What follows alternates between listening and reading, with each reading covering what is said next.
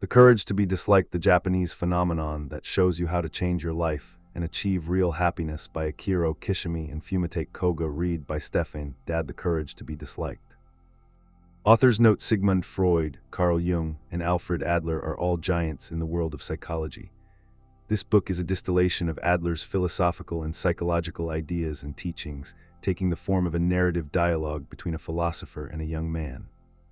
Adlerian psychology enjoys a broad base of support in Europe and the United States, and presents simple and straightforward answers to the philosophical question, how can one be happy? Adlerian psychology might hold the key. This book could change your life. Now, let us accompany the young man and venture beyond the door. On the outskirts of the thousand-year-old city lived a philosopher who taught that the world was simple and that happiness was within the reach of every man instantly. A young man who was dissatisfied with life went to visit this philosopher to get to the heart of the matter.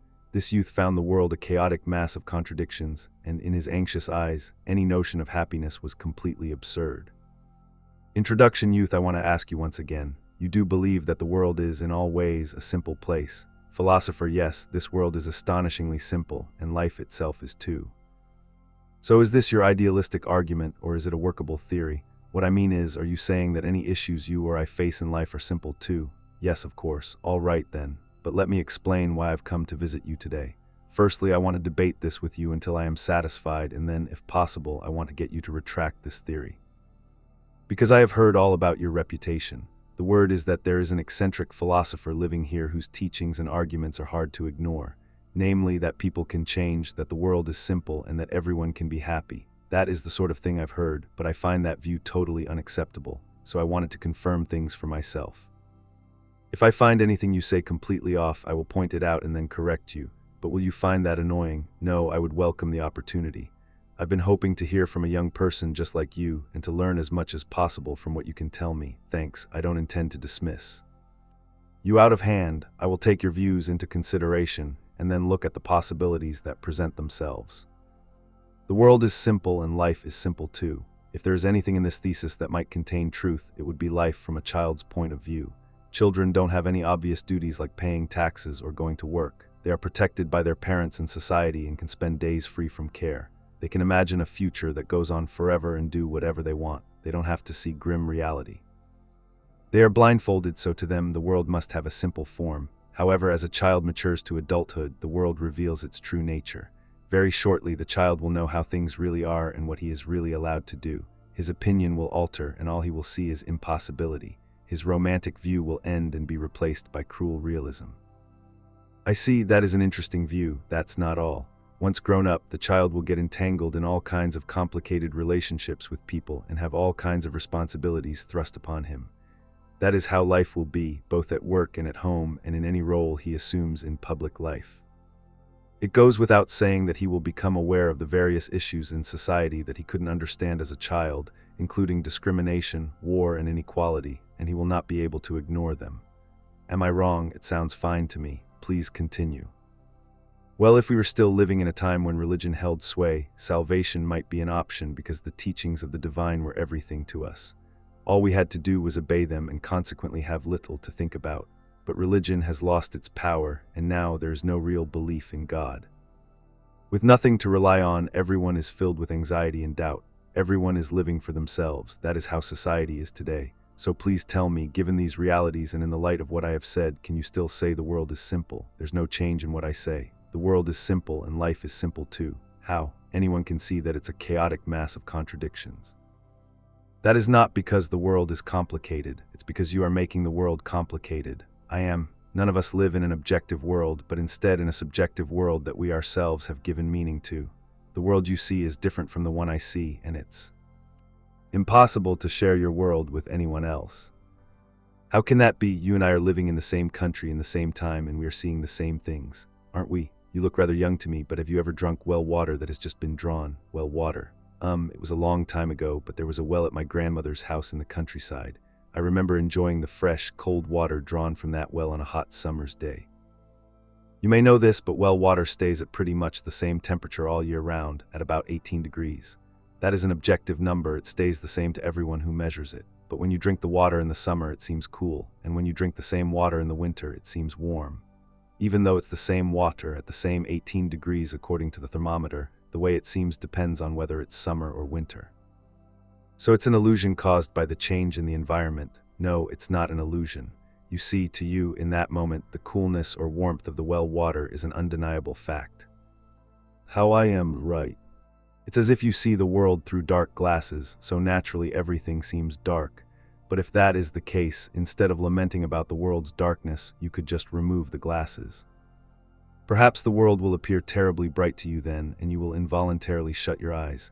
Maybe you'll want the glasses back on, but can you even take them off in the first place? Can you look directly at the world? Do you have the courage? Courage, yes, it's a matter of courage. Well, all right, there are tons of objections I would like to raise, but I get the feeling it would be better to go into them later. I would like to confirm that you are saying people can change, right? Of course people can change. They can also find happiness. Everyone, without exception. No exceptions whatsoever. Ha. Now you're talking big. This is getting interesting. I'm going to start arguing with you immediately. I'm not going to run away or hide anything. Let's take our time debating this. So your position is people cannot change. That's right, they can't change. Actually, I am suffering myself because of not being able to change, and at the same time you wish you could. Of course, if I could change, if I could start life all over again, I would gladly fall to my knees before you, but it could turn out that you'll be down on your knees before me. You remind me of myself during my own student days when I was a hot-blooded young man searching for the truth, traipsing about, calling on philosophers. Yes, I am searching for the truth about life. I have never felt the need to take in disciples and have never done so. However, since becoming a student of Greek philosophy and then coming into contact with another philosophy, I have been waiting for a long time for a visit from a young person like you. Another philosophy, what would that be? My study is just over there. Go into it. It's going to be a long night. I will go and make some hot coffee. The first night denied trauma.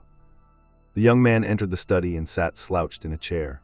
Why was he so determined to reject the philosopher's theories? His reasons were abundantly clear. He lacked self-confidence, and ever since childhood, this had been compounded by deep-seated feelings of inferiority with regard to his personal and academic backgrounds, as well as his physical appearance.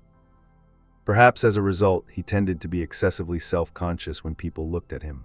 Mostly, he seemed incapable of truly appreciating other people's happiness and was constantly pitying himself. To him, the philosopher's claims were nothing more than the stuff of fantasy, the unknown third giant.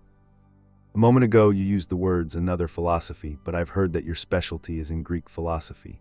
Yes, Greek philosophy has been central to my life ever since I was a teenager. The great intellectual figures, Socrates, Plato, Aristotle. I am translating a work by Plato at the moment, and I expect to spend the rest of my life studying classical Greek thought. Well then, what is this other philosophy? It is a completely new school of psychology that was established by the Austrian psychiatrist Alfred Adler at the beginning of the 20th century. It is generally referred to as Adlerian psychology. I never would have imagined that a specialist in Greek philosophy would be interested in psychology. I'm not very familiar with paths taken by other schools of psychology. However, I think it is fair to say that Adlerian psychology is clearly in line with Greek philosophy and that it is a proper field of study. I have a passing knowledge of the psychology of Freud and Jung, a fascinating field. Yes, Freud and Jung are both renowned. Adler was one of the original core members of the Vienna Psychoanalytic Society, which was led by Freud. His ideas were counter to Freud's, and he split from the group and proposed an individual psychology based on his own original theories. Individual psychology, another odd term. So Adler was a disciple of Freud's. No, he was not. That misconception is common. We must dispel it. For one thing, Adler and Freud were relatively close in age, and the relationship they formed as researchers was founded upon equal footing. In this respect, Adler was very different from Jung, who revered Freud as a father figure.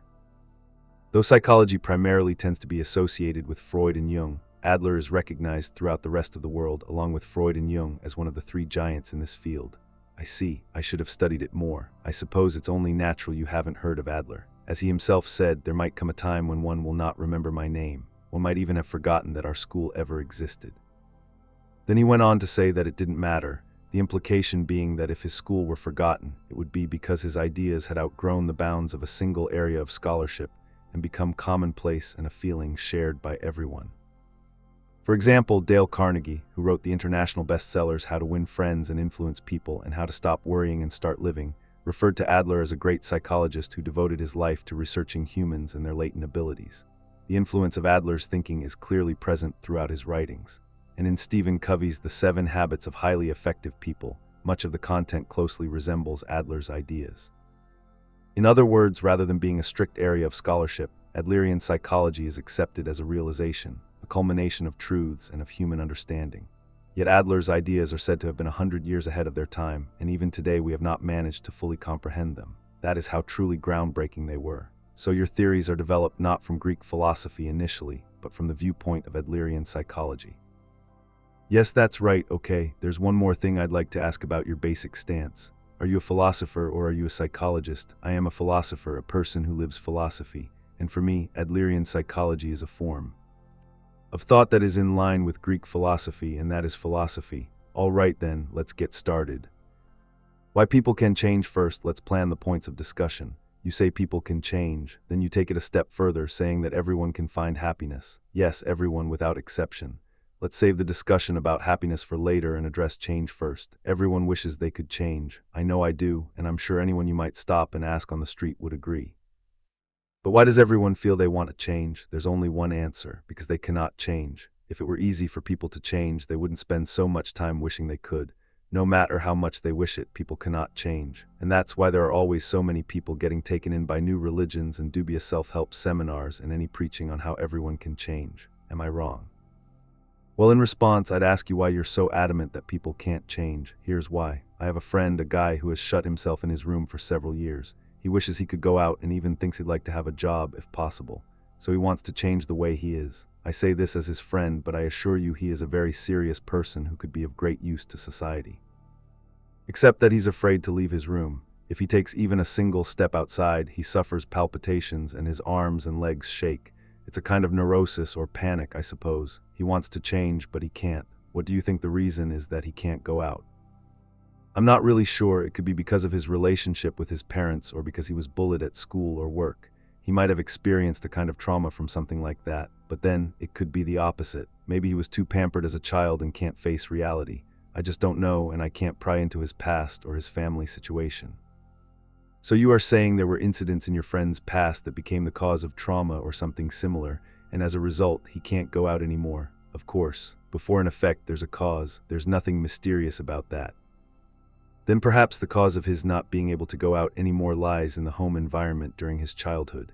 He was abused by his parents and reached adulthood without ever feeling love. That's why he's afraid of interacting with people. And why he can't go out, it's feasible, isn't it? Yes, it's entirely feasible. I'd imagine that would be really challenging. And then you say before an effect there's a cause. Or in other words, who I am now, the effect, is determined by occurrences in the past, the causes. Do I understand correctly? You do. So if the here and now of everyone in the world is due to their past incidents, according to you, wouldn't things turn out very strangely? Don't you see, everyone who has grown up abused by his or her parents would have to suffer the same effects as your friend and become a recluse, or the whole idea just doesn't hold water. That is, if the past actually determines the present and the causes control the effects. What exactly are you getting at? If we focus only on past causes and try to explain things solely through cause and effect, we end up with determinism. Because what this says is that our present and our future have already been decided by past occurrences and are unalterable. Am I wrong? So you're saying that the past doesn't matter? Yes, that is the standpoint of Adlerian psychology. I see the points of conflict seem a bit clearer. But look, if we go by your version, wouldn't that ultimately mean that there's no reason my friend can't go out anymore? Because you're saying that past incidents don't matter. I'm sorry, but that's completely out of the question. There has to be some reason behind his seclusion. There has to be, or there'd be no explanation. Indeed, there would be no explanation. So in Adlerian psychology, we do not think about past causes, but rather about present goals. Present goals: your friend is insecure, so he can't go out. Think about it the other way around. He doesn't want to go out, so he's creating a state of anxiety. Think about it this way. Your friend had the goal of not going out beforehand, and he's been manufacturing a state of anxiety and fear as a means to achieve that goal. In Adlerian psychology, this is called teleology. You're joking. My friend has imagined his anxiety and fear. So would you go so far as saying that my friend is just pretending to be sick? He is not pretending to be sick. The anxiety and fear your friend is feeling are real. On occasion, he might also suffer from migraines and violent stomach cramps. However, these two are symptoms that he has created in order to achieve the goal of not going out. That's not true. No. Way, that's too depressing. No, this is the difference between etiology, the study of causation, and teleology, the study of the purpose of a given phenomenon rather than its cause.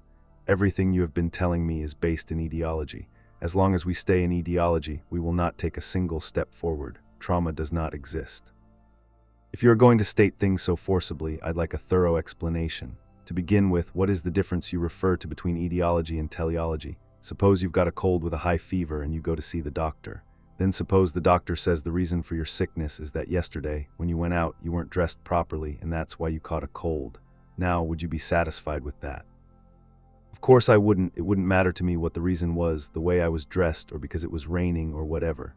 It's the symptoms. The fact that I'm suffering with a high fever, now that would matter to me. If he's a doctor, I'd need him to treat me by prescribing medicine, giving shots, or taking whatever specialized measures are necessary. Yet those who take an etiological stance, including most counselors and psychiatrists, would argue that what you are suffering from stemmed from such and such cause in the past, and would then end up just consoling you by saying, so you see, it's not your fault. The argument concerning so-called traumas is typical of etiology. Wait a minute, are you denying the existence of trauma altogether?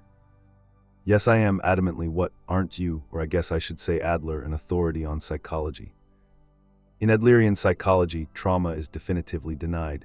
This was a very new and revolutionary point. Certainly, the Freudian view of trauma is fascinating.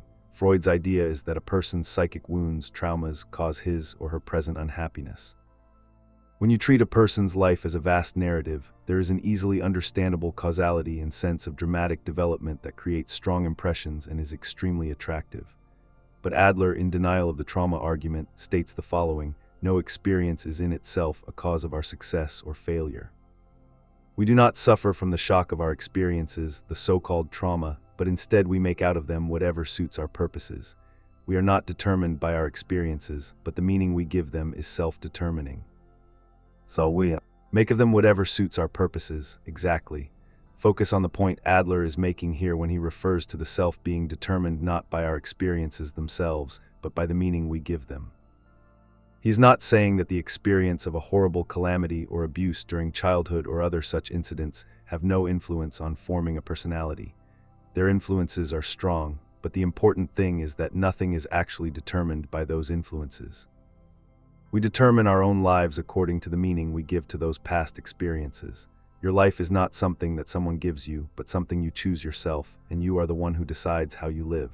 Okay, so you're saying that my friend has shut himself in his room because he actually chooses to live this way. This is serious, believe me, it is not what he wants. If anything, it's something he was forced to choose because of circumstances. He had no choice other than to become who he is now. No, even supposing that your friend actually thinks I can't fit into society because I was abused by my parents, it's still because it is his goal to think that way. What sort of goal is that? The immediate thing would probably be the goal of not going out. He is creating anxiety and fear as his reasons to stay inside. But why doesn't he want to go out? That's where the problem resides. Well, think of it from the parent's view. How would you feel if your child were shut up in a room?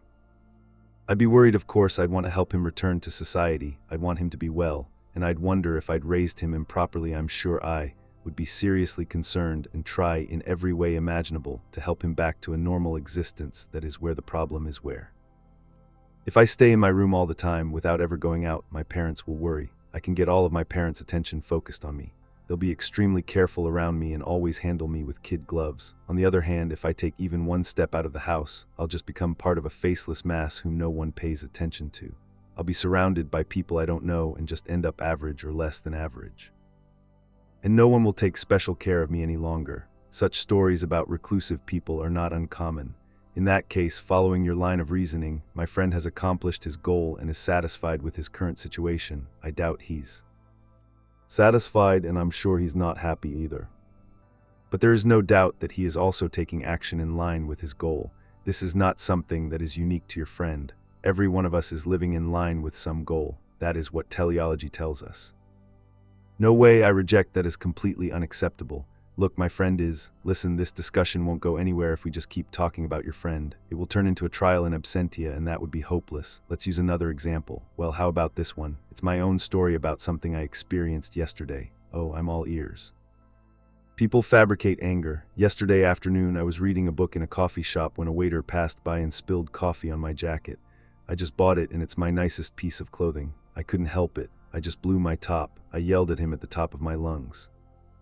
I'm not normally the type of person who speaks loudly in public places, but yesterday, the shop was ringing with the sound of my shouting because I flew into a rage and forgot what I was doing. So how about that? Is there any room for a goal to be involved here? No matter how you look at it, isn't this behavior that originates from a cause?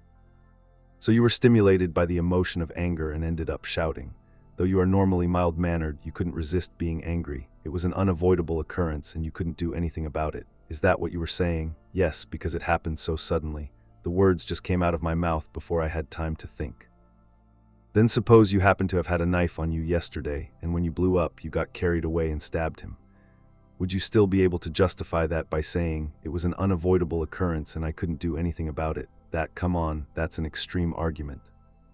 It is not an extreme argument. If we proceed with your reasoning, any offense committed in anger can be blamed on anger and will no longer be the responsibility of the person, because essentially you are saying that people cannot control their emotions.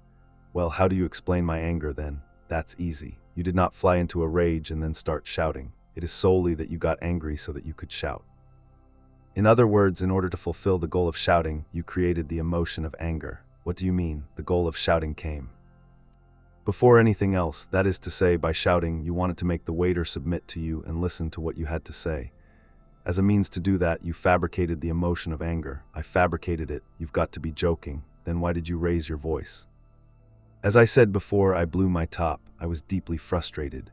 No, you could have explained matters without raising your voice, and the waiter would most likely have given you a sincere apology, wiped your jacket with a clean cloth, and taken other appropriate measures. He might have even arranged for it to be dry cleaned, and somewhere in your mind you were anticipating that he might do these things, but even so you shouted. The procedure of explaining things in normal words felt like too much trouble, and you tried to get out of that and make this unresisting person submit to you. The tool you used to do this was the emotion of anger. No way, you can't fool me. I manufactured anger in order to make him submit to me. I swear to you there wasn't even a second to think of such a thing. I didn't think it over and then get angry. Anger is a more impulsive emotion. That's right. Anger is an instantaneous emotion. Now listen, I have a story. One day, a mother and daughter were quarreling loudly. Then suddenly the telephone rang. Hello. The mother picked up the receiver hurriedly, her voice still thick with anger. The caller was her daughter's homeroom teacher. As soon as the mother realized who was phoning, the tone of her voice changed and she became very polite. Then for the next 5 minutes or so, she carried on a conversation in her best telephone voice. Once she hung up, in a moment her expression changed again, and she went straight back to yelling at her daughter. Well, that's not a particularly unusual story, don't you see? In a word, anger is a tool that can be taken out as needed. It can be put away the moment the phone rings and pulled out again after one hangs up. The mother isn't yelling in anger she cannot control. She's simply using the anger to overpower her daughter with a loud voice and thereby assert her opinions. So anger is a means to achieve a goal. That is what teleology says. Ah, I see now. Under that gentle-looking mask you wear, you're terribly nihilistic. Whether we're talking about anger or my reclusive friend, all your insights are stuffed with feelings of distrust for human beings. How am I being? Nihilistic, think about it. Simply put, you deny human emotion. You say that emotions are nothing more than tools, that they're just the means for achieving goals. But listen, if you deny emotion, you're upholding a view that tries to deny our humanity too, because it's our emotions and the fact that we are swayed by all sorts of feelings that make us human. If emotions are denied, humans will be nothing more than poor excuses for machines. If that isn't nihilism, then what is? I am not denying that emotion exists. Everyone has emotions. That goes without saying. But if you were going to tell me that people are beings who can't resist emotion, I'd argue against that. Adlerian psychology is a form of thought, a philosophy that is diametrically opposed to nihilism. We are not controlled by emotion. In this sense, while it shows that people are not controlled by emotion, additionally it shows that we are not controlled by the past. So people are not controlled either by emotion or the past, okay? For example, suppose there is someone whose parents had divorced in his past. Isn't this something objective, the same as the well water that is always 60 degrees? But then does that divorce feel cold or does it feel warm? So this is a now thing, a subjective thing. Regardless of what may have happened in the past, it is the meaning that is attributed to it that determines the way someone's present will be. The question isn't what happened, but how was it resolved, exactly. We can't go back to the past in a time machine. We can't turn back the hands of time. If you end up staying in ideology, you will be bound by the past and never be able to find happiness. That's right, we can't change the past, and that's precisely why life is so hard. Life isn't just hard.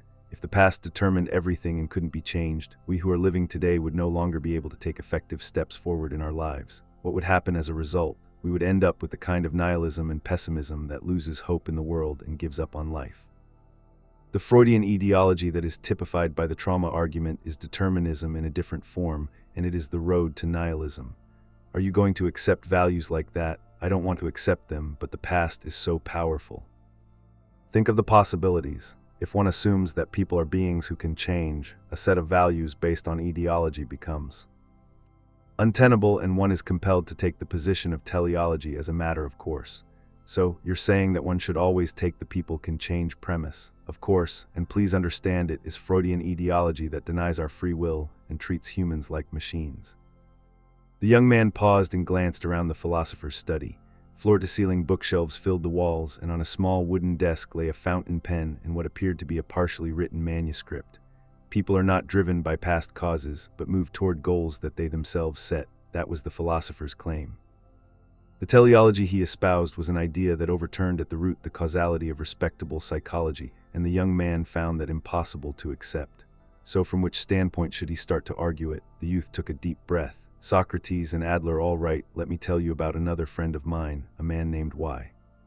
He's the kind of person who has always had a bright personality and talks easily to anyone. He's like a sunflower. Everyone loves him and people smile whenever he's around.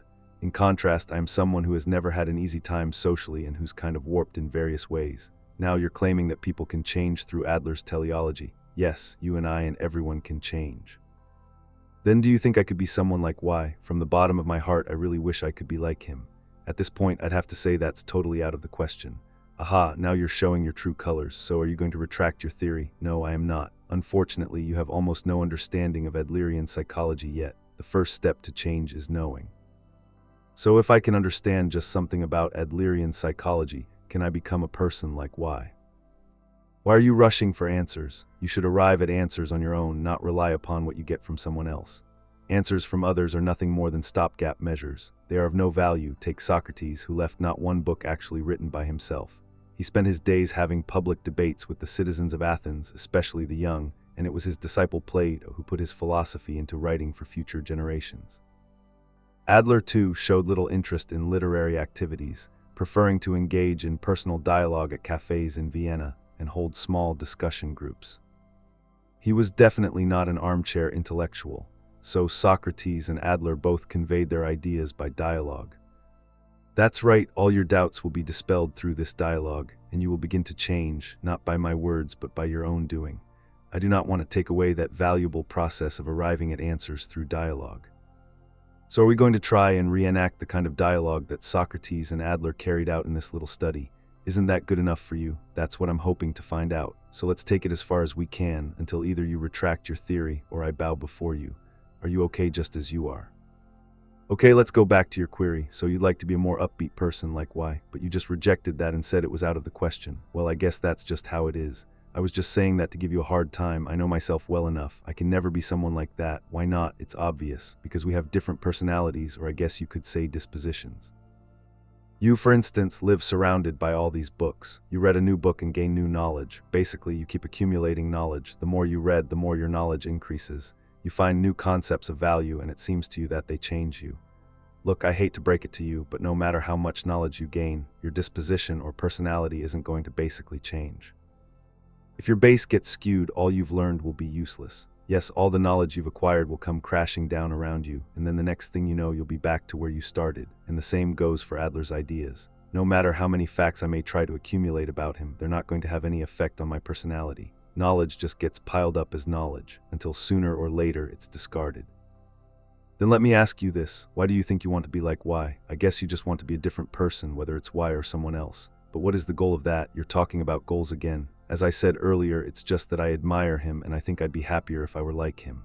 You think you'd be happier if you were like him, which means that you are not happy now, right? What? Right now you are unable to feel really happy. This is because you have not learned to love yourself and to try to love yourself. You are wishing to be reborn as a different person. You're hoping to become like Y and throw away who you are now, correct? Yes, I guess that's right. Let's face it, I hate myself. I, the one who's doing this, playing around with old-fashioned philosophical discourse and who just can't help doing this sort of thing. Yes, I really hate myself. That's all right. If you were to ask around for people who say they like themselves, you'd be hard-pressed to find someone who'd puff up his or her chest with pride and say, yes, I like myself. How about you? Do you like yourself? At the very least, I do not think I would like to be a different person, and I accept who I am. You accept who you are. Look, no matter how much you want to be why, you cannot be reborn as him. You are not why it's okay for you to be you. However, I'm not saying it's fine to be just as you are. If you are unable to really feel happy, then it's clear that things aren't right just as they are.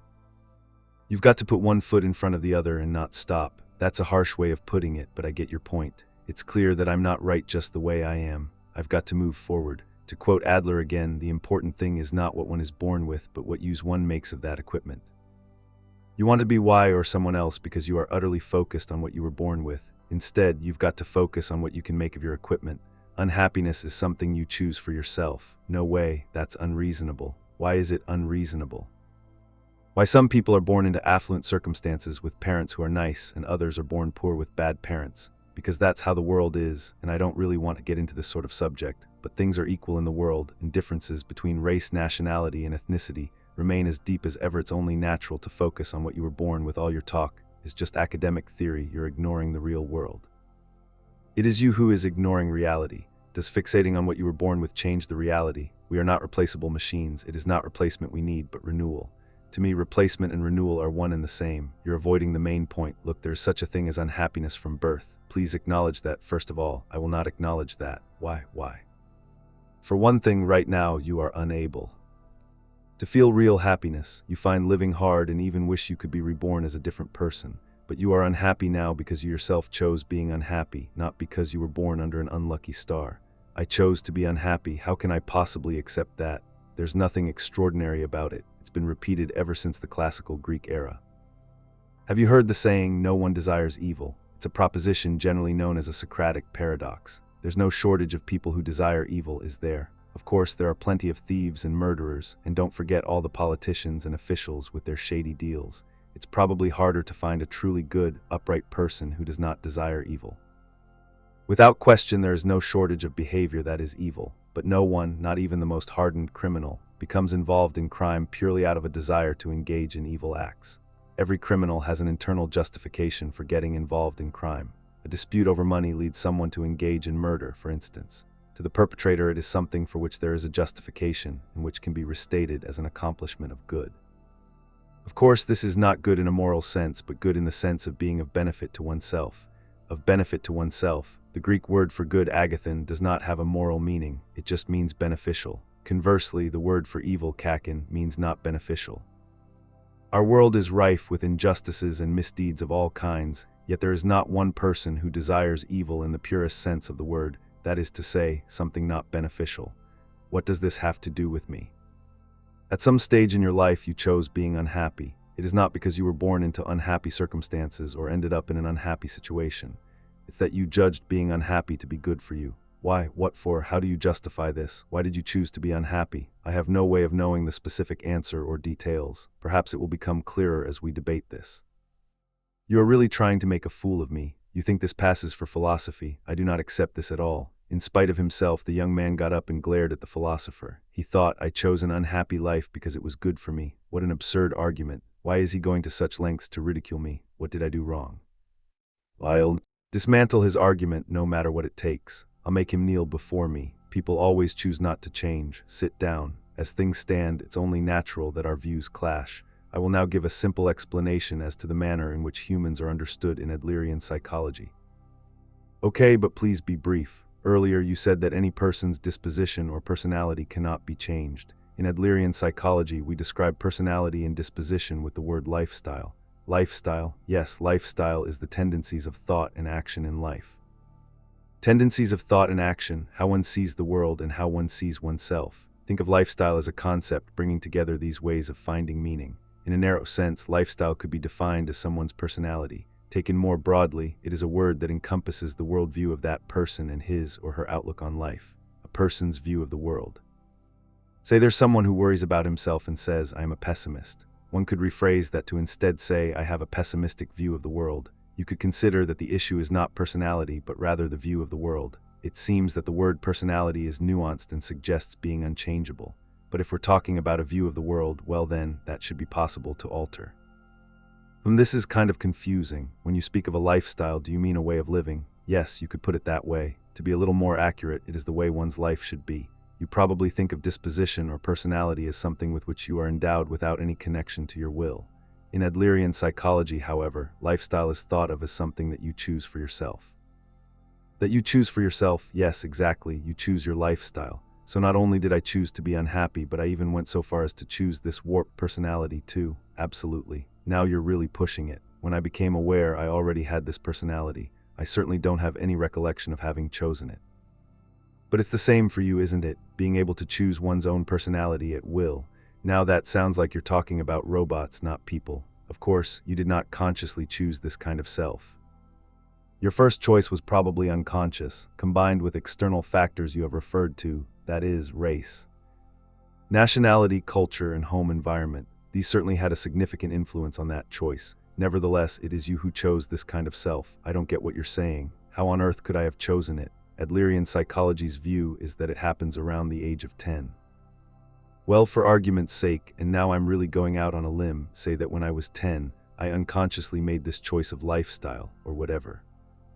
Would that even matter? You can call it personality or disposition or lifestyle, but regardless, I had already become this kind of self. The state of things doesn't change at all. That is not true. If your lifestyle is not something that you were naturally born with, but something you chose yourself, then it must be possible to choose it over again. Now you're saying I can choose it all over. Maybe you haven't been aware of your lifestyle until now, and maybe you haven't been aware of the concept of lifestyle either. Of course, no one can choose his or her own birth. Being born in this country, in this era, and with these parents are things you did not choose. And all these things have a great deal of influence. You'll probably face disappointment and start looking at other people and feeling, I wish I'd been born in their circumstances.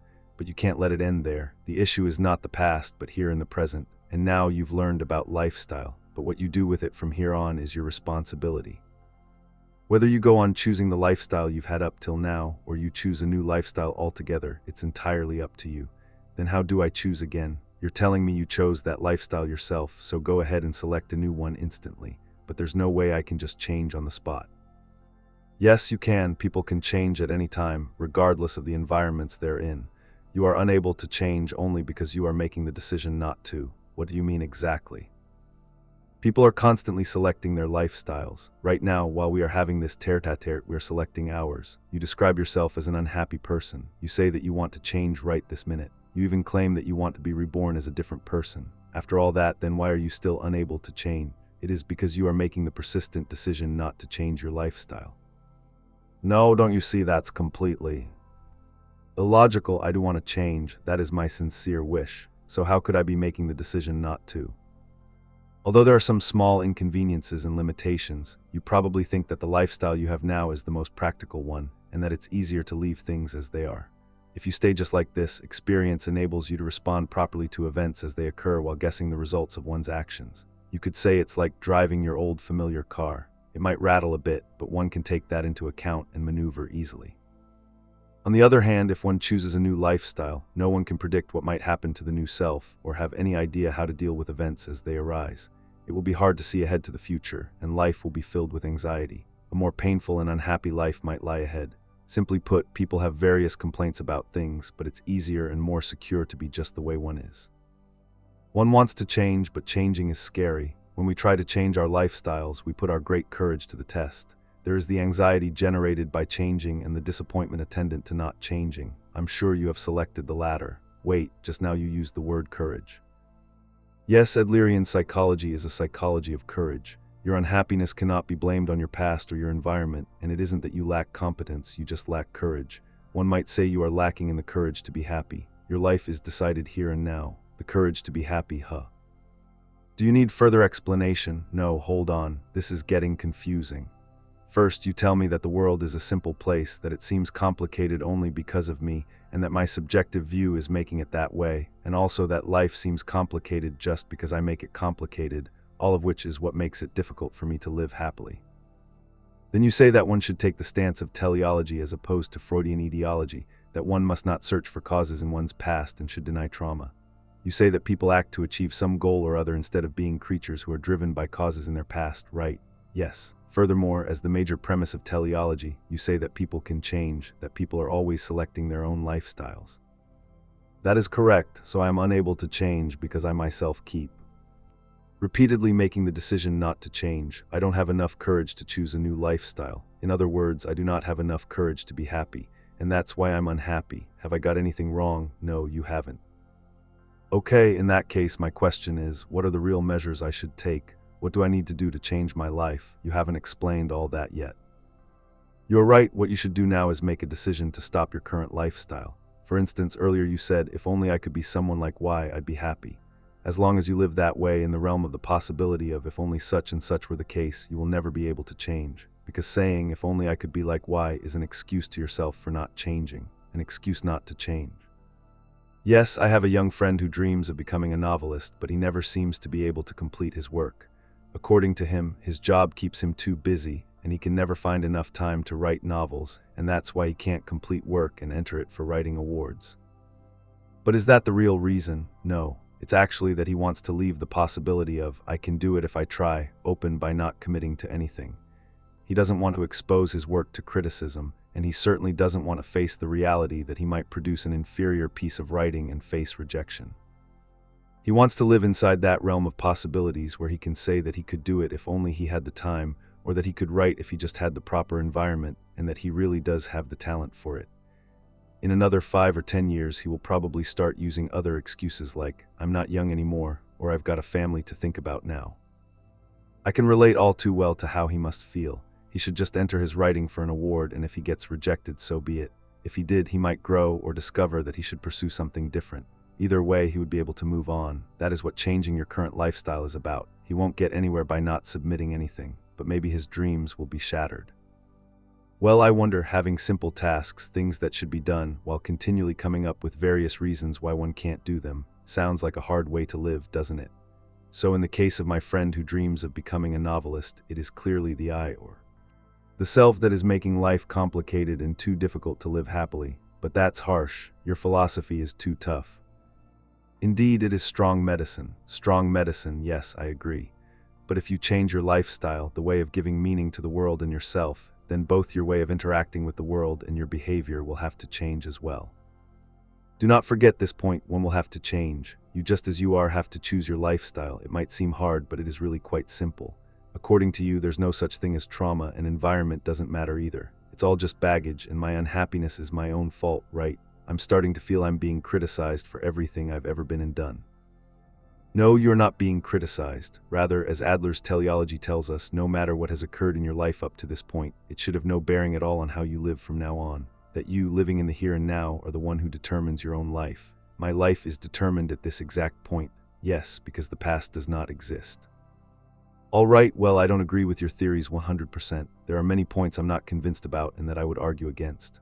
At the same time, your theories are worth further consideration, and I'm definitely interested in learning more about Adlerian psychology. I think I've had enough for tonight, but I hope you won't mind if I come again next week. If I don't take a break, I think my head might burst. I'm sure you need some time on your own to think things over. I am always here so you can visit whenever you like. I enjoyed it, thank you. Let's talk again. Great. One last thing, if I may. Our discussion today was long and got pretty intense, and I guess I spoke rather rudely. For that, I'd like to apologize. Don't worry about it. You should read Plato's dialogues. The conduct and language of the disciples of Socrates are surprisingly loose. That's the way a dialogue is supposed to be. The young man was as good as his word. Exactly 1 week later, he returned to the philosopher's study. Truth be told, he'd felt the urge to rush back there only 2 or 3 days after his first visit. He had turned things over in his mind very carefully, and his doubts had turned to certainty. In short, teleology, the attributing of the purpose of a given phenomenon rather than its cause, was a sophistry, and the existence of trauma was beyond question. The young man thought people cannot simply forget the past, and neither can they become free from it. Today, the young man decided he'd thoroughly dismantle this eccentric philosopher's theories and settle matters once and for all. Why, you dislike yourself, so after last time I calmed myself down, focused, and thought things over. And yet I've got to say I still can't agree with your theories. Oh, what do you find questionable about them? Well, for instance, the other day I admitted that I dislike myself. No matter what I do, I can't find anything but shortcomings, and I can see no reason why I'd start liking myself. But of course I still want to. You explain everything as having to do with goals, but what kind of goal could I have here? I mean, what kind of advantage could there be in my not liking myself? I can't imagine there'd be a single thing to gain from it. I see you feel that you don't have any strong points, that you've got nothing but shortcomings. Whatever the facts might be, that's how you feel. In other words, your self-esteem is extremely low. So the questions here then are, why do you feel so wretched, and why do you view yourself with such low esteem? Because that's a fact. I really don't have any strong points. You're wrong. You notice only your shortcomings because you've resolved to not start liking yourself. In order to not like yourself, you don't see your strong points and focus only on your shortcomings. First, understand this point. I have resolved to not start liking myself. That's right. To you, not liking yourself is a virtue. Why? What for?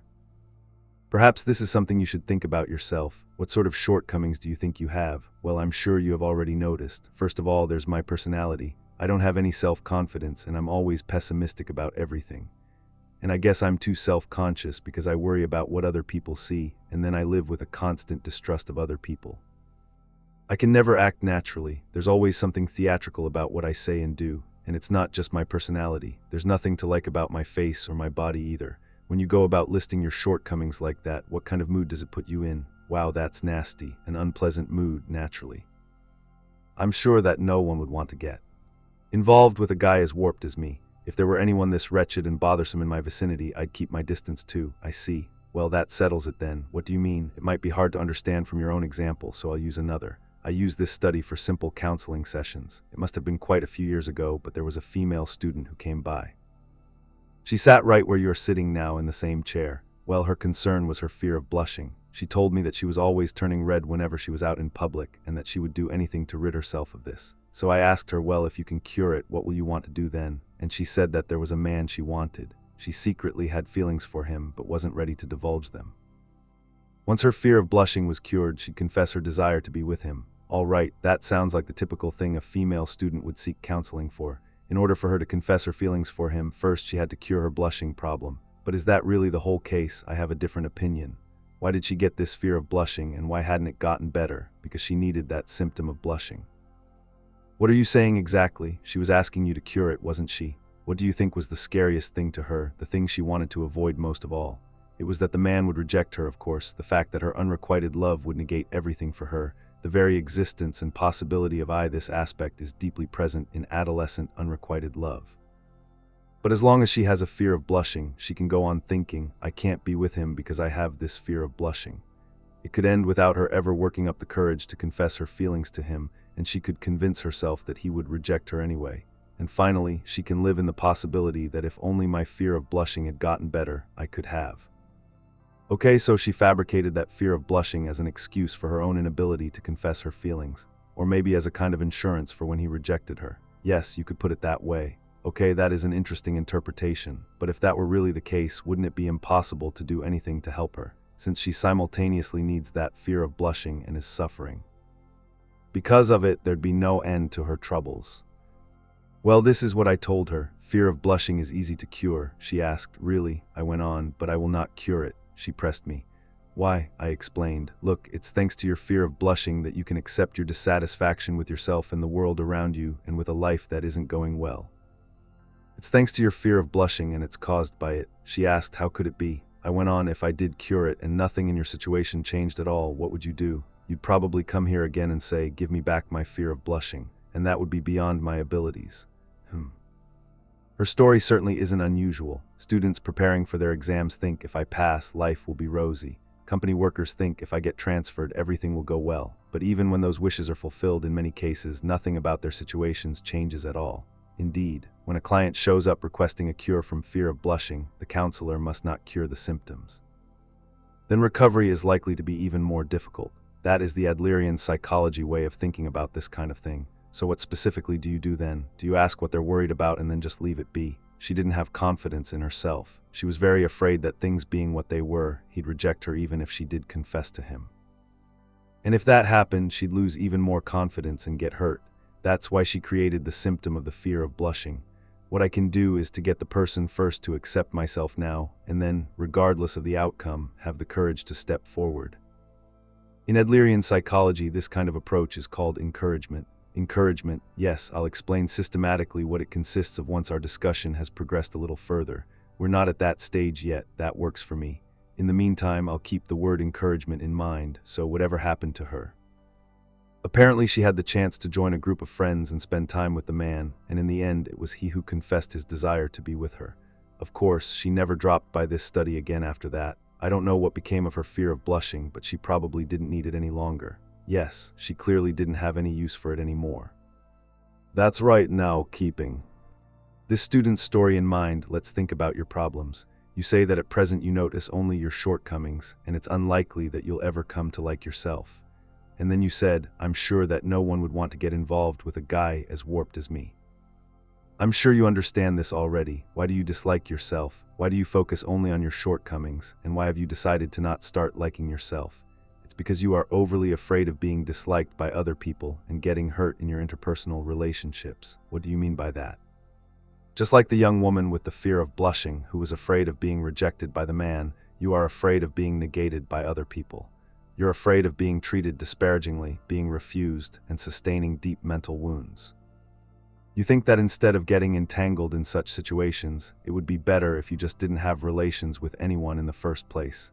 In other words, your goal is to not get hurt in your relationships with other people. Now, how can that goal be realized? The answer is easy. Just find your shortcomings, start disliking yourself, and become someone who doesn't enter into interpersonal relationships. That way, if you can shut yourself into your own shell, you won't have to interact with anyone, and you'll even have a justification ready whenever other people snub you. That it's because of your shortcomings that you get snubbed, and if things weren't this way, you too could be loved. Haha, well, you've really put me in my place now. Don't be evasive. Being the way I am with all these shortcomings is for you a precious virtue. In other words, something that's to your benefit. Ouch, that hurts. What a sadist. You are diabolical. Okay, yes, it's true. I'm afraid. I don't want to get hurt in interpersonal relationships. I'm terrified of being snubbed for who I am. It's hard to admit it, but you are right. Admitting is a good attitude, but don't forget it's basically impossible to not get hurt in your relations with other people.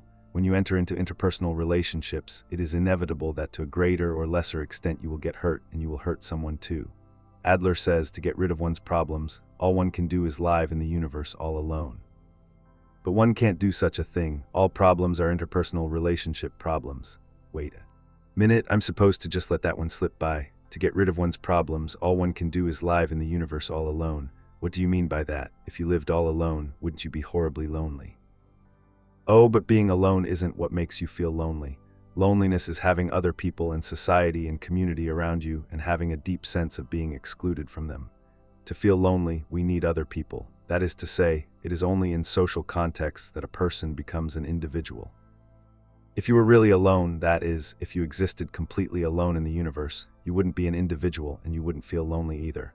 I suppose the very concept of loneliness wouldn't even come up. You wouldn't need language and there'd be no use for logic or common sense either. But such a thing is impossible. Even if you lived on an uninhabited island, you would think about someone far across the ocean. Even if you spend your nights alone, you strain your ears to hear the sound of someone's breath. As long as there is someone out there somewhere, you will be haunted by loneliness. But then you could just rephrase that as, if one could live in the universe all alone, one's problems would go away, couldn't you? In theory, yes, as Adler goes so far as to assert, all problems are interpersonal relationship problems. Can you say that again? We can repeat it as many times as you like. All problems are interpersonal relationship problems. This is a concept that runs to the very root of Adlerian psychology. If all interpersonal relationships were gone from this world, which is to say, if one were alone in the universe and all other people were gone, all manner of problems would disappear. That's a lie. It's nothing more than academic sophistry.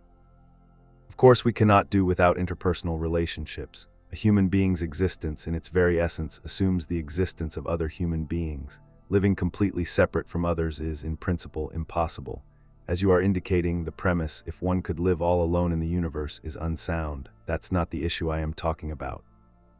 Sure, interpersonal relationships are probably a big problem, that much I acknowledge, but to say that everything comes down to interpersonal relationship problems, now that's really an extreme position. What about the worry of being cut off from interpersonal relationships, the kind of problems that an individual agonizes over as an individual, problems directed to oneself? Do you deny all that? There is no such thing as worry that is completely defined by the individual. So-called internal worry does not exist. Whatever the worry that may arise, the shadows of other people are always present. But still, you are a philosopher. Human beings have loftier, greater problems than things like interpersonal relationships. What is happiness? What is freedom? And what is the meaning of life? Aren't these the themes that philosophers have been investigating ever since the ancient Greeks? And you're saying, so what? Interpersonal relationships are everything. It seems kind of pedestrian to me. It's hard to believe that a philosopher would say such things. Well then, it seems there's a need to explain things a bit more concretely. Yes, please do. If you're going to tell me that you're a philosopher, then you've got to really explain things, or else this makes no sense. You were so afraid of interpersonal relationships that you came to dislike yourself. You've avoided interpersonal relationships by disliking yourself. These assertions shook the youth to his very core. The words had an undeniable truth that seemed to pierce his heart. Even so, he had to find a clear rebuttal to the statement that all the problems that people experience are interpersonal relationship problems. Adler was trivializing people's issues. He thought, the problems I'm suffering from aren't so mundane. Feelings of inferiority are subjective assumptions. Let's look at interpersonal relationships from a slightly different perspective. Are you familiar with the term feeling of inferiority? What a silly question. As you can surely tell from our discussion up to now, I'm just a huge blob of feelings of inferiority. What are those feelings specifically? Well, for instance, if I see something in a newspaper about a person around my age, someone who's really successful, I'm always overcome with these feelings of inferiority. If someone else who's lived the same amount of time I have is so successful, then what on earth am I doing with myself? Or when I see a friend who seems happy, before I even feel like celebrating with him, I'm filled with envy and frustration. Of course, this pimple-covered face doesn't help matters, and I've got strong feelings of inferiority when it comes to my education and occupation. And then there's my income and social standing. I guess I'm just completely riddled with feelings of inferiority. I see, incidentally, Adler is thought to be the first to use the term feeling of inferiority in the kind of context in which it is spoken of today. Huh, I didn't know that.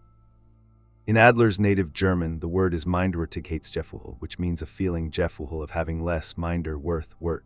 So feeling of inferiority has to do with one's value judgment of oneself. Value judgment is the feeling that one has no worth, or that one is worth only so much. Ah, that's a feeling I know well. That's me in a nutshell. Not a day goes by without me tormenting myself that there's no point in being alive. Well, then let's have a look at my own feelings of inferiority. When you first met me, what was your impression in terms of physical characteristics? Well, there's no need to hold back, be direct. All right, I guess you were smaller than I'd imagined. Thank you, I am 61 inches tall. Adler was apparently around the same height. There was a time, until I was right around your age actually, when I was concerned about my height. I was sure that things would be different if I were of average height, 8 or even just 4 inches taller, as if a more enjoyable life were waiting for me. I talked to a friend about it when I was having these feelings, and he said it was a bunch of nonsense and simply dismissed it. That's horrible, some friend. And then he said, what would you do if you got taller? You know, you've got a gift for getting people to relax. With a man who's big and strong, it's true, it does seem he can end up intimidating people just because of his size.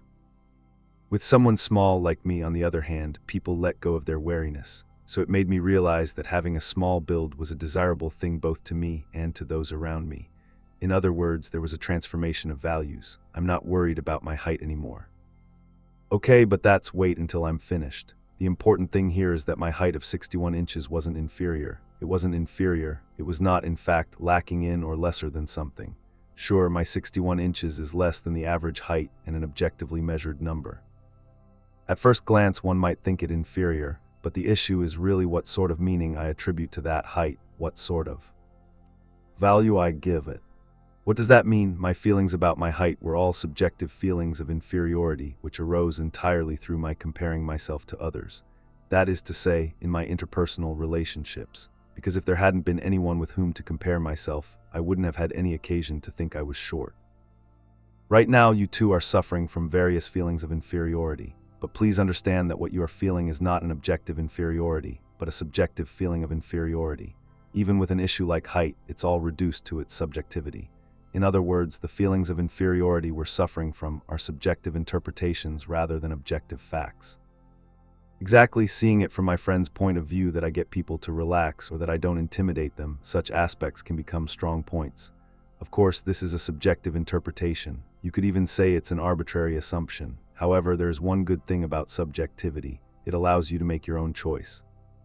Precisely because I am leaving it to subjectivity, the choice to view my height as either an advantage or disadvantage is left open to me.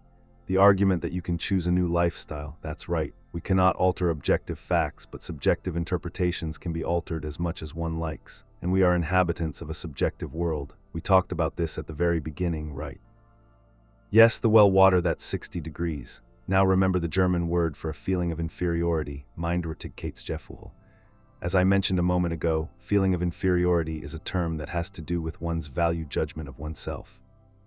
So what on earth could this value be? Okay, take diamonds, for instance, which are traded at a high value or currency. We find particular values for these things and say that 1 carat is this much, that prices are such and such. But if you change your point of view, a diamond is nothing but a little stone. Well, intellectually it is. In other words, value is something that's based on a social context. The value given to a $1 bill is not an objectively attributed value, though that might be a common-sense approach. If one considers its actual cost as printed material, the value is nowhere near $1.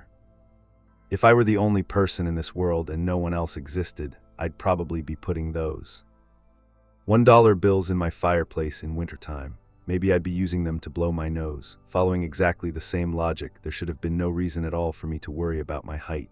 If you were the only person in this world and no one else existed, yes, the problem of value in the end brings us back to interpersonal relationships again.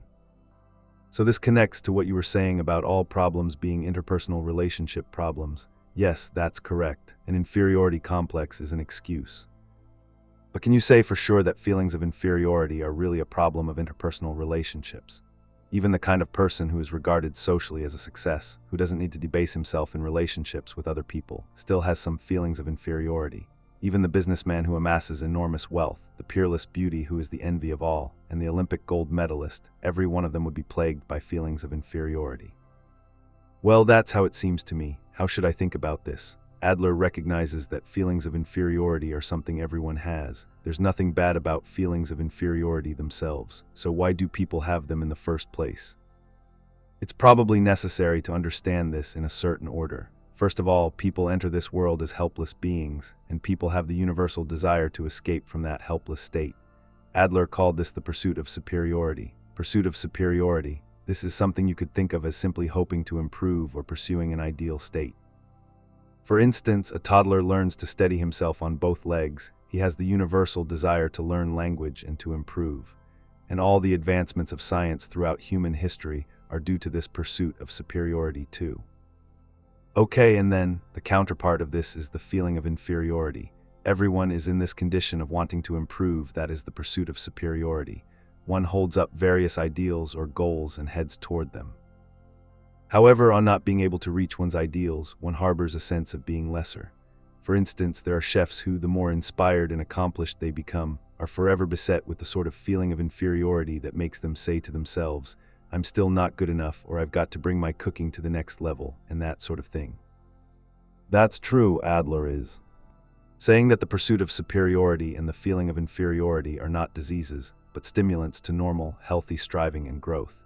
If it is not used in the wrong way, the feeling of inferiority too can promote striving and growth. The feeling of inferiority is a kind of launch pad, that's right. One tries to get rid of one's feeling of inferiority and keep moving forward. One's never satisfied with one's present situation. Even if it's just a single step, one wants to make progress. One wants to be happier. There is absolutely nothing wrong with the state of this kind of feeling of inferiority. There are, however, people who lose the courage to take a single step forward, who cannot accept the fact that the situation can be changed by making realistic efforts. People who, before even doing anything, simply give up and say things like, I'm not good enough anyway, or even if I tried, I wouldn't stand a chance. Well, that's true, there's no doubt about it. If the feeling of inferiority is strong, most people will become negative and say, I'm not good enough anyway, because that's what a feeling of inferiority is. No, that's not a feeling of inferiority. That's an inferiority complex. A complex, that's what the feeling of inferiority is, isn't it? Be careful. The way the word complex is used today, it seems to have the same meaning as feeling of inferiority. You hear people saying, I've got a complex about my eyelids, or he's got a complex about his education, that sort of thing. This is an utter misuse of the term. At base, complex refers to an abnormal mental state made up of a complicated group of emotions and ideas and has nothing to do with the feeling of inferiority. For instance, there's Freud's Oedipus complex, which is used in the context of discussing the abnormal attraction of the child to the opposite sex parent. Yes, the nuances of abnormality are especially strong when it comes to the mother complex and the father complex. For the same reason, then, it's crucial to not mix up feeling of inferiority and inferiority complex and to think about them as clearly separate. Concretely, how are they different? There is nothing particularly wrong with the feeling of inferiority itself. You understand this point now, right? As Adler says, the feeling of inferiority can be a trigger for striving and growth.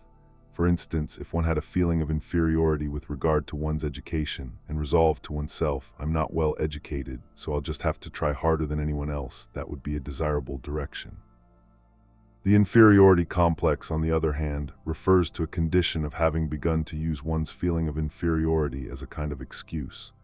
So one thinks to oneself, I'm not well educated, so I can't succeed, or I'm not good looking, so I can't get married. When someone is insisting on the logic of A is the situation, so B cannot be done in such a way in everyday life, that is not something that fits in the feeling of inferiority category. It is an inferiority complex. No, it's a legitimate causal relationship. If you're not well educated, it takes away your chances of getting work or making it in the world. You are regarded as low on the social scale and you can't succeed. That's not an excuse at all. It's just a cold, hard fact, isn't it? No, you are wrong. How? Where am I wrong? What you're calling a causal relationship is something that Adler explains as apparent cause and effect. That is to say, you convince yourself that there is some serious causal relationship where there is none whatsoever. The other day someone told me, the reason I can't get married easily is that my parents got divorced when I was a child. From the viewpoint of Freudian etiology, the attributing of causes, the parents' divorce was a great trauma which connects in a clear causal relationship with one's views on marriage. Adler, however, with his stance of teleology, the attributing of purpose, rejects such arguments as apparent cause and effect. But even so, the reality is that having a good education makes it easier to be successful in society. I had thought you were wise to the ways of the world. The real issue is how one confronts that reality. If what you're thinking is, I'm not well educated so I can't succeed, then instead of I can't succeed, you should think, I don't want to succeed. I don't want to succeed. What kind of reasoning is that?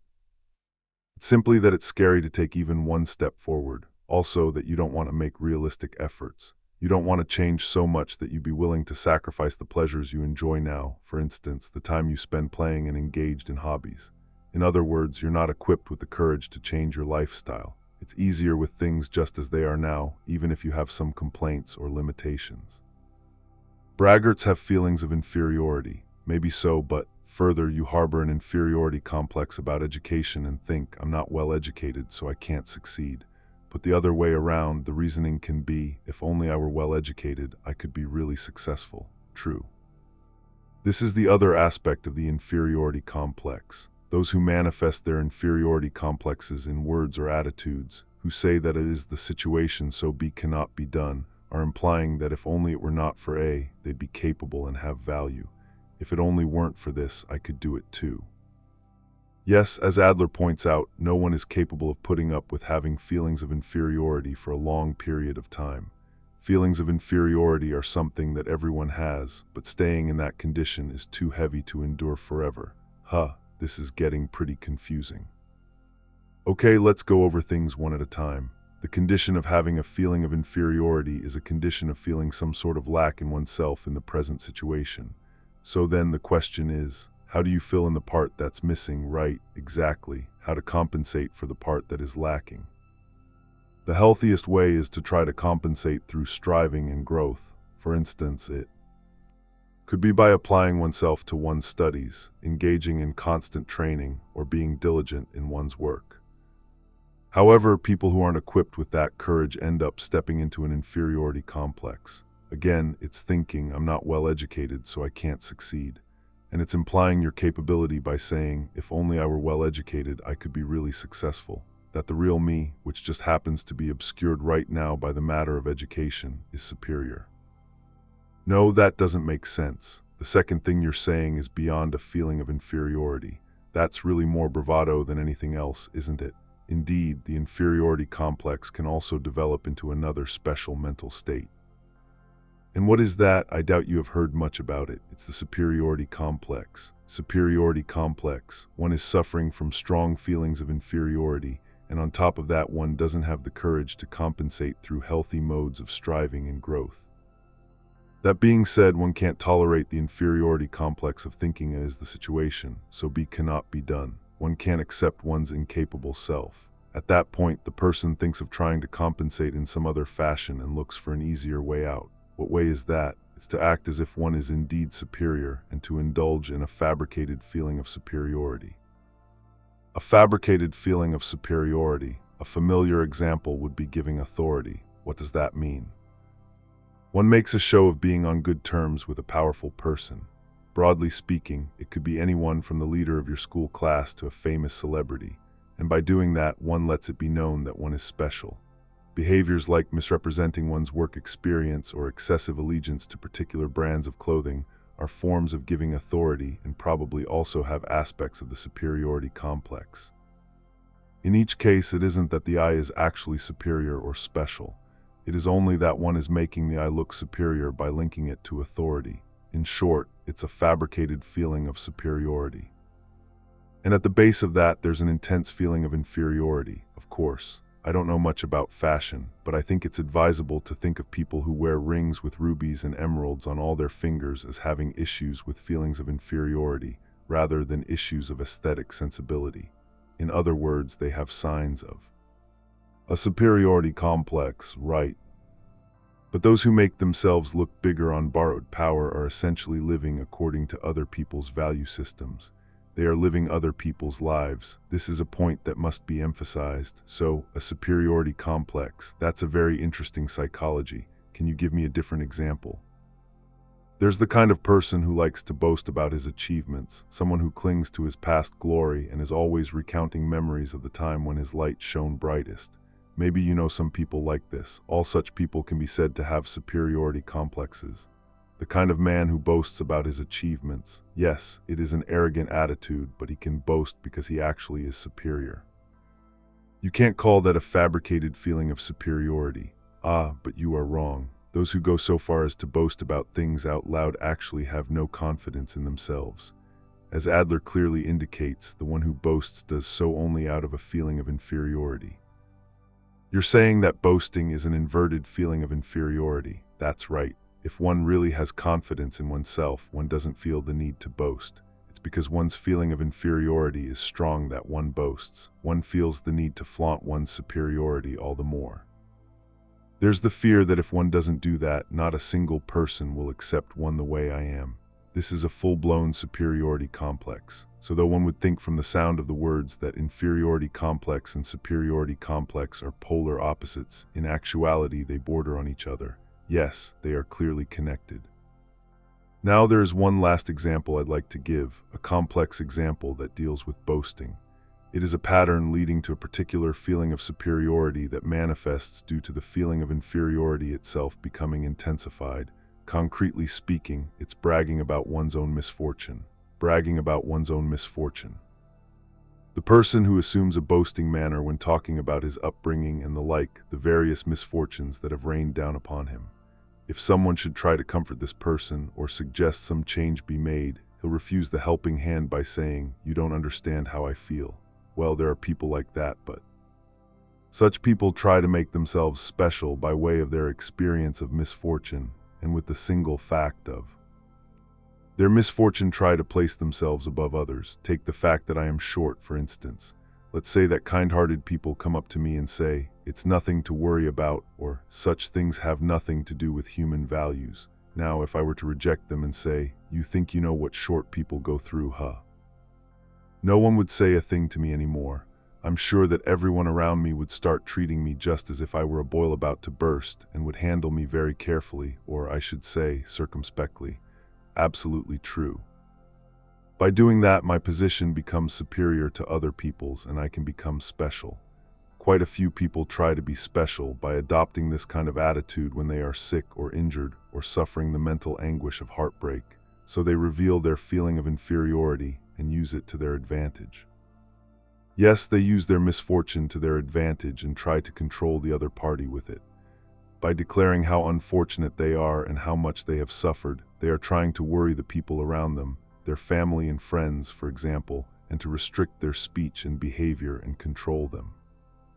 The people I was talking about at the very beginning, who shut themselves up in their rooms, frequently indulge in feelings of superiority and use misfortune to their advantage.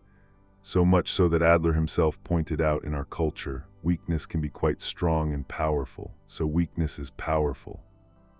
Adler says, in fact, if we were to ask ourselves who is the strongest person in our culture, the logical answer would be the baby. The baby rules and cannot be dominated. The baby rules over the adults with his weakness, and it is because of this weakness that no one can control him. I've never encountered that viewpoint. Of course, the words of the person who has been hurt, "You don't understand how I feel," are likely to contain a certain degree of truth.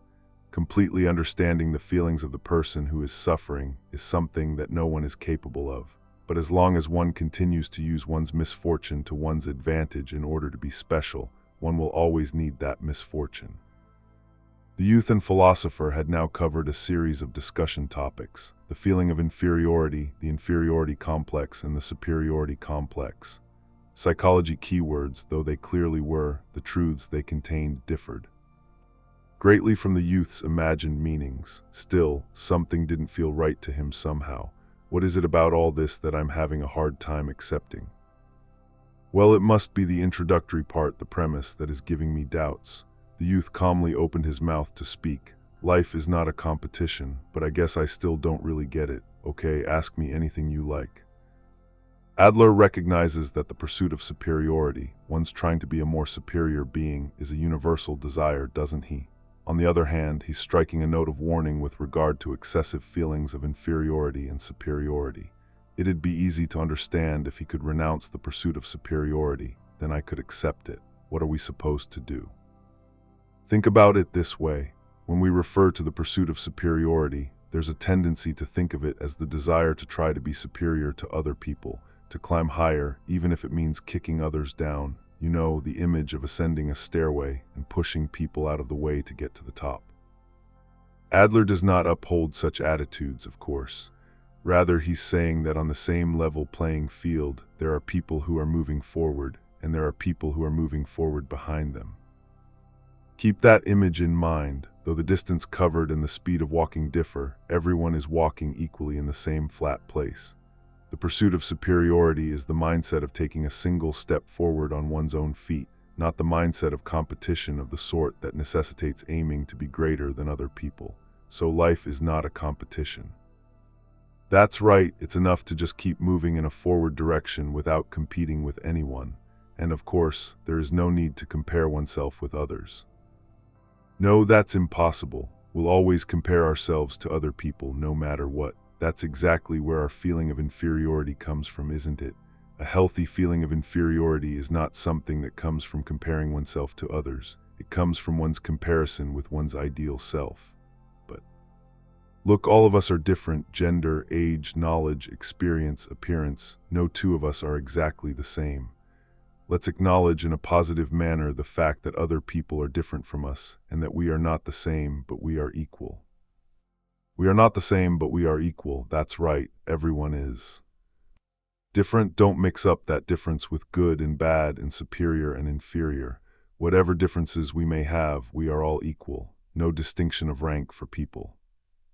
Idealistically speaking, I suppose so, but aren't we trying to have an honest discussion about reality now? Would you really say, for instance, that I, an adult, and a child who's still struggling with his arithmetic, are equal?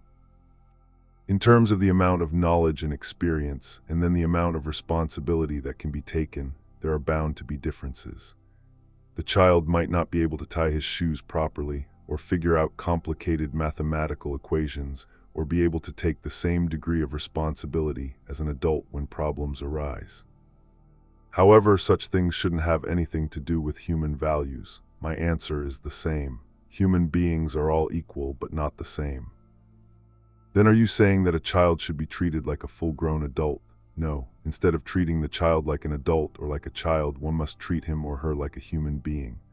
One interacts with the child with sincerity as another human being, just like oneself. Let's change the question. All people are equal. They're on the same level playing field. But actually there's a disparity here, isn't there? Those who move forward are superior, and those who pursue them from behind are inferior. So we end up at the problem of superior and inferior, don't we? No, we do not. It does not matter if one is trying to walk in front of others or walk behind them. It is as if we are moving through a flat space that has no vertical axis. We do not walk in order to compete with someone. It is in trying to progress past who one is now that there is value.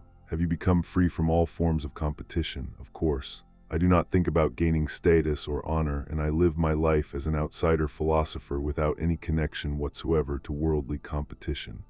Does that mean you dropped out of competition, that you somehow accepted defeat? No, I withdrew from places that are preoccupied with winning and losing. When one is trying to be oneself, competition will inevitably get in the way. No way, that's a tired-out old man's argument. Young folks like me have to pull themselves up by their own bootstraps amid the tension of competition. It's because I don't have a rival running alongside me that I can't outdo myself. What's wrong with thinking of interpersonal relationships as competitive? If that rival was someone you could call a comrade, it's possible that it would lead to self-improvement. But in many cases, a competitor will not be your comrade. Meaning what exactly? You're the only one worrying about your appearance. Let's tie up the loose ends. At the outset, you expressed dissatisfaction with Adler's definition that all problems are interpersonal relationship problems, right? That was the basis for our discussion on feelings of inferiority. Yes, that's correct. The subject of feelings of inferiority was too intense, and I was on the verge of forgetting that point. Why did you bring up the subject in the first place? It is connected with the subject of competition. Please remember that. If there is competition at the core of a person's interpersonal relationships, he will not be able to escape interpersonal relationship problems or escape misfortune. Why not? Because at the end of a competition there are winners and losers. It's perfectly fine to have winners and losers. Give some thought to it then, if it were you specifically who had a consciousness of being in competition with the people around you. In your relations with them, you would have no choice but to be conscious of victory or defeat. Mr. A got into this famous university, Mr. B found work at that big company, and Mr. C has hooked up with such a nice-looking woman. And you'll compare yourself to them and think, this is all I've got. That's pretty specific. When one is conscious of competition and victory and defeat, it is inevitable that feelings of inferiority will arise, because one is constantly comparing oneself to others and thinking, I beat that person, or I lost to that person. The inferiority complex and the superiority complex are extensions of that. Now, what kind of being do you think the other person is to you at that point? I don't know. A rival, I guess. No, not a mere rival. Before you know it, you start to see each and every person, everyone in the whole world as your enemy. My enemy. You start to think that people are always looking down on you and treating you with scorn, that they're all enemies who must never be underestimated, who lie in wait for any opening and attack at the drop of a hat. In short, that the world is a terrifying place. Enemies who must never be underestimated. That's who I'm in competition with. This is what is so terrifying about competition. Even if you're not a loser, even if you're someone who keeps on winning, if you are someone who has placed himself in competition, you will never have a moment's peace. You don't want to be a loser, and you always have to keep on winning if you don't want to be a loser. You can't trust other people. The reason so many people don't feel really happy while they're building up their success in the eyes of society is that they are living in competition. Because to them, the world is a perilous place that is overflowing with enemies. I suppose so, but do other people actually look at you so much? Are they really watching you around the clock and lying in wait for the perfect moment to attack? It seems rather unlikely. A young friend of mine, when he was a teenager, used to spend a lot of time in front of the mirror arranging his hair. And once when he was doing that, his grandmother said, "You're the only one who's worried how you look." He says that it got a bit easier for him to deal with life after that. Hey, that's a dig at me, isn't it? Sure, maybe I do see the people around me as enemies. I'm constantly in fear of being attacked, of the arrows that could come flying at me at any moment. I always think that I'm being watched by others, that I'm being subjected to harsh judgment, and that I'm going to be attacked. And it's probably true that this is a self-conscious reaction, just like the mirror-obsessed teenager. The people of the world aren't paying attention to me. Even if I were to go walking on my hands down the street, they'd take no notice, but I don't know. Are you saying, after all, that my feeling of inferiority is something that I chose, that has some sort of goal? That just doesn't make any sense to me. And why is that? I have a brother who is 3 years older than I am. He fits the classic image of the big brother. He always does what our parents say. He excels in his studies and in sports, and he's the very picture of diligence. And from the time I was little, I was always compared to him. He is older and more advanced, so of course I can never beat him at anything. Our parents did not care at all about such circumstances and never gave me any sign of recognition. Whatever I did, I got treated like a child, and I was berated at every opportunity and told to be quiet. I learned to keep my feelings to myself. I've lived my life totally steeped in feelings of inferiority, and I had no choice but to be conscious of being in competition with my brother. I see. Sometimes I think of it like this. I'm like a gourd that grew without getting enough sun, so it is only natural that I'm all twisted up with feelings of inferiority. If there's anyone who could grow straight in such a situation, well, I'd love to meet him. I understand, I really do understand how you feel. Now, let's look at competition while taking into consideration your relationship with your brother. If you didn't think with a competition orientation with regard to your brother and your other interpersonal relationships, how would people seem to you? Well, my brother is my brother, and I guess other people are another story. No, they should become more positive comrades. Comrades, earlier didn't you say I can't celebrate other people's happiness with all my heart? You think of interpersonal relationships as competition. You perceive other people's happiness as my defeat, and that is why you can't celebrate it. However, once one is released from the schema of competition, the need to triumph over someone disappears. One is also released from the fear that says, maybe I will lose, and one becomes able to celebrate other people's happiness with all one's heart. One may become able to contribute actively to other people's happiness. The person who always has the will to help another in times of need, that is someone who may properly be called your comrade. Now we come to the important part. When you are able to truly feel that people are my comrades, your way of looking at the world will change utterly. No longer will you think of the world as a perilous place or be plagued by needless doubts. The world will appear before you as a safe and pleasant place, and your interpersonal relationship problems will decrease dramatically. What a happy person you are. But you know, that's all like a sunflower. It's the reasoning of a sunflower that is bathed in full sunshine every day and is nurtured with ample watering. A gourd grown in the dim shade doesn't do so well. You are returning to etiology, the attributing of causes again. Oh yes, I sure am. Raised by strict parents, the youth had been oppressed and compared to his elder brother ever since childhood. None of his opinions were ever heard, and he was subjected to the violent words that he was a poor excuse for a little brother. Unable to make friends even at school, he spent all his free time alone in the library, which became his sole place of refuge. This youth, who had passed his early years in such a way, was truly an inhabitant of ideology.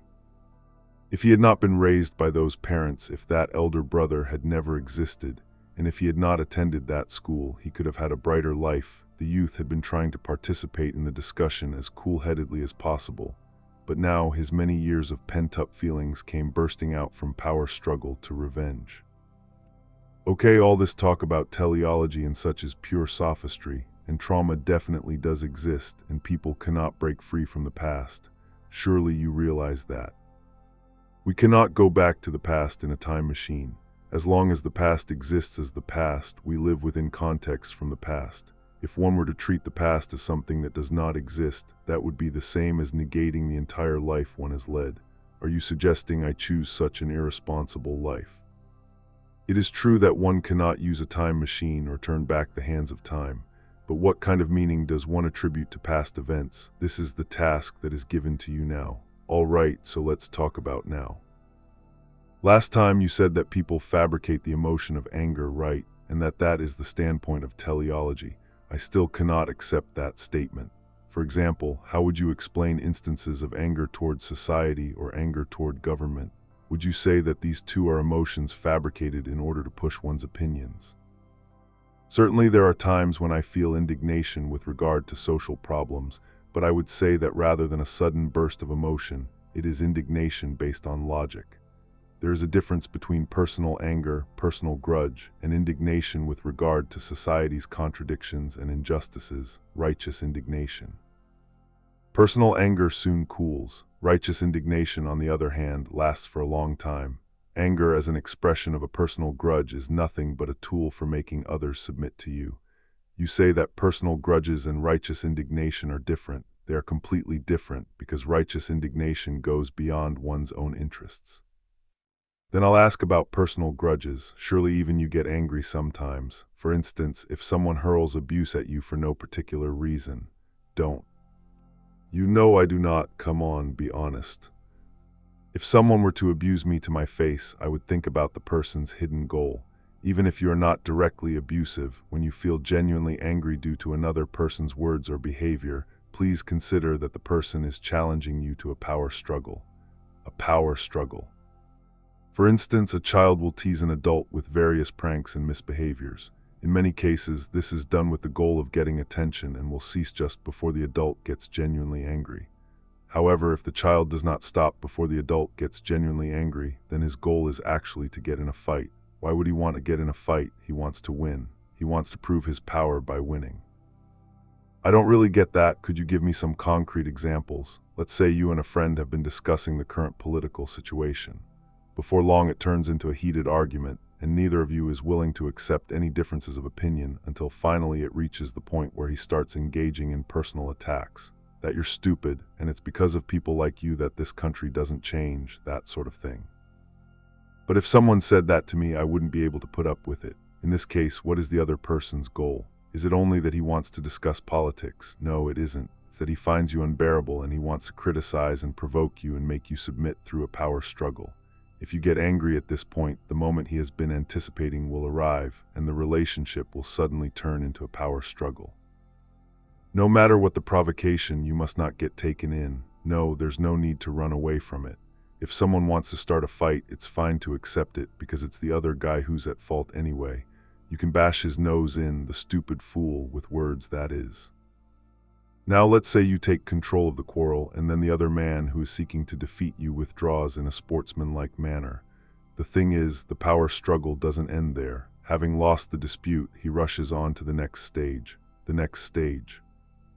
Yes, it's the revenge stage. Though he has withdrawn for the time being, he will be scheming some revenge in another place in another form, and will reappear with an act of retaliation.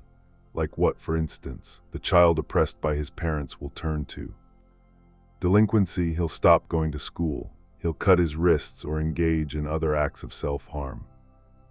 In Freudian ideology, this is regarded as simple cause and effect. The parents raised the child in this way, and that is why the child grew up to be like this. It's just like pointing out that a plant wasn't watered, so it withered. It's an interpretation that is certainly easy to understand, but Adlerian teleology does not turn a blind eye to the goal that the child is hiding. That is to say, the goal of revenge on the parents. If he becomes a delinquent, stops going to school, cuts his wrists, or things like that, the parents will be upset. They'll panic and worry themselves sick over him. It is in the knowledge that this will happen that the child engages in problem behavior, so that the current goal, revenge on the parents, can be realized, not because he is motivated by past causes, home environment. He engages in problem behavior in order to upset his parents. That's right. There are probably a lot of people who feel mystified by seeing a child who cuts his wrists, and they think, why would he do such a thing? But try to think how the people around the child, the parents for instance, will feel as a result of the behavior of wrist cutting. If you do, the goal behind the behavior should come into view of its own accord, the goal being revenge. Yes, and once the interpersonal relationship reaches the revenge stage, it is almost impossible for either party to find a solution. To prevent this from happening, when one is challenged to a power struggle, one must never allow oneself to be taken in. Admitting fault is not defeat. All right, then what should you do when you're subjected to personal attacks right to your face? Do you just grin and bear it? No. The idea that you are bearing it is proof that you are still stuck in the power struggle. When you are challenged to a fight and you sense that it is a power struggle, step down from the conflict as soon as possible. Do not answer his action with a reaction. That is the only thing we can do. But is it really that easy to not respond to provocation? In the first place, how would you say I should control my anger? When you control your anger, you're bearing it right. Instead, let's learn a way to settle things without using the emotion of anger. Because after all, anger is a tool, a means for achieving a goal. That's a tough one. The first thing that I want you to understand here is the fact that anger is a form of communication, and that communication is nevertheless possible without using anger. We can convey our thoughts and intentions and be accepted without any need for anger. If you learn to understand this experientially, the anger emotion will stop appearing all on its own. But what if they come at you with mistaken accusations or make insulting comments? I shouldn't get angry even then. You don't seem to understand yet. It's not you that mustn't get angry, but that there is no need to rely on the tool of anger. Irascible people do not have short tempers. It is only that they do not know that there are effective communication tools other than anger. That is why people end up saying things like, "I just snapped," or "he flew into a rage." We end up relying on anger to communicate. Effective communication tools other than anger. We have language, we can communicate through language, believe in the power of language and the language of logic. Certainly, if I did not believe in that, we wouldn't be having this dialogue. One more thing about power struggles. In every instance, no matter how much you might think you're right, try not to criticize the other party on that basis. This is an interpersonal relationship trap that many people fall into. Why is that? The moment one is convinced that I am right in an interpersonal relationship, one has already stepped into a power struggle. Just because you think you're right, no way, that's just blowing things all out of proportion. I am right, that is to say, the other party is wrong. At that point, the focus of the discussion shifts from the rightness of the assertions to the state of the interpersonal relationship. In other words, the conviction that I am right leads to the assumption that this person is wrong, and finally it becomes a contest and you are thinking, I have to win. It's a power struggle through and through. In the first place, the rightness of one's assertions has nothing to do with winning or losing. If you think you are right, regardless of what other people's opinions might be, the matter should be closed then and there. However, many people will rush into a power struggle and try to make others submit to them, and that is why they think of admitting a mistake as admitting defeat. Yes, there definitely is that aspect. Because of one's mindset of not wanting to lose, one is unable to admit one's mistake, the result being that one ends up choosing the wrong path. Admitting mistakes, conveying words of apology, and stepping down from power struggles, none of these things is defeat. The pursuit of superiority is not something that is carried out through competition with other people. So when you're hung up on winning and losing, you lose the ability to make the right choices. Yes, it clouds your judgment and all you can see is imminent victory or defeat. Then you turn down the wrong path. It's only when we take away the lenses of competition and winning and losing that we can begin to correct and change ourselves, overcoming the tasks that face you in life. Okay, but there's still a problem. It's the statement, all problems are interpersonal relationship problems. I can see that the feeling of inferiority is an interpersonal relationship worry and that it has certain effects on us.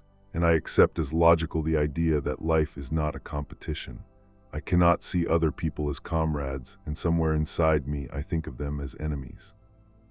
This is clearly the case, but the thing I find puzzling is, why does Adler place so much importance on interpersonal relationships? Why does he go so far as to say all of them? The issue of interpersonal relationships is so important that no matter how broadly it is addressed, it never seems to suffice. Last time I told you what you are lacking is the courage to be happy. You remember that, right? I couldn't forget it if I tried. So why do you see other people as enemies, and why can't you think of them as your comrades? It is because you have lost your courage and you are running away from your life tasks. My life tasks, right, this is a crucial point. In Adlerian psychology, clear objectives are laid out for human behavior and psychology. What sort of objectives? First, there are two objectives for behavior: to be self-reliant and to live in harmony with society. Then the two objectives for the psychology that supports these behaviors are the consciousness that I have the ability and the consciousness that people are my comrades. Just a moment, I'm writing this down. Okay. I can see that that is a crucial subject, to be self-reliant as an individual while living in harmony with people and society. It seems to tie in with everything we've been discussing, and these objectives can be achieved by facing what Adler calls life tasks. What are life tasks? Let's think of the word life as tracing back to childhood.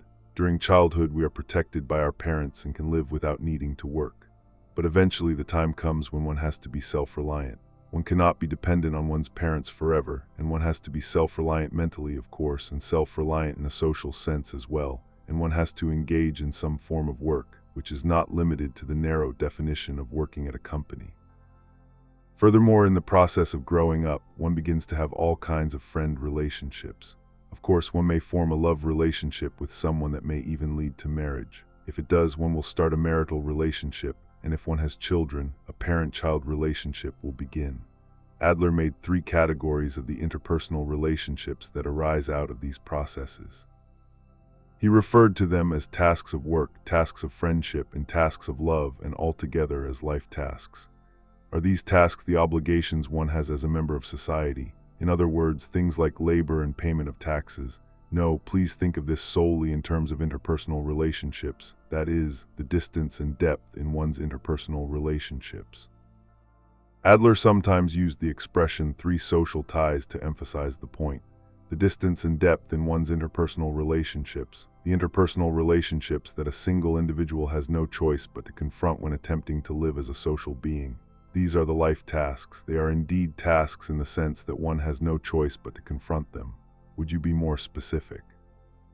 First, let's look at the tasks of work. Regardless of the kind of work, there is no work that can be completed all by oneself. For instance, I am usually here in my study writing a manuscript.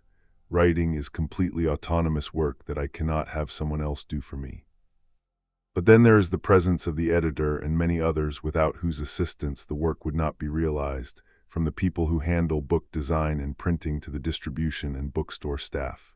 Work that can be completed without the cooperation of other people is, in principle, unfeasible. Broadly speaking, I suppose so. However, considered from the viewpoint of distance and depth, interpersonal relationships of work may be said to have the lowest hurdles.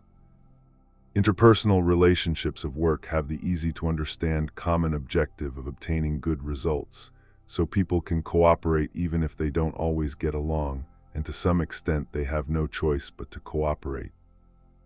And as long as a relationship is formed solely on the basis of work, it will go back to being a relationship with an outsider when working hours are over or one changes jobs. Yes, so true.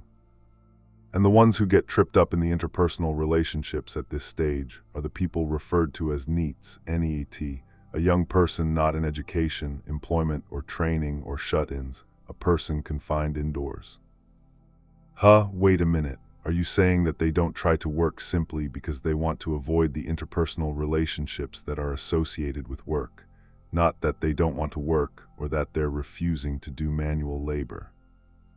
Putting aside the question of whether or not they are conscious of it themselves, interpersonal relationships are at the core. For example, a man sends out resumes to find work and gets interviews, only to be rejected by one company after another. It hurts his pride. He starts to wonder what the purpose in working is if he has to go through such things, or he makes a big mistake at work. The company is going to lose a huge sum of money because of him. Feeling utterly hopeless, as if he's plunged into darkness, he can't bear the thought of coming into work the following day. None of these are examples of the work itself becoming disagreeable. What is disagreeable is being criticized or rebuked by others through the work, getting labeled as having no ability, or being incompetent or unsuited to the work, and hurting the dignity of one's irreplaceable self. In other words, everything is an interpersonal relationship issue. Well, I'll save my objections for later. Next, what about the task of friendship? This is a friend relationship in a broader sense, away from work, as there is none of the compulsion of the workplace. It is a relationship that is difficult to initiate or deepen. You've got that right. If there's a space, like one's school or workplace, one can still build a relationship, but then it would be a superficial relationship that is limited to that space. To even attempt to initiate a personal friend relationship, or find a friend in a place outside the school or workplace, would be extremely difficult. Do you have anyone whom you would call a close friend? I have a friend, but I'm not sure I'd call him a close friend. It used to be the same for me. When I was in high school, I did not even try to make friends and spent my days studying Greek and German, quietly absorbed in reading philosophy books. My mother was worried about me and went to consult my homeroom teacher, and my teacher told her there's no need to worry. He's a person who doesn't need friends. Those words were very encouraging to my mother and to me as well. A person who doesn't need friends, so in high school you didn't have a single friend. I did have one friend. He said there's nothing really worth learning at a university, and in the end he actually did not enter university. He went into seclusion up in the mountains for several years, and these days I hear he's working in journalism in Southeast Asia. I haven't seen him in decades, but I have the feeling that if we got together again, we'd be able to hang out just as we did back then. A lot of people think that the more friends you have, the better, but I'm not so sure about that.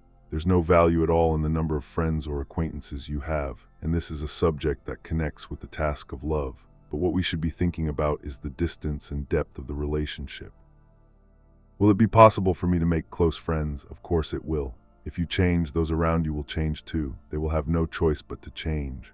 Adlerian psychology is a psychology for changing oneself, not a psychology for changing others. Instead of waiting for others to change or waiting for the situation to change, you take the first step forward yourself. The fact is that you came like this to visit me in my room, and in you I have found a young friend. I am your friend, yes, because you are. The dialogue going on here is not counseling, and we do not have a work relationship. To me, you are an irreplaceable friend, don't you think so? I'm your irreplaceable friend. No, I won't think anything about that right now. Let's just keep going. What about the last one, the task of love? Think of it as divided into two stages. 1, what are known as love relationships, and 2, relationships with family, in particular parent-child relationships. We have discussed work and friendship, but of the 3 tasks, most likely it is the task of love that is the most difficult. When a friend relationship has turned into love, speech and conduct that were permitted between friends may no longer be permitted the moment they become lovers. Specifically, that would mean not permitting socializing with friends of the opposite sex, and in some cases just speaking on the telephone to someone of the opposite sex is enough to arouse jealousy. The distance is that close and the relationship that deep. Yes, I suppose it can't be helped, but Adler does not accept restricting one's partner.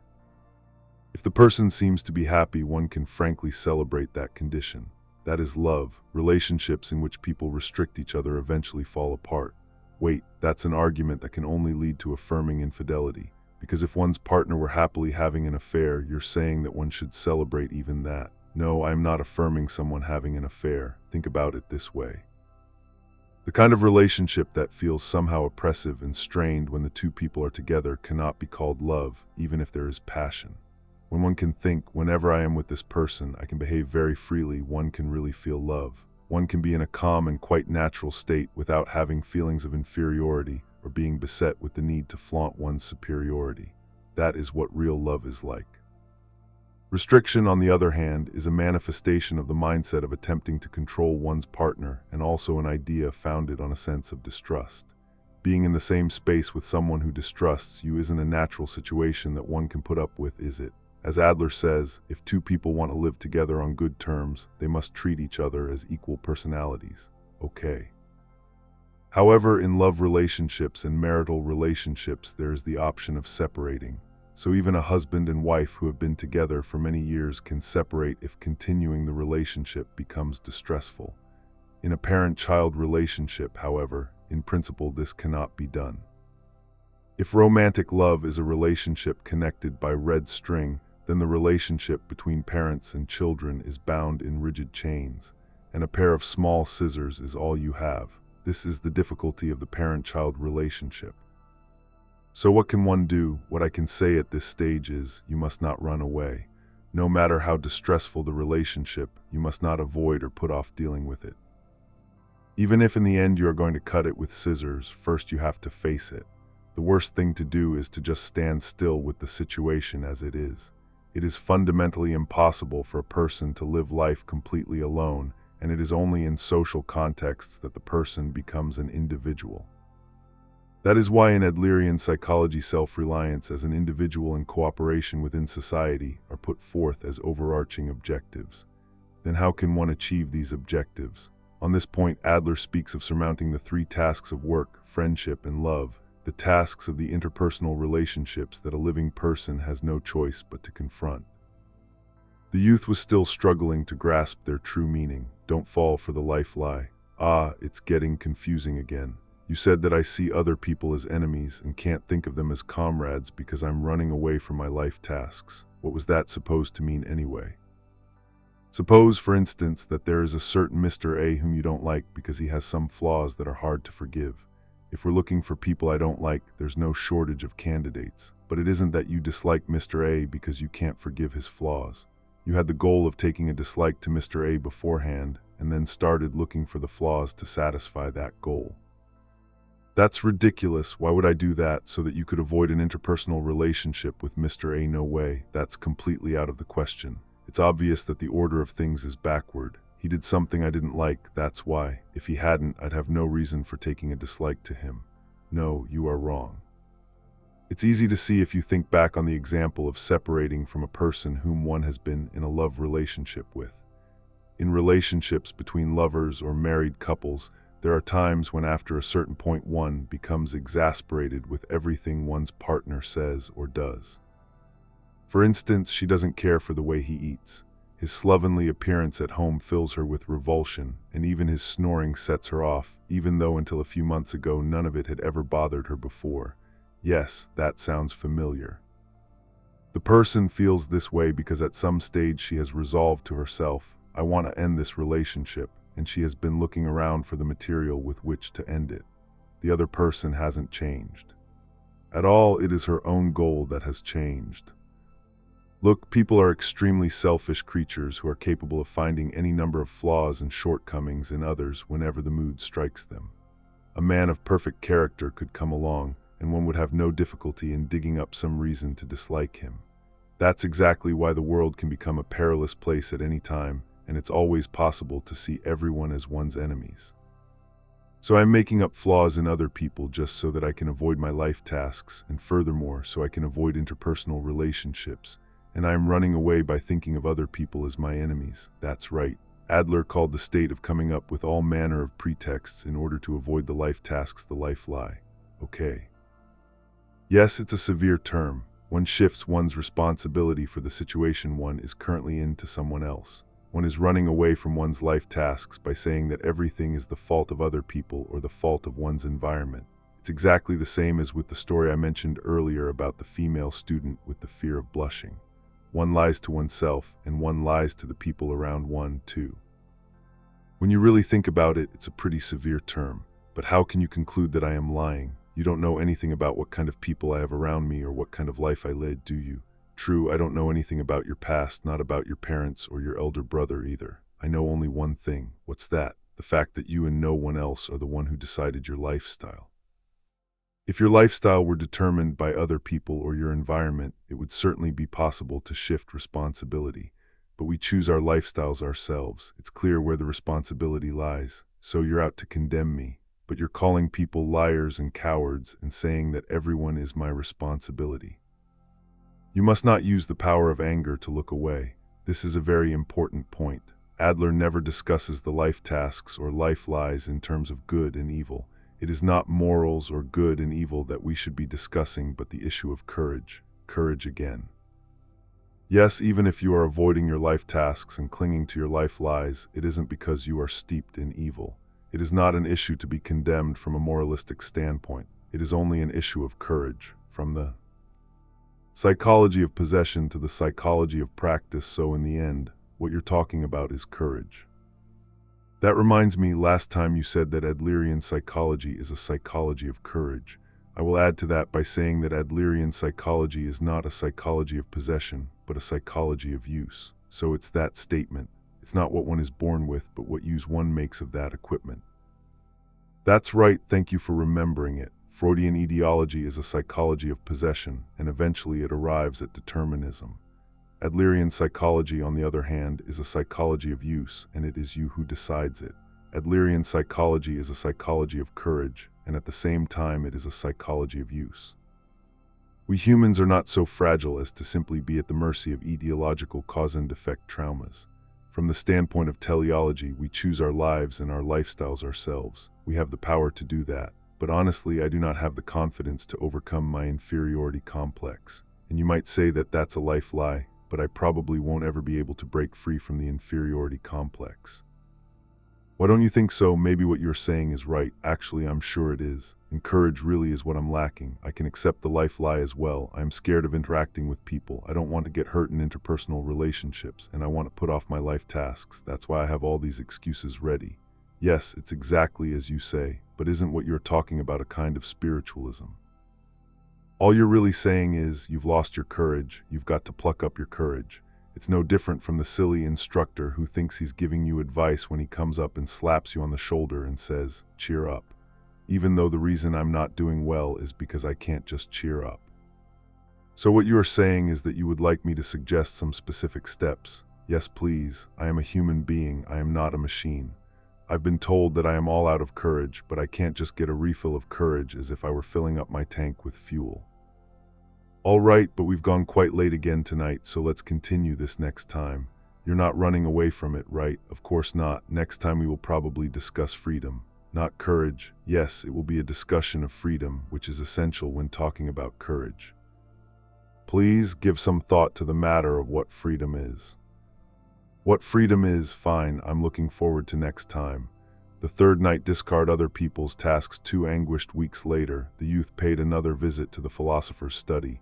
What is freedom? Why can't people be free? Why can't I be free? What is the true nature of whatever it is that is constraining me? The assignment he had been given was weighing heavily on him, but it seemed impossible to find a convincing answer. The more he thought about it, the more the youth began to notice his own lack of freedom, deny the desire for recognition. So, you said that today we would discuss freedom. Yes, did you have any time to think about what freedom is? Yes, actually, I thought about it at great length. And did you arrive at any conclusions?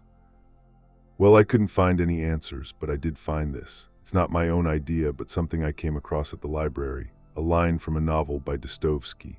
Money is coined freedom. What do you think? Isn't coined freedom a rather refreshing term? But seriously, I was fascinated to find this one line that drove right to the heart of this thing called money. I see, certainly if one were to speak in a very general sense of the true nature of that which is brought about by money, one might say that is freedom.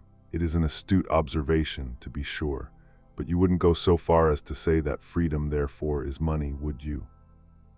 It's exactly as you say. There probably is freedom that can be gained by way of money, and I'm sure that freedom is greater than we imagine, because in reality, all the necessities of life are dealt with through financial transactions. Does it follow then that if one possesses great wealth, one can be free? I don't believe that is the case. I would certainly like to believe that is not the case, and that human values and human happiness cannot be bought with money. Well, say for the moment that you have obtained financial freedom, and then, though you have gained great wealth, you have not found happiness. At that time, what problems and privations would remain for you? It would be the interpersonal relationships you have been mentioning. I have thought deeply about this matter. For instance, you might be blessed by great wealth but not have anyone who loves you. You have no comrades whom you call friends, and you are not liked by anyone. This is a great misfortune. Another thing I can't get out of my head is the word bonds. Every one of us is tangled up and writhing in these strings that we call bonds. Having to be attached to a person you don't even care for example, or to always watch out for your awful boss's mood swings. Imagine if you could be released from such petty interpersonal relationships, how easy things would be. But no one can really do such a thing. Wherever we go, we are surrounded by other people, and we are social individuals who exist in our relations to other people. No matter what we do, we cannot escape the strong rope of our interpersonal relationships. I see now that Adler's statement, "All problems are interpersonal relationship problems," is a great insight.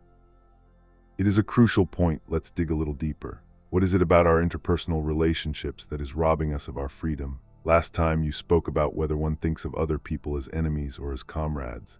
You said that if one becomes able to see others as one's comrades, one's way of looking at the world should change as well. That certainly makes sense. I felt quite convinced the other day when I left here. But then what happened? I gave the matter some careful thought, and I noticed that there are aspects of interpersonal relationships that can't be completely explained. Like what? The most obvious one is the existence of parents. I can never think of parents as enemies. During my childhood especially, they were my greatest guardians who raised and protected me. In that regard, I am sincerely grateful. Still, my parents were strict people. I told you about this last time, that they always compared me to my older brother and refused to recognize me.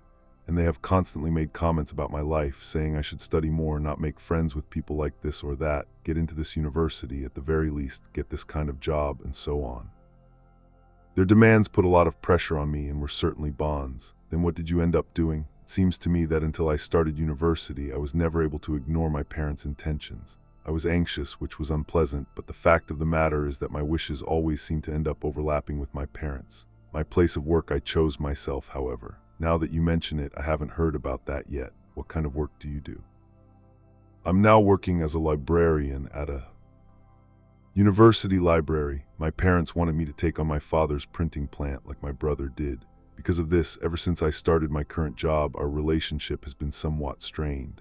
If they weren't my parents and instead were enemy-like presences in my life, I probably wouldn't have minded at all, because no matter how much they might have tried to interfere, I could always just ignore them.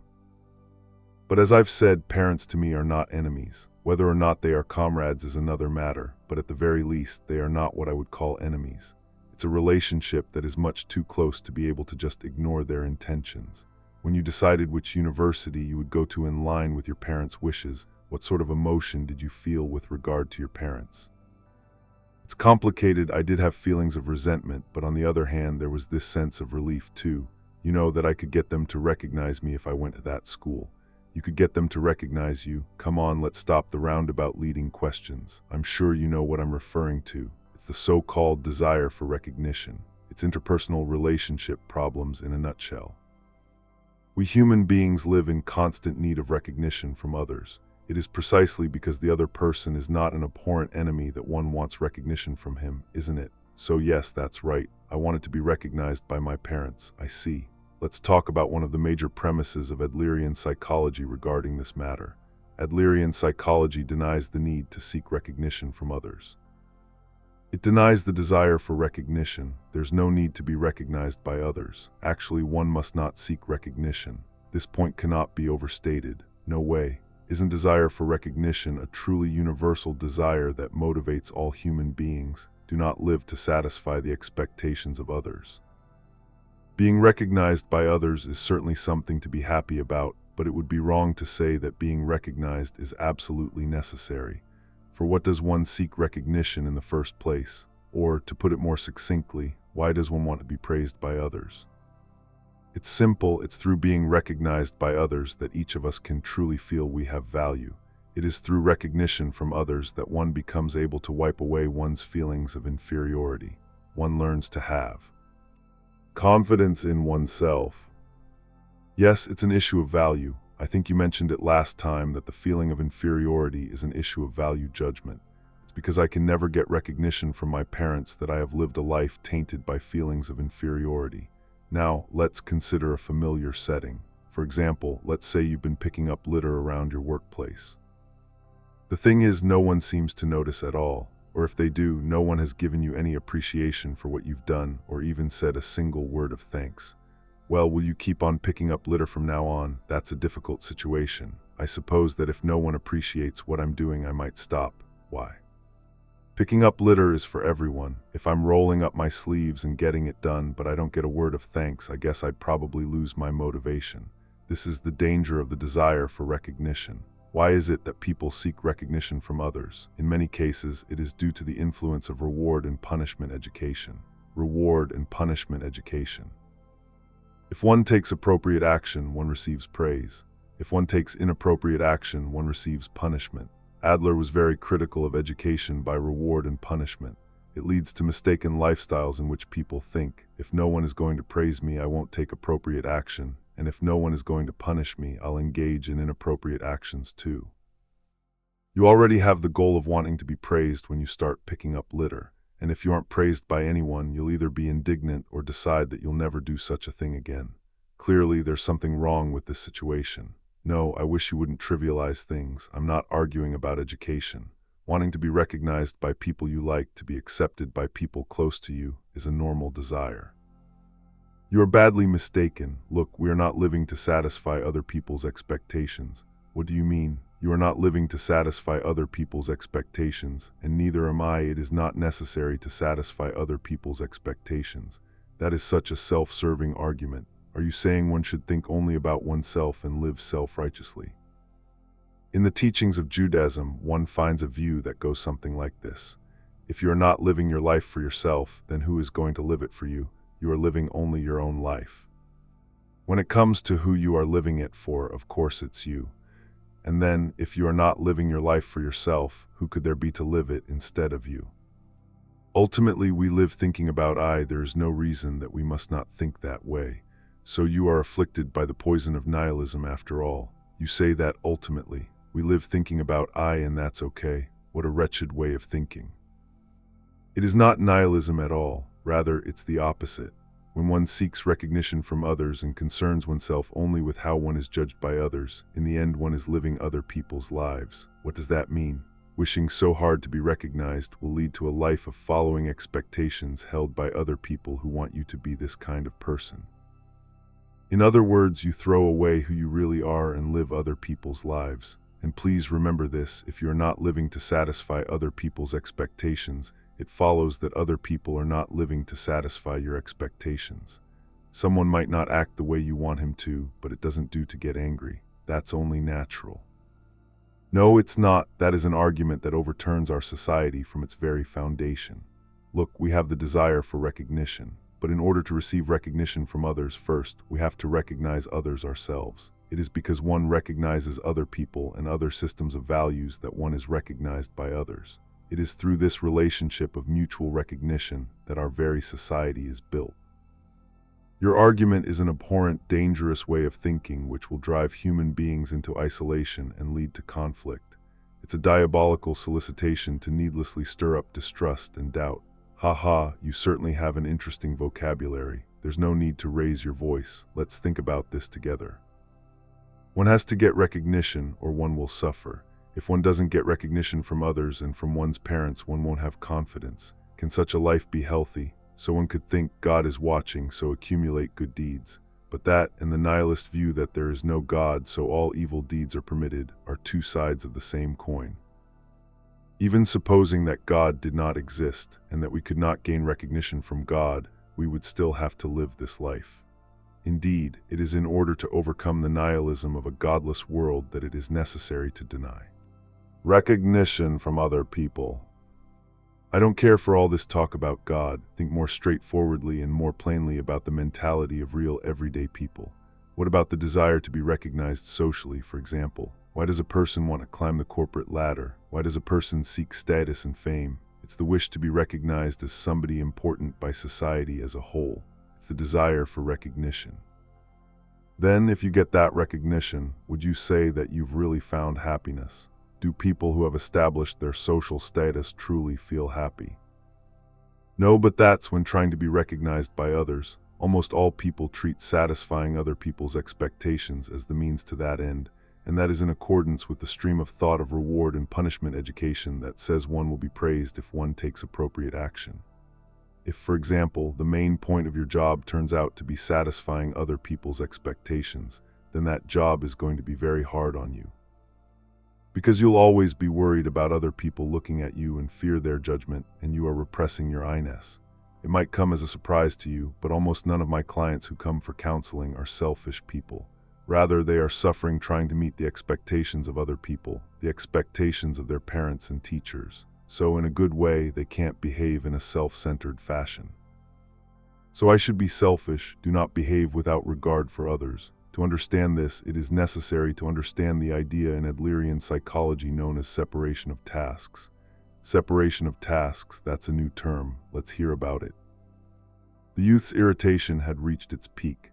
Deny the desire for recognition. Don't satisfy other people's expectations. Live in a more self-centered way. What on earth was this philosopher saying? Isn't the desire for recognition itself people's greatest motivator for associating with each other and going about the formation of society? The youth wondered, what if this separation of tasks idea doesn't win me over? I won't be able to accept this man, or Adler for that matter, for the rest of my life. How to separate tasks.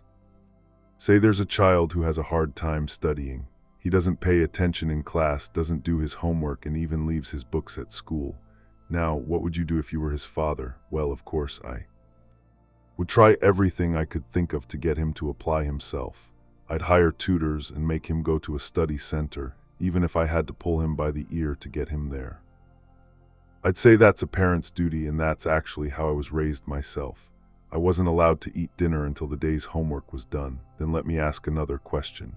Did you learn to enjoy studying as a result of being made to do it in such a heavy-handed manner? Unfortunately, I did not. I just took care of my studies for school and for exams in a routine way.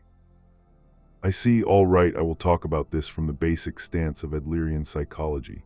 When one is confronted with the task of studying, for instance, in Adlerian psychology, we consider it from the perspective of whose task is this? Whose task, whether the child studies or not, whether he goes out and plays with his friends or not. Essentially, this is the child's task, not the parent's task.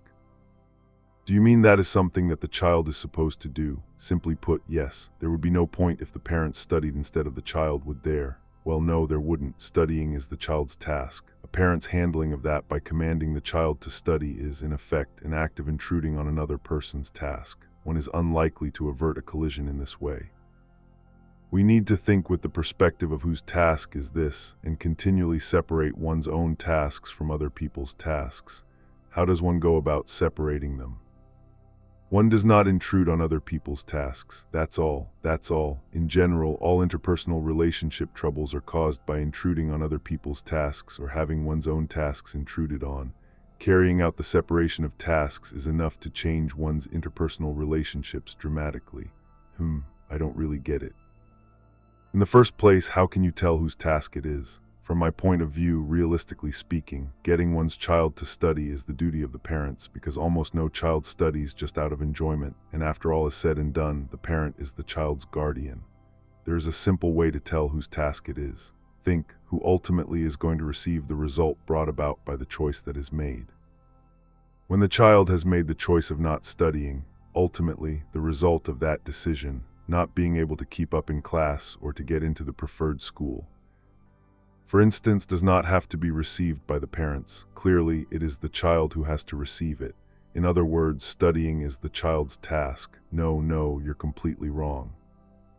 The parent, who is more experienced in life and also acts as a guardian, has the responsibility to urge the child to study, so such situations do not arise. This is something done for the good of the child and is not an act of intruding. While studying may be the child's task, getting the child to study is the parent's task. It's true that one often hears parents today using the phrase, "it's for your own good," but they are clearly doing so in order to fulfill their own goals, which could be their appearance in the eyes of society, their need to put on airs, or their desire for control, for example.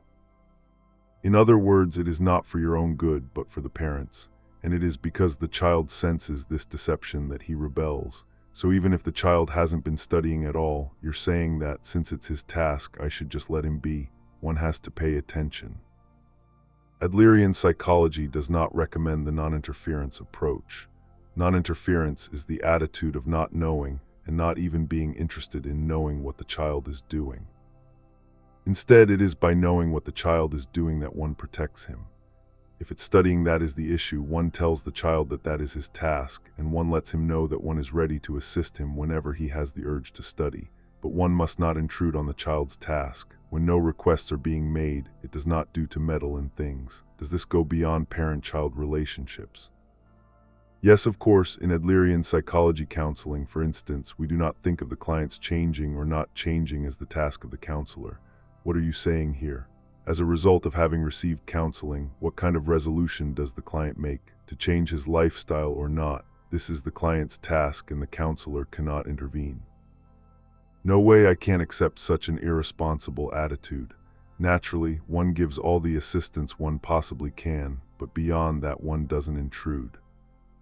Remember the old saying, you can lead a horse to water, but you can't make him drink.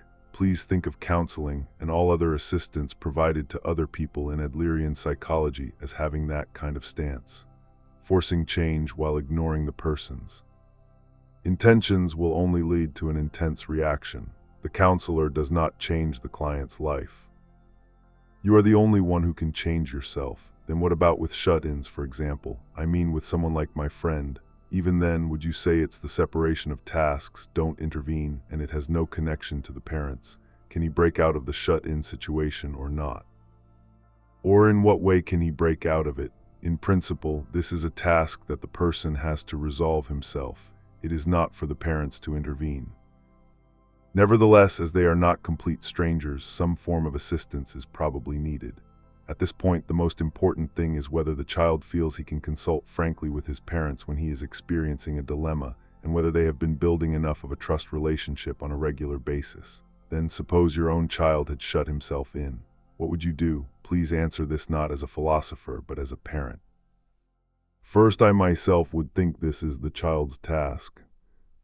I would try not to intervene in his shut-in situation, and I would refrain from focusing too much attention on it.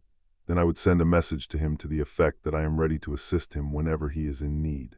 In that way, the child, having sensed a change in his parent, will have no choice but to make it his own task to think about what he should do. He'll probably come and ask for assistance, and he'll probably try to work some things out on his own. Could you really manage to be so cut and dried if it were your own child who'd become a shut-in? A parent suffering over the relationship with his or her child will tend to think, my child is my life. In other words, the parent is taking on the child's task as his or her own, and is no longer able to think about anything but the child. When at last the parent notices it, the eye is already gone from his or her life. However, no matter how much of the burden of the child's task one carries, the child is still an independent individual. Children do not become what their parents want them to become. In their choices of university, place of employment, and partner in marriage, and even in the everyday subtleties of speech and conduct, they do not act according to their parents' wishes. Naturally, the parents will worry about them and probably want to intervene at times, but as I said earlier, other people are not living to satisfy your expectations. Though the child is one's own, he or she is not living to satisfy one's expectations as a parent, so you have to draw the line even with family. Actually, with families there is less distance, so all the more necessary to consciously separate the tasks. That doesn't make sense. On the one hand, you're talking about love, and on the other, you're denying it. If you draw the line between yourself and other people that way, you won't be able to believe in anyone anymore. Look, the act of believing is also the separation of tasks. You believe in your partner, that is your task, but how that person acts with regard to your expectations and trust is other people's tasks. When you push your wishes without having drawn that line, before you know it, you're engaging in stalker-like intervention. Suppose your partner did not act as you had wished. Would you still be able to believe in that person? Would you still be able to love that person? The task of love that Adler speaks of is composed of such questions. That's difficult. That's very difficult. Of course it is, but think about it this way. Intervening in other people's tasks and taking on other people's tasks turns one's life into something heavy and full of hardship. If you are leading a life of worry and suffering which stems from interpersonal relationships, learn the boundary of, from here on, that is not my task. And discard other people's tasks. That is the first step toward lightening the load and making life simpler. How to rid yourself of interpersonal relationship problems, I don't know. It just doesn't sit right with me.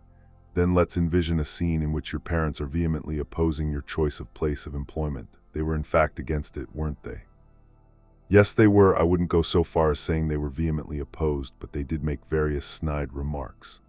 Well, let's exaggerate it and say they were vehemently opposed. Your father was ranting and raving with emotion, and your mother was protesting your decision with tears in her eyes. They absolutely do not approve of you becoming a librarian, and if you will not take on the family business like your brother has, they may very well disown you. But how to come to terms with the emotion of not approving is your parents' task, not yours. It is not a problem for you to worry about. Now, wait a minute. Are you saying that it doesn't matter how sad I make my parents feel? That's right, it doesn't matter. You have got to be joking. Could there be such a thing as philosophy that recommends unfilial behavior? All you can do with regard to your own life is choose the best path that you believe in. On the other hand, what kind of judgment do other people pass on that choice? That is the task of other people and is not a matter you can do anything about. What another person thinks of you, if he or she likes you or dislikes you, that is that person's task, not mine. Is that what you're saying? That is what separating is. You are worried about other people looking at you. You are worried about being judged by other people. That is why you are constantly craving recognition from others. Now, why are you worried about other people looking at you anyway? Adlerian psychology has an easy answer. You haven't done the separation of tasks yet. You assume that even things that should be other people's tasks are your own. Remember the words of the grandmother, you're the only one who's worried how you look. Her remark drives right to the heart of the separation of tasks. What other people think when they see your face, that is the task of other people and is not something you have any control over. As theory, I get it. To my reasoning brain, it does make sense, but my emotions can't keep up with such a high-handed argument. Then let's try another tack. Say there's a man who's distressed about the interpersonal relationships at the company where he works. He has a completely irrational boss who yells at him at every opportunity. No matter how hard he tries, his boss doesn't acknowledge his efforts and never even really listens to what he says. That sounds exactly like my boss. But is being acknowledged by your boss work that you should think of as top priority? It isn't your job to be liked by people at the place you work. Your boss doesn't like you, and his reasons for not liking you are clearly unreasonable. But in that case, there's no need for you to get cozy with him. That sounds right, but the person is my boss, right? I won't get any work done if I'm shunned by my direct superior. That is Adler's life lie again. I can't do my work because I've been shunned by my boss. It's the boss's fault that my work isn't going well. The person who says such things is bringing up the existence of the boss as an excuse for the work that doesn't go well. Much like the female student with the fear of blushing, it's actually that you need the existence of an awful boss, because then you can say, if only I didn't have this boss, I could get more work done. No, you don't know my relationship with my boss. I wish you would stop making arbitrary guesses. This is a discussion that is concerned with the fundamentals of Adlerian psychology. If you are angry, nothing will sink in. You think I've got that boss, so I can't work. This is complete ideology, but it's really I don't want to work, so I'll create an awful boss, or I don't want to acknowledge my incapable self, so I'll create an awful boss. That would be the teleological way of looking at it. That's probably how it'd be framed in your stock teleology approach, but in my case, it's different. Then suppose you had done the separation of tasks. How would things be? In other words, no matter how much your boss tries to vent his unreasonable anger at you, that is not your task. The unreasonable emotions are tasks for your boss to deal with himself. There is no need to cozy up to him or to yield to him to the point of bowing down. You should think what I should do is face my own tasks in my own life without lying. But we are all suffering in interpersonal relationships. It might be the relationship with one's parents or one's elder brother, and it might be the interpersonal relationships at one's workplace. Now, last time you were saying that you wanted some specific steps. This is what I propose. First, one should ask, whose task is this? Then do the separation of tasks, calmly delineate up to what point one's own tasks go, and from what point they become another person's tasks, and do not intervene in other people's tasks or allow even a single person to intervene in one's own tasks. This is a specific and revolutionary viewpoint that is unique to Adlerian psychology and contains the potential to utterly change one's interpersonal relationship problems. Aha, I'm starting to see what you meant when you said that the topic of today's discussion was freedom. That's right, we are trying to talk about freedom now. Cut the Gordian knot. I am sure that if one could understand the separation of tasks and put it into practice, one's interpersonal relationships would all at once become free, but I still can't accept it. Go on, I'm listening. I think that in theory the separation of tasks is entirely right. What other people think of me, or what sort of judgment they pass on me, is the task of other people, and is not something I can do anything about. And I should just do what I have to do in my life without lying. I'd have no problem if you said this is a life truth. That's how right I think it is. But consider this, from an ethical or moral point of view, could it be said to be the right thing to do? That is to say, a way of living that draws boundaries between oneself and others. Because wouldn't you be brushing other people away and saying that's intervention whenever they were worried about you and asked how you were doing? It seems to me that this is something that treads on the goodwill of others. Have you heard of Alexander the Great? Alexander the Great, yes, I learned about him in world history. He was a Macedonian king who lived in the 4th century before Christ. When he was advancing on the Persian kingdom of Lydia, he learned of a chariot enshrined in the Acropolis. The chariot had been secured tightly to a pillar in the temple by Gordias, the former king, and there was a local legend that said, "He who unravels this knot shall be master of Asia." It was a tightly wound knot that many men of skill had been certain they could unbind, but no one had succeeded. Now, what do you think Alexander the Great did when he stood before this knot? Well, didn't he unravel the legendary knot with ease and go on to become the ruler of Asia? No, that's not how it happened. As soon as Alexander the Great saw how tight the knot was, he pulled out his sword and sliced it in half with one stroke. Wow. Then it is said that he declared, destiny is not something brought about by legend, but by clearing away with one's own sword. He had no use for the power of legend and would forge his destiny with his sword. As you know, he then proceeded to become the great conqueror of all the territories of what is now the Middle East and Western Asia. This is the famous anecdote known as the Gordian knot. And so such intricate knots, the bonds in our interpersonal relationships, are not to be unraveled by conventional methods, but must be severed by some completely new approach. Whenever I explain the separation of tasks, I always remember the Gordian knot. Well, I don't mean to contradict you, but not everyone can become Alexander the Great. Isn't it precisely because there was no one else who could have cut the knot that the anecdote portraying it as a heroic deed is still conveyed to this day? It's exactly the same with the separation of tasks. Even though one knows one can just cut through something with one sword, one might find it rather difficult, because when one presses forward with the separation of tasks, in the end, one will have to cut ties with people. One will drive people into isolation. The separation of tasks you speak of completely ignores human emotion. How could one possibly build good interpersonal relationships with that?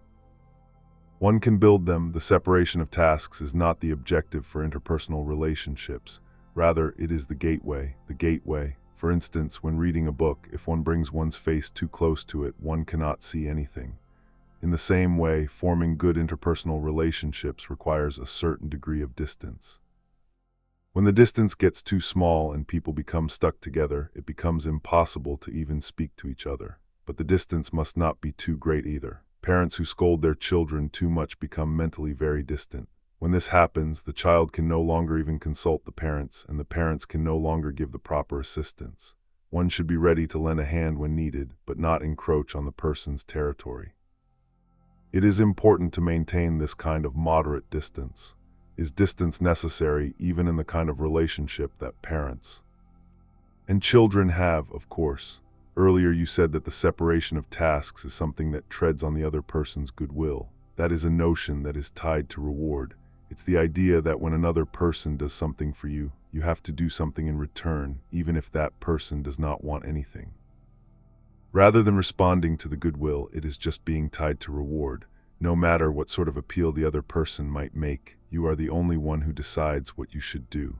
Reward is at the root of what I am calling ties. Yes, when reward is at the base of an interpersonal relationship, there's a feeling that wells up in one that says, I gave this much, so you should give me that much back. This is a notion that is quite different from separation of tasks, of course. We must not seek reward, and we must not be tied to it. However, there are certainly situations in which it would be easier to intervene in the tasks of another person, without doing any separation of tasks. For instance, in a child-raising situation, when a child is having a hard time tying his shoes. For the busy mother, it is certainly faster to tie them than to wait for him to do it himself. But that is an intervention, and it is taking the child's task away from him. And as a result of repeating that intervention, the child will cease to learn anything and will lose the courage to face his life tasks. As Adler says, children who have not been taught to confront challenges will try to avoid all challenges. But that is such a dry way of thinking. When Alexander the Great cut the Gordian knot, there were probably those who felt the same way, that the unraveling of the knot by hand had meaning, and that it was a mistake to cut it with a sword, that Alexander had misunderstood the meaning of the oracle's words. In Adlerian psychology, there are aspects that are antithetical to normal social thinking. It denies etiology, denies trauma, and adopts teleology.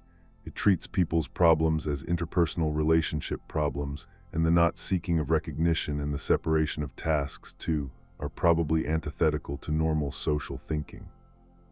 It's impossible, I can't do it. Why? The youth was devastated by the separation of tasks that the philosopher had begun describing. When one thought of all one's problems as being in one's interpersonal relationships, the separation of tasks was effective, just by having this viewpoint, the world would become quite simple. But there was no flesh and blood in it. It gave off no sense of one's warmth as a person. Could anyone accept such a philosophy? The youth rose from his chair and pleaded loudly. Desire for recognition makes you unfree. Look, I have been dissatisfied for ages. The adults of the world tell the young people, do something you like to do, and they say it with smiles on their faces, as if they might actually be understanding people, as if they were on the side of the young. But it's all lip service, which comes out only because those young people are complete strangers to them. And the relationship is one that is completely without any kind of responsibility. Then parents and teachers tell us get into that school or look for a stable occupation, and this concrete and uninteresting instruction is not merely an intervention. It's actually that they are trying to fulfill their responsibilities. It's precisely because we are closely connected to them and they are seriously concerned about our future that they can't say irresponsible things like, "Do something you like." I'm sure you put on that understanding face too and say to me, "Please do something you like," but I won't believe such a comment from another person. It's an extremely irresponsible comment, as if one were just brushing a caterpillar off one's shoulder. And if the world crushed that caterpillar, you would say, "It's not my task," and walk away nonchalantly. What separation of tasks, you monster? Oh goodness, you're getting all bent out of shape. So what you are saying, in other words, is that you want someone to intervene to some extent, that you want another person to decide your path. Sure, maybe I do. It's like this. It's not so difficult to judge what others expect of one or what kind of role is being demanded of one. Living as one likes, on the other hand, is extremely difficult. What does one want? What does one want to become? And what kind of life does one want to lead? One doesn't always get such a concrete idea of things. It would be a grave mistake to think that everyone has clear-cut dreams and objectives. Don't you know that? Maybe it is easier to live in such a way as to satisfy other people's expectations, because one is entrusting one's own life to them. For example, one runs along the tracks that one's parents have laid out, even if there are a lot of things one might object to. One will not lose one's way as long as one stays on those rails. But if one is deciding one's path oneself, it's only natural that one will get lost at times. One comes up against the wall of how one should live. That is why I am looking for recognition from others. You were talking about God earlier, and if we were still living in an era when God was something people believed in, I suppose that God is watching might serve as a criterion for self-discipline. If one were recognized by God, maybe one didn't need recognition from others. But that era ended a long time ago, and in that case one has no choice but to discipline oneself on the basis that other people are watching, to aspire to be recognized by others and live an honest life. Other people's eyes are my guide. Does one choose recognition from others, or does one choose a path of freedom without recognition? It's an important question. Let's think about it together. To live one's life trying to gauge other people's feelings and being worried about how they look at you, to live in such a way that others' wishes are granted. There may indeed be signposts to guide you this way, but it is a very unfree way to live. Now, why are you choosing such an unfree way to live? You are using the term desire for recognition, but what you are really saying is that you don't want to be disliked by anyone. Who does? There's no one anywhere who'd go so far as to actually want to be disliked. Exactly. It is true that there is no person who wishes to be disliked, but look at it this way. What should one do to not be disliked by anyone? There is only one answer. It is to constantly gauge other people's feelings while swearing loyalty to all of them. If there are 10 people, one must swear loyalty to all 10. When one does that, for the time being, one will have succeeded in not being disliked by anyone. But at this point, there is a great contradiction looming. One swears loyalty to all 10 people out of the single-minded desire to not be disliked. This is like a politician who has fallen into populism and begun to make impossible promises and accept responsibilities that are beyond him. Naturally, his lies will come to light before long. He will lose people's trust and turn his own life into one of greater suffering. And of course, the stress of continual lying has all kinds of consequences. Please grasp this point if one is living in such a way as to satisfy other people's expectations, and one is entrusting one's own life to others. That is a way of living in which one is lying to oneself and continuing that lying to include the people around one. So one should be egocentric and live however one pleases. Separating one's tasks is not an egocentric thing. Intervening in other people's tasks is essentially an egocentric way of thinking, however. Parents force their children to study, they meddle in their life and marriage choices. That is nothing other than an egocentric way of thinking. So the child can just ignore his parents' intentions and live however he pleases. There is no reason of any sort that one should not live one's life as one pleases. Ha. Ha, not only are you a nihilist, you're an anarchist and a hedonist to boot. I'm past being astonished, and now I'm going to start laughing at any moment. An adult who has chosen an unfree way to live on seeing a young person living freely here and now in this moment criticizes the youth as being hedonistic. Of course, this is a life lie that comes out so that the adult can accept his own unfree life. An adult who has chosen real freedom himself will not make such comments and will instead cheer on the will to be free. All right, so what you are maintaining is that freedom is the issue. Let's get to the main point. You've been using the word freedom a lot, but what does freedom mean to you anyway? How can we be free? What real freedom is? Right, it's a universal desire, right? Even so, regardless of our efforts, there are people who dislike me and people who dislike you. This too is a fact. When you are disliked or feel that you are being disliked by someone, what state of mind does it put you in? Very distressed, to put it simply. I wonder why I've come to be disliked and what I did or said that might have been offensive. I think I should have interacted with the person in a different way, and I just brood and brood over it, and I'm ridden with guilt. Not wanting to be disliked by other people. To human beings, this is an entirely natural desire and an impulse. Kant, the giant of modern philosophy, called this desire inclination. Inclination, yes, it is one's instinctive desires, one's impulsive desires. Now, if one were to say that living like a stone tumbling downhill and allowing such inclinations or desires or impulses to take one wherever they will is freedom, one would be incorrect. To live in such a way is only to be a slave to one's desires and impulses. Real freedom is an attitude akin to pushing up one's tumbling self from below. Pushing oneself up from below, a stone is powerless. Once it has begun to roll downhill, it will continue to roll until released from the natural laws of gravity and inertia. But we are not stones. We are beings who are capable of resisting inclination. We can stop our tumbling selves and climb uphill. The desire for recognition is probably a natural desire. So are you going to keep rolling downhill in order to receive recognition from others? Are you going to wear yourself down like a rolling stone until everything is smoothed away? When all that is left is a little round ball, would that be the real I? It cannot be. Are you saying that resisting one's instincts and impulses is freedom? As I have stated repeatedly, in Adlerian psychology, we think that all problems are interpersonal relationship problems. In other words, we seek release from interpersonal relationships. We seek to be free from interpersonal relationships. However, it is absolutely impossible to live all alone in the universe.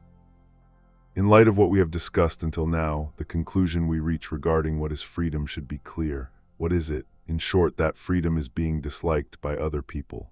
What was that? It's that you are disliked by someone. It is proof that you are exercising your freedom and living in freedom, and a sign that you are living in accordance with your own principles. But it is certainly distressful to be disliked. If possible, one would like to live without being disliked by anyone. One wants to satisfy one's desire for recognition, but conducting oneself in such a way as not to be disliked by anyone is an extremely unfree way of living, and is also impossible. There is a cost incurred when one wants to exercise one's freedom, and the cost of freedom in interpersonal relationships is that one is disliked by other people. No, that's totally wrong. There is no way that could be called freedom. That's a diabolical way of thinking to coax one into evildoing. You've probably been thinking of freedom as release from organizations, that breaking away from your home or school, your company, or your nation is freedom. However, if you were to break away from your organization, for instance, you would not be able to gain real freedom, unless one is unconcerned by other people's judgments, has no fear of being disliked by other people, and pays the cost that one might never be recognized. One will never be able to follow through in one's own way of living. That is to say, one will not be able to be free, be disliked by other people. Is that what you're saying? What I'm saying is, don't be afraid of being disliked, but that's... I'm not telling you to go so far as to live in such a way that you will be disliked, and I am not saying engage in wrongdoing. Please do not misunderstand that. No, then let's change the question. Can people actually endure the weight of freedom? Are people that strong to not care, even if one is disliked by one's own parents? Can one become so self-righteously defiant? One neither prepares to be self-righteous nor becomes defiant. One just separates tasks. There may be a person who does not think well of you, but that is not your task. And again, thinking things like he should like me, or I've done all this, so it's strange that he doesn't like me, is the reward-oriented way of thinking of having intervened in another person's tasks. One moves forward without fearing the possibility of being disliked. One does not live as if one were rolling downhill, but instead climbs the slope that lies ahead. That is freedom for a human being.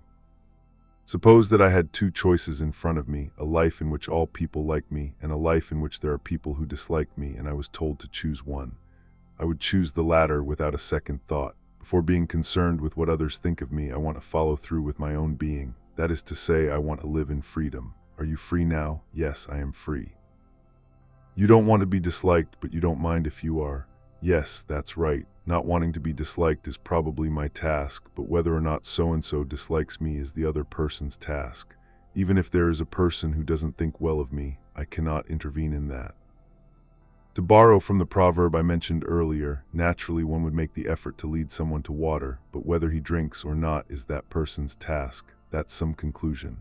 The courage to be happy also includes the courage to be disliked. When you have gained that courage, your interpersonal relationships will all at once change into things of likeness. You hold the cards to interpersonal relationships. Well, I never would have imagined I'd visit a philosopher's place to hear about being disliked. I am well aware that this is not an easy thing to swallow. It will probably take some time to chew over and digest. If we go any further with this today, I think you won't be able to keep it in your head. So I would like to talk to you about one more thing, a personal matter that relates to the separation of tasks, and then finish up for today. All right. This one too is about relationships with parents. My relationship with my father had always been a rocky one, even when I was a child. My mother died when I was in my 20s, without us ever engaging in anything like real conversation together, and after that my relationship with my father became increasingly strained.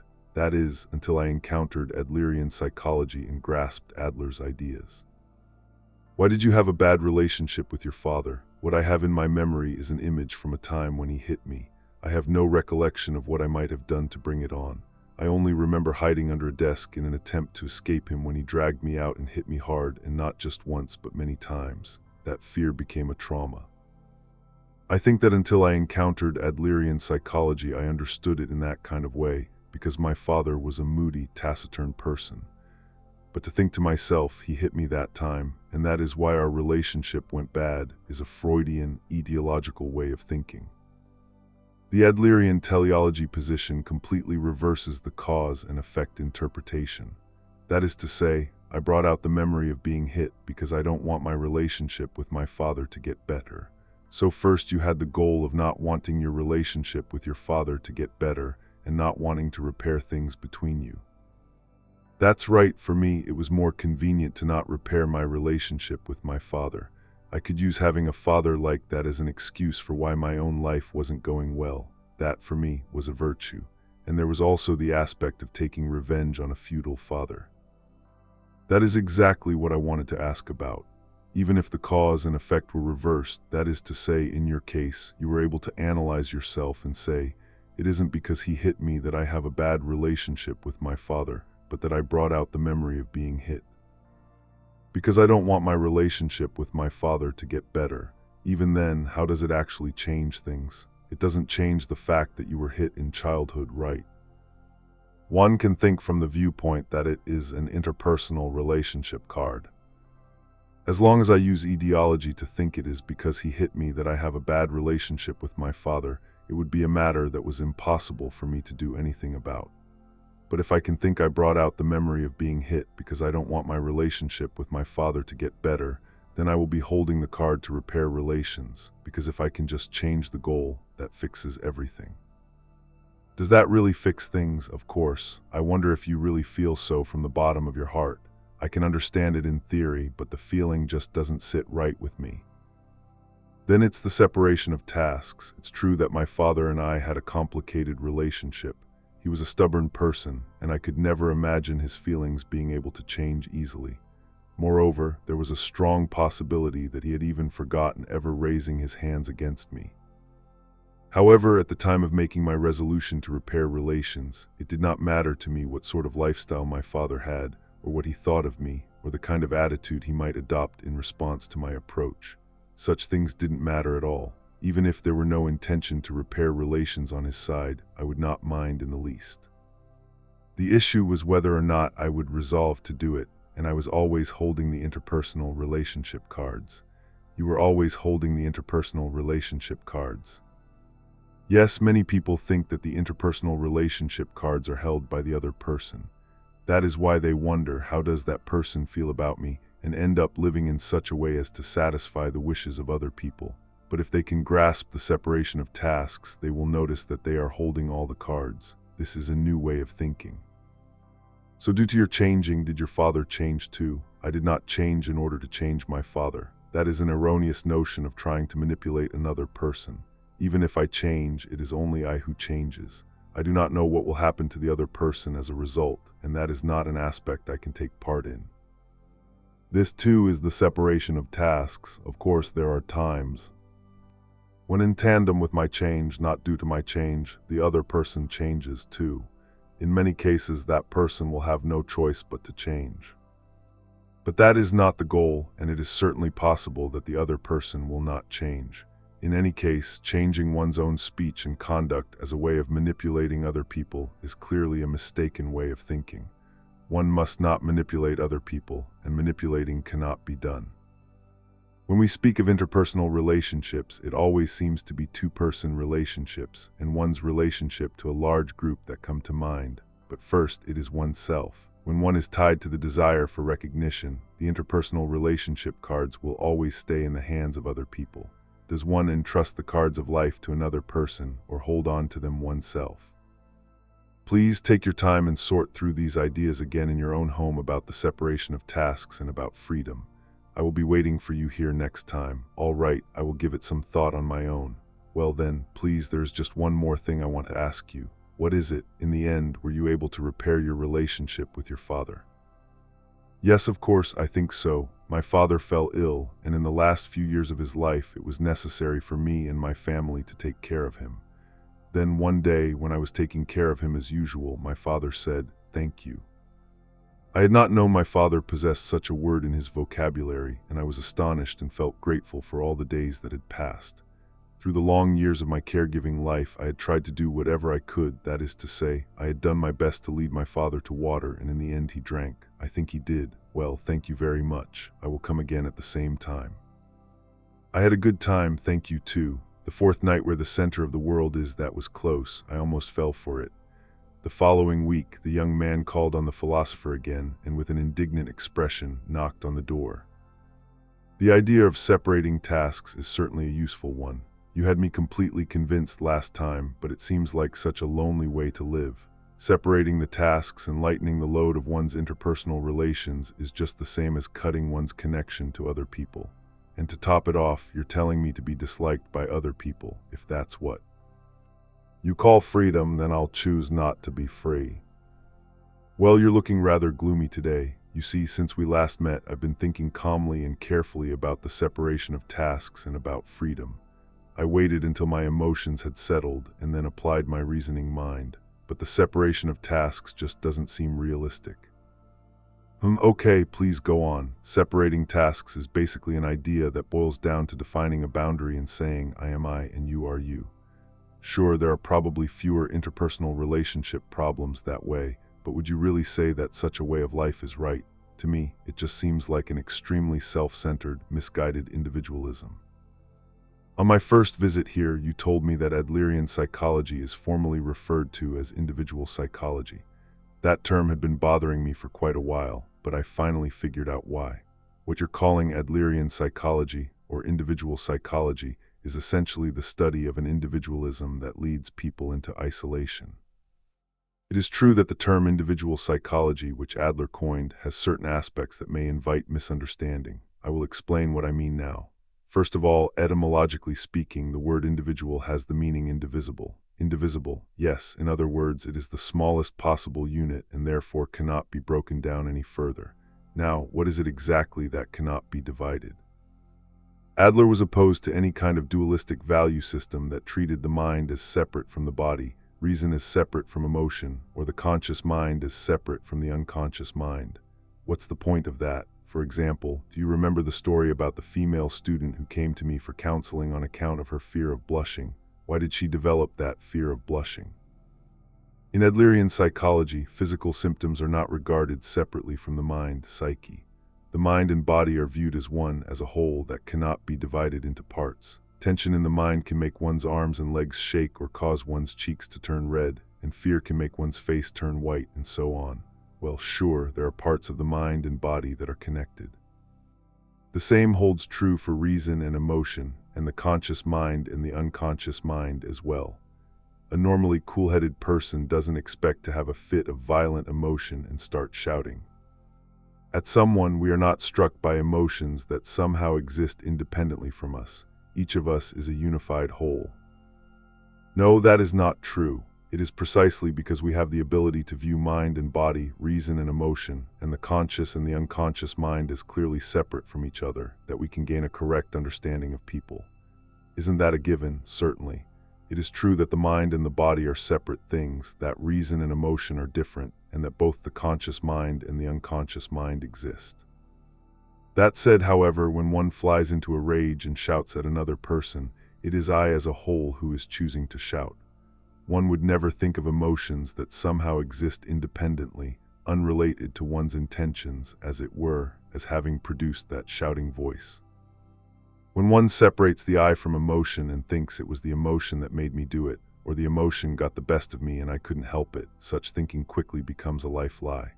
You're referring to the time I yelled at the waiter, aren't you? Yes. This view of the human being as I as a whole, as an indivisible being that cannot be broken down into parts, is referred to as holism. Well, that's fine, but I wasn't asking you for an academic theory to provide a definition of individual. Look, if you take Adlerian psychology to its logical conclusion, it's basically saying I am I and you are you, and leading people toward isolation. It's saying I won't interfere with you, so don't interfere with me either, and we'll both go on living however we please. Please tell me straightforwardly what your awareness is of that point. All right, all problems are interpersonal relationship problems. You have an understanding of this basic tenet of Adlerian psychology, correct? Yes, I do. The idea of non-interference in interpersonal relations, that is to say the separation of tasks, probably came about as a way to resolve those problems. This is something I believe I went over last time, that forming good interpersonal relationships requires a certain degree of distance. At the same time, people who get too close end up not even being able to speak to each other, so it is not good to get too far apart either. Please do not think of the separation of tasks as something that is meant to keep other people away.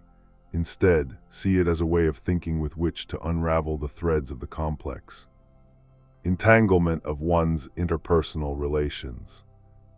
To unravel the threads, exactly. Right now, your threads and other people's threads are all tangled up in a confused mess, and you're looking at the world while in that condition.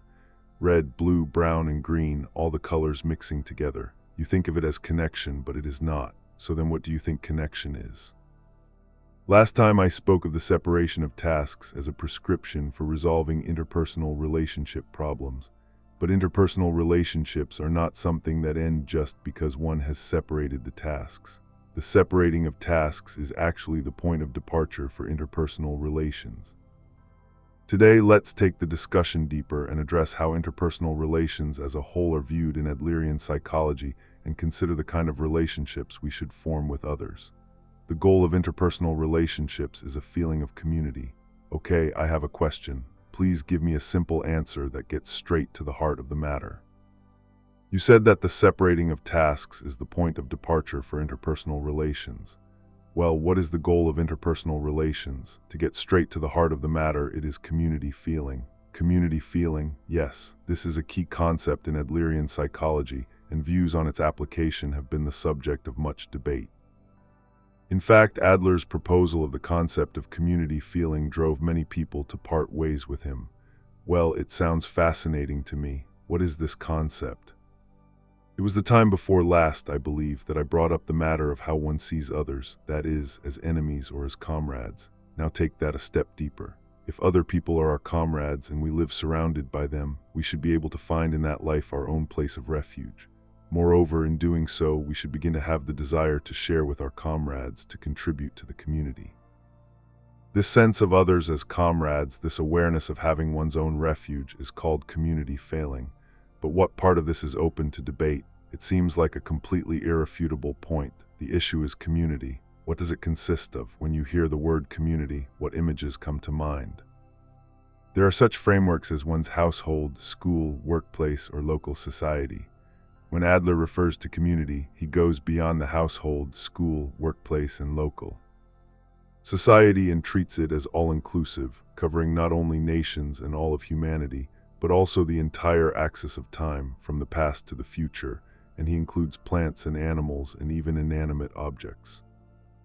In other words, he is espousing that community is not merely one of the pre-existing frameworks that the word might bring to mind, but is also inclusive of literally everything, the entire universe from the past to the future. No way, now you've lost me. The universe, past and future, what on earth are you talking about? The majority of those who hear this have similar doubts. This is not something one can comprehend immediately. Adler himself acknowledged that the community he was espousing was an unattainable ideal. Well, that's perplexing, isn't it? How about the other way around then? Do you really comprehend and accept this community feeling, or whatever it is, that includes the entire universe? I try to, because I feel that one cannot truly comprehend Adlerian psychology without comprehending this point. Okay, then. As I have been saying all along, Adlerian psychology has the view that all problems are interpersonal relationship problems. Interpersonal relations are the source of unhappiness, and the opposite can be said too. Interpersonal relations are the source of happiness. Indeed. Furthermore, community feeling is the most important index for considering a state of interpersonal relations that is happy. All right, I'd like to hear all about it. Community feeling is also referred to as social interest, that is to say, interest in society. So now I have a question for you. Do you know what society's smallest unit is from the point of view of sociology? Society's smallest unit, I'd say the family. No, it is you and I when there are two people. Society emerges in their presence and community emerges there too. To gain an understanding of the community feeling that Adler speaks of, it is advisable to use you and I as the starting point. And what do you do with that as the starting point? You make the switch from attachment to self-interest, to concern for others, social interest. Attachment to self, concern for others, what's all that about? Why am I only interested in myself? Well, let's consider this concretely. For purposes of clarity, in place of attachment to self, I will use the word self-centered. In your view, someone who is self-centered is what sort of person? I guess the first thing that comes to mind is the kind of person who's like a tyrant. Someone who's domineering, has no qualms about being a nuisance to others, and thinks only about things that are to his own advantage. He thinks that the world revolves around him, and he behaves like a dictator who rules by absolute authority and force. He's the kind of person who creates an enormous amount of trouble for everyone around him. Someone who's just like Shakespeare's King Lear, a typical tyrant, I see. On the other hand, he wouldn't necessarily be a tyrant. One might speak of the sort of person who disturbs the harmony of a group as self-centered too. He's someone who can't operate in a group and prefers to act alone. He never stops to reflect on his actions, even when he's late for appointments or fails to keep his promises. In a word, he is an egotist. To be sure, that is the kind of image that generally comes to mind when thinking of self-centered people. But there is another type that must be taken into account. People who are incapable of carrying out the separation of tasks and who are obsessed with the desire for recognition are also extremely self-centered. Why is that? Consider the reality of the desire for recognition.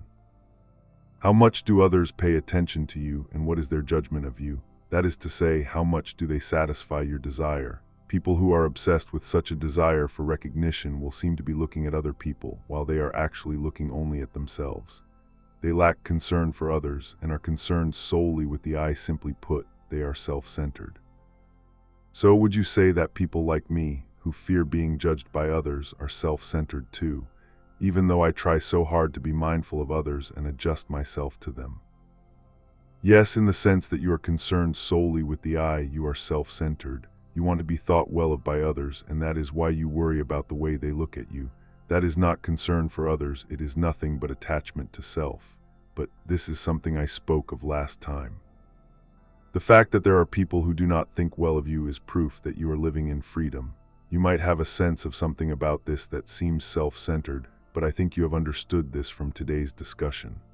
A way of living in which one is constantly troubled by how one is seen by others is a self-centered lifestyle in which one's sole concern is with the I. Well, now that is an astounding statement. Not just you, but all people who are attached to the I are self-centered, and that is precisely why it is necessary to make the switch from attachment to self to concern for others. Okay, so yes, it is true that I am always looking only at myself, that I acknowledge. I'm constantly worried about how other people see me, but not about how I see them. If you are saying I am self-centered, there is nothing I can say to refute that. But think about it like this. If my life were a feature-length movie, the protagonist would certainly be this I, wouldn't it? Is pointing the camera at the protagonist really such a reprehensible thing? Let's go over things in order. First of all, each of us is a member of a community, and that is where we belong. Feeling that one has one's own place of refuge within the community, feeling that it's okay to be here, and having a sense of belonging, these are basic human desires. Whether it is one's studies, work, or friendships, or one's love or marriage, all these things are connected to one's search for places and relationships in which one can feel it's okay to be here. Wouldn't you agree? Yes, I do. That's it, exactly. And the protagonist in one's life is the I. There is nothing wrong with the train of thought up to this point, but the I does not rule the center of the world. While the I is life's protagonist, it is never more than a member of the community and a part of the whole. A part of the whole, people who have concern only for themselves think that they are at the center of the world. To such people, others are merely people who will do something for me. They half genuinely believe that everyone else exists to serve them and should give precedence to their feelings, just like a prince or a princess. Yes, exactly. They make a leap from being life's protagonist to becoming the world's protagonist. For this reason, whenever they come into contact with another person, all they can think is, what will this person give me? However, and this is something that does not hold true for princes and princesses, this expectation is not going to be satisfied on every occasion, because other people are not living to satisfy your expectations.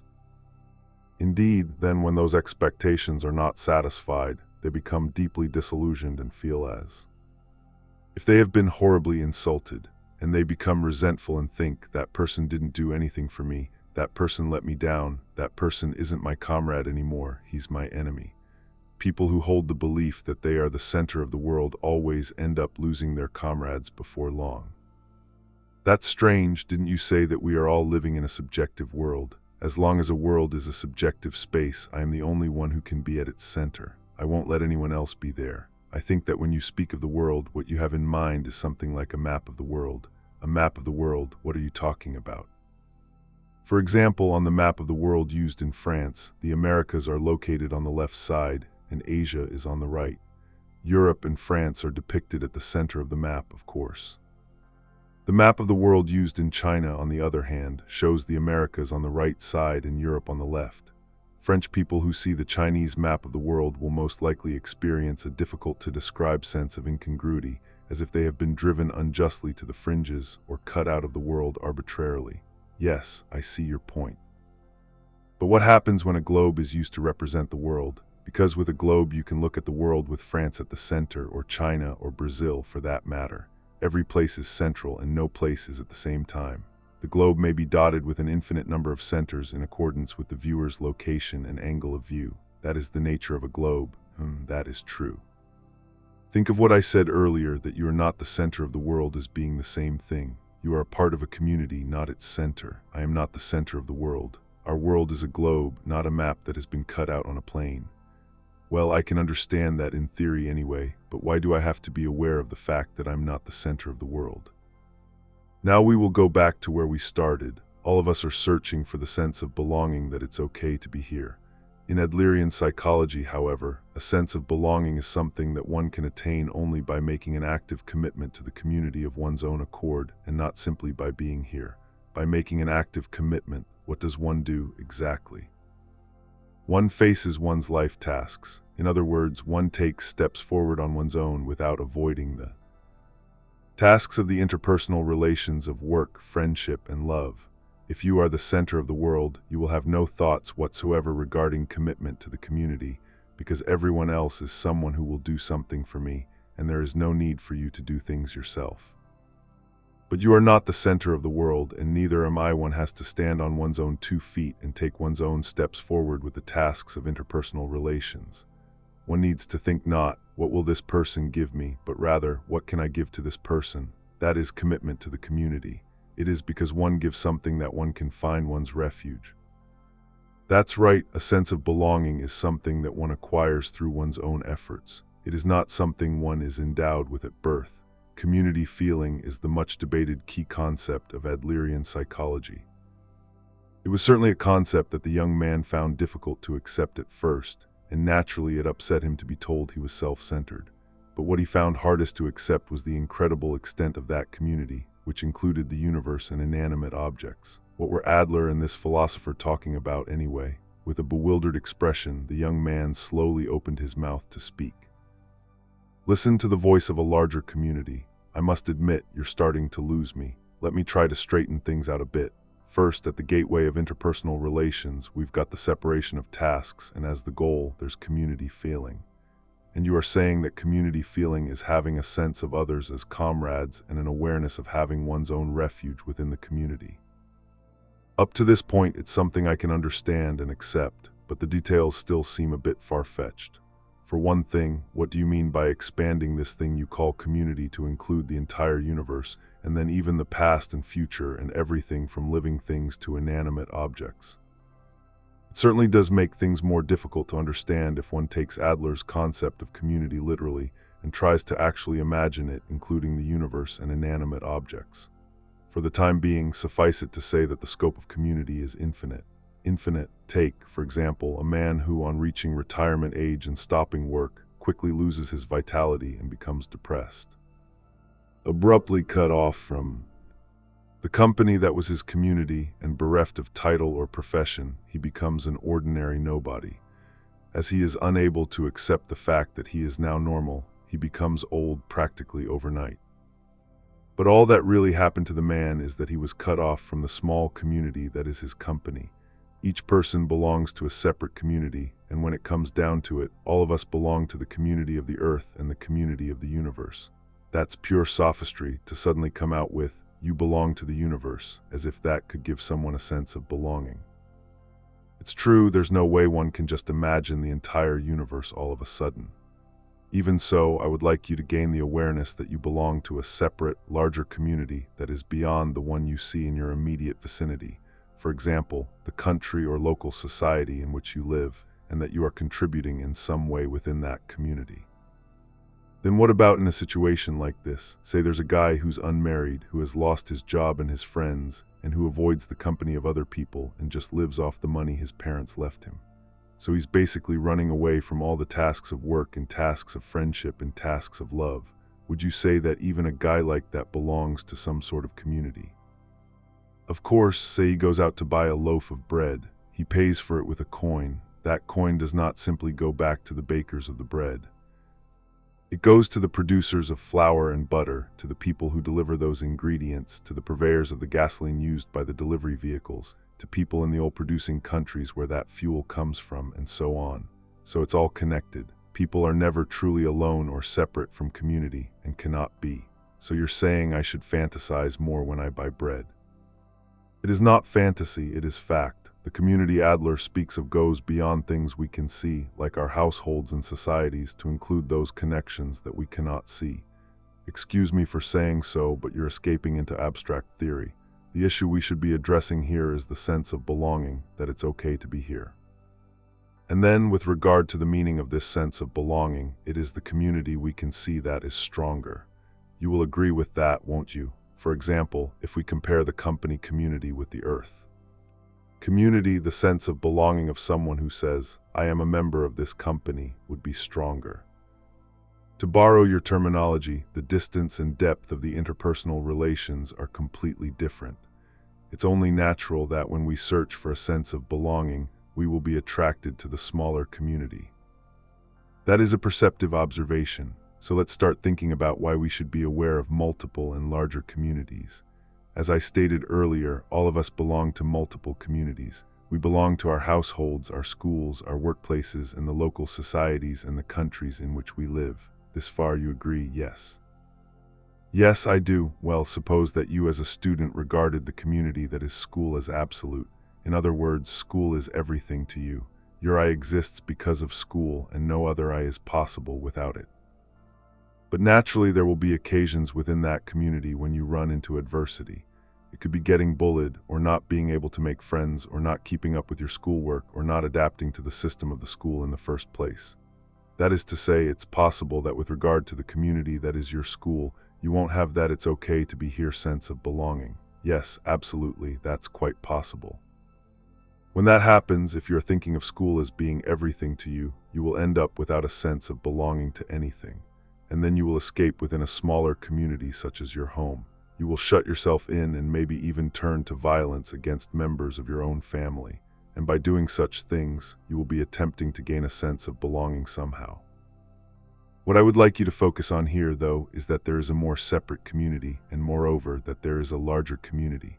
What does that mean? That there is a larger world that extends far beyond the confines of the school, and every one of us is a member of that world. If there is no place of refuge in your school, you should find a different refuge outside the walls of the school.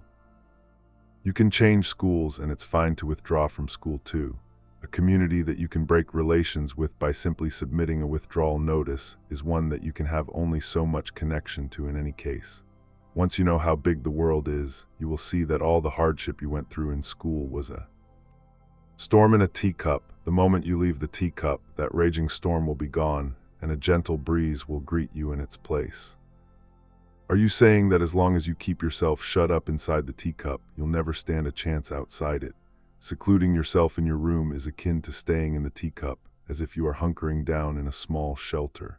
You might be able to wait out the rain for a short while, but the storm will continue unabated. Well, maybe in theory anyway, but it's hard to break out.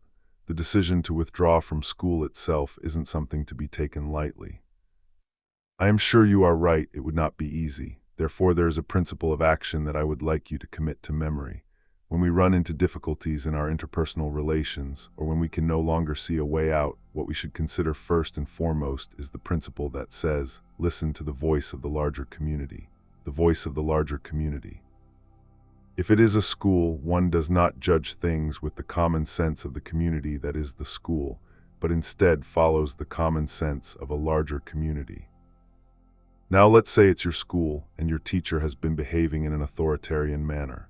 But the power or authority your teacher wields is nothing more than an aspect of the common sense that operates only within the small community that is the school.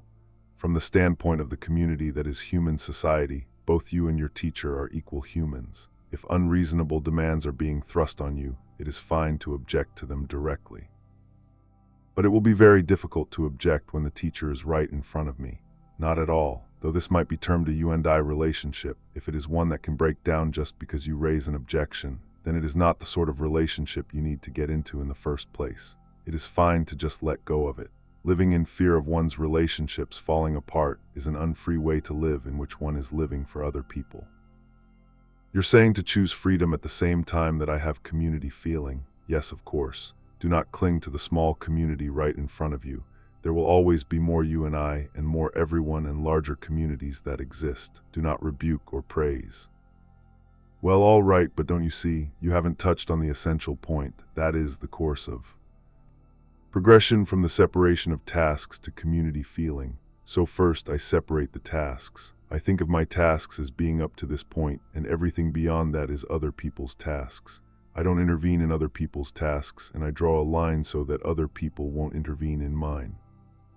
But how can one build interpersonal relations with this separation of tasks and arrive in the end at the community feeling that it's okay to be here? How does Adlerian psychology advise us to overcome the life tasks of work, friendship, and love? It seems like you're just trying to confuse me with abstract words without going into any concrete explanation.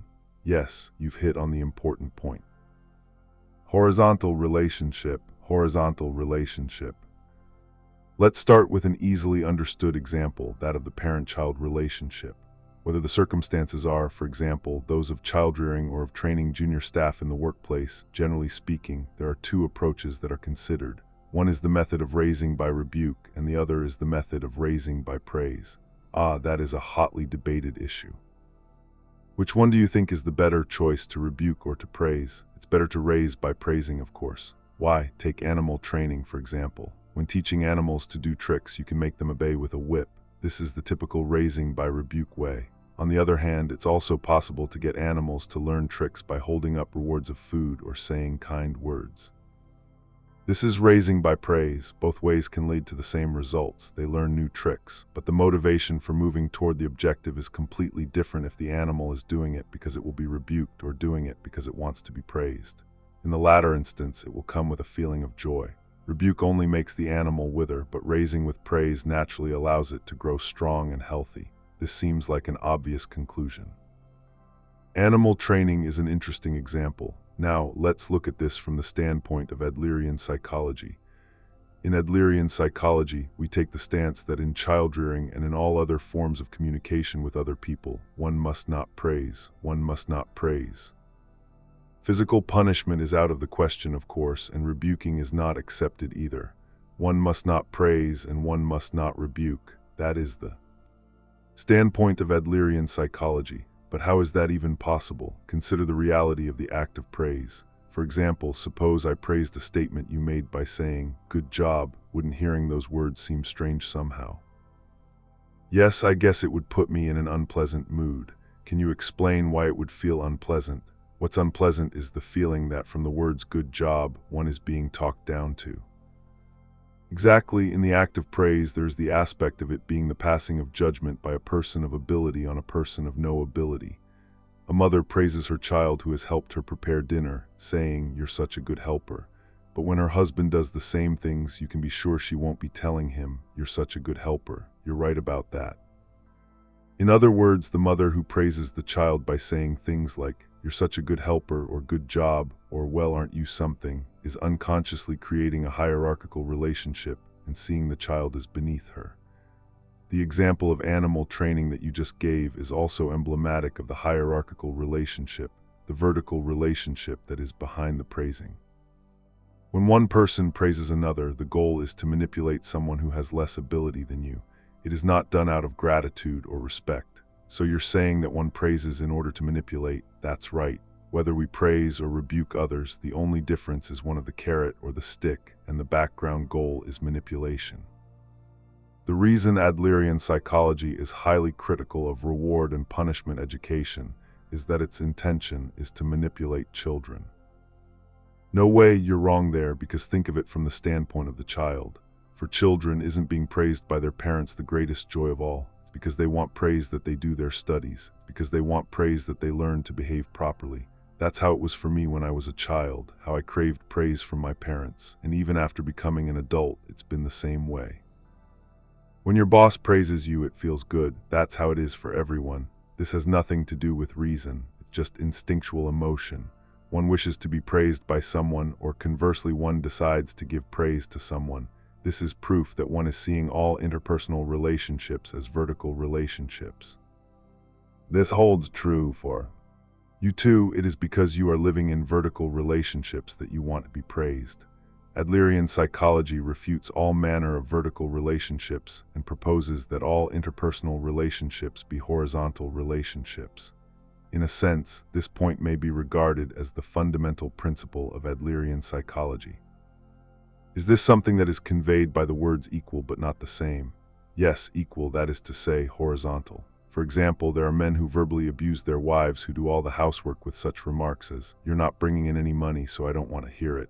Or, "It's thanks to me that there's food on the table, and I'm sure you've heard this one before. You have everything you need, so what are you complaining about?" It's perfectly shameful. Such statements of economic superiority or the like have no connection whatsoever to human worth. A company employee and a full-time housewife simply have different workplaces and roles and are truly equal but not the same. I agree entirely. They are probably afraid that women will grow wise to their situation and start earning more than men do, and that women will start asserting themselves. They see all interpersonal relations as vertical relationships, and they are afraid of being seen by women as beneath them. That is to say, they have intense, hidden feelings of inferiority. So in a sense, they are getting into a superiority complex in which they are trying to make a show of their abilities, so it seems. In the first place, the feeling of inferiority is an awareness that arises within vertical relationships. If one can build horizontal relationships that are equal but not the same for all people, there will no longer be any room for inferiority complexes to emerge. Maybe I do have an awareness of manipulation somewhere in my psyche when I go about praising other people, laying on the flattery to get in good favor with my boss. That's definitely manipulation, isn't it? And it's the other way around too. I've been manipulated by being praised by others. Funny, I guess that's just the sort of person I am.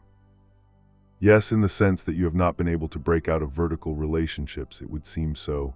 This is getting interesting. Please go on. The encouragement approach, as you may recall from our discussion on the separation of tasks, I brought up the subject of intervention. This is the act of intruding on other people's tasks. So why does a person intervene?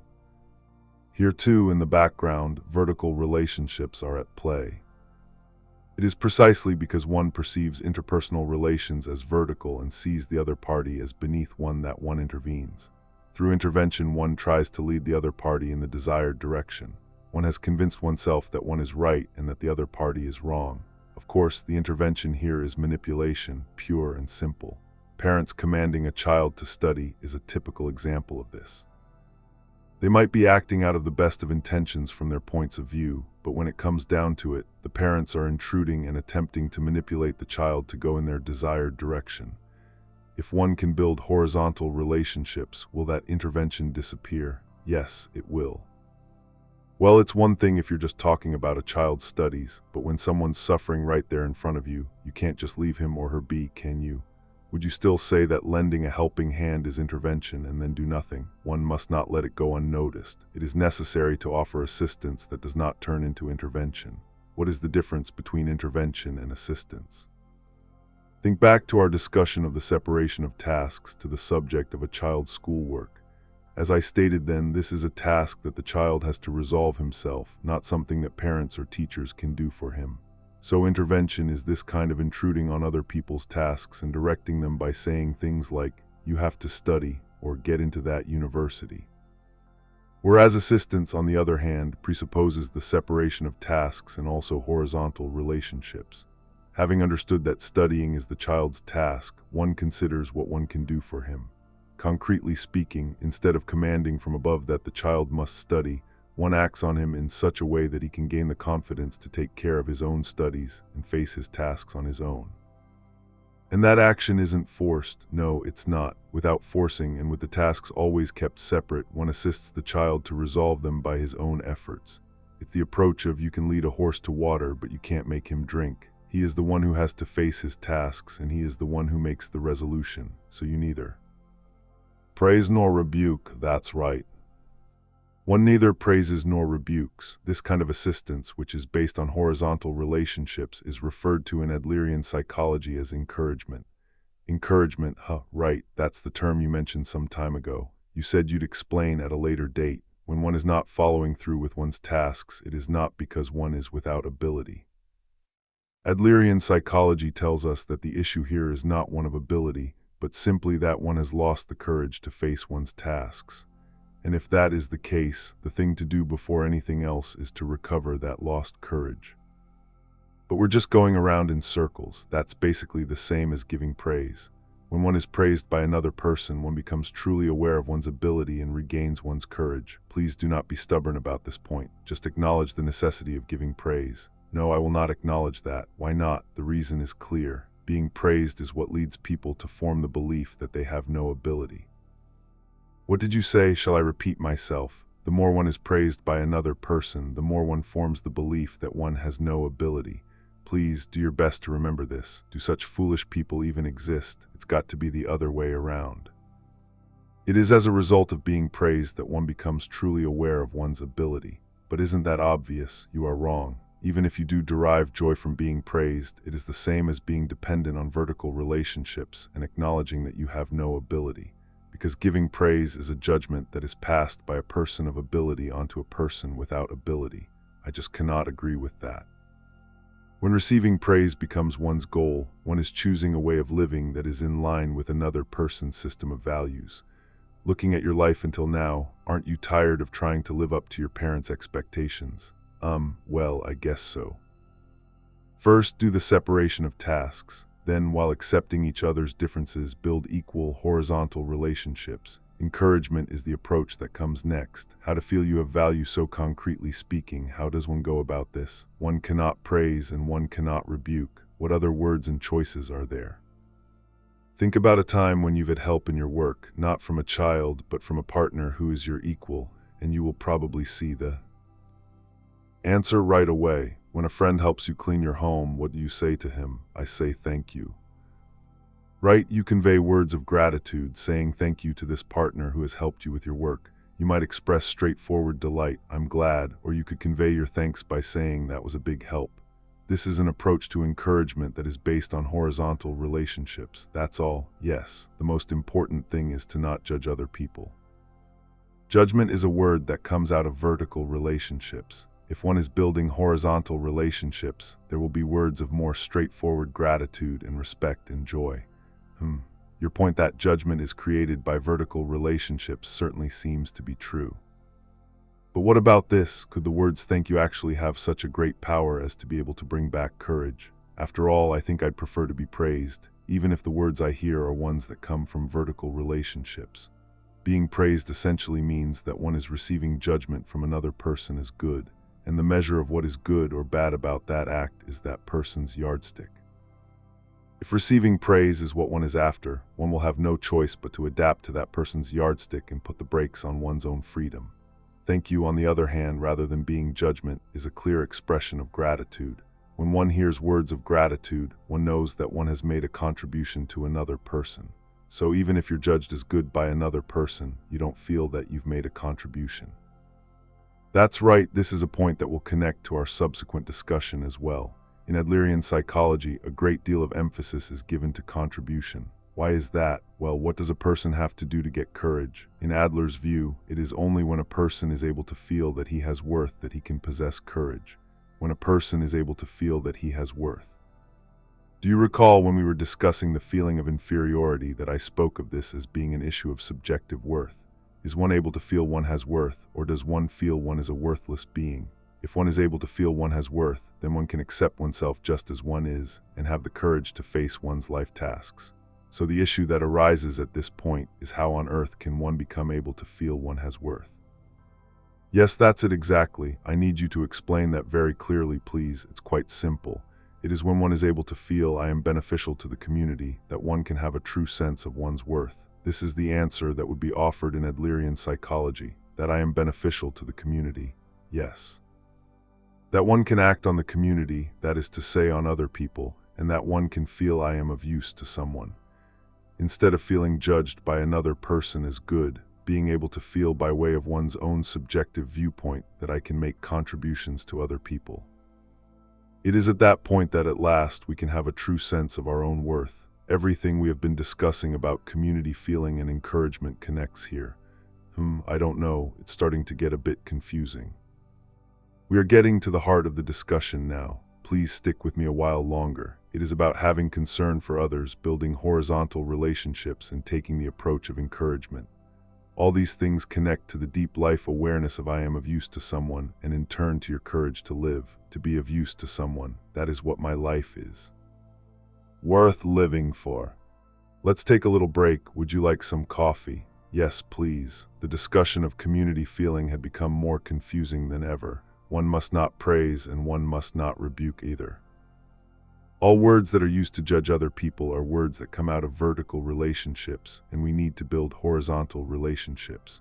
And it is only when one is able to feel that one is of use to someone that one can have a true awareness of one's worth. There was a major flaw in this logic somewhere. The young man felt it instinctively. As he sipped the hot coffee, thoughts of his grandfather crossed his mind.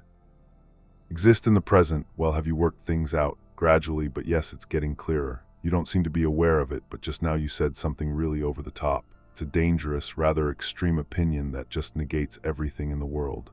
Oh really, what is it? It's the idea that being of use to someone is what gives one a true awareness of one's worth.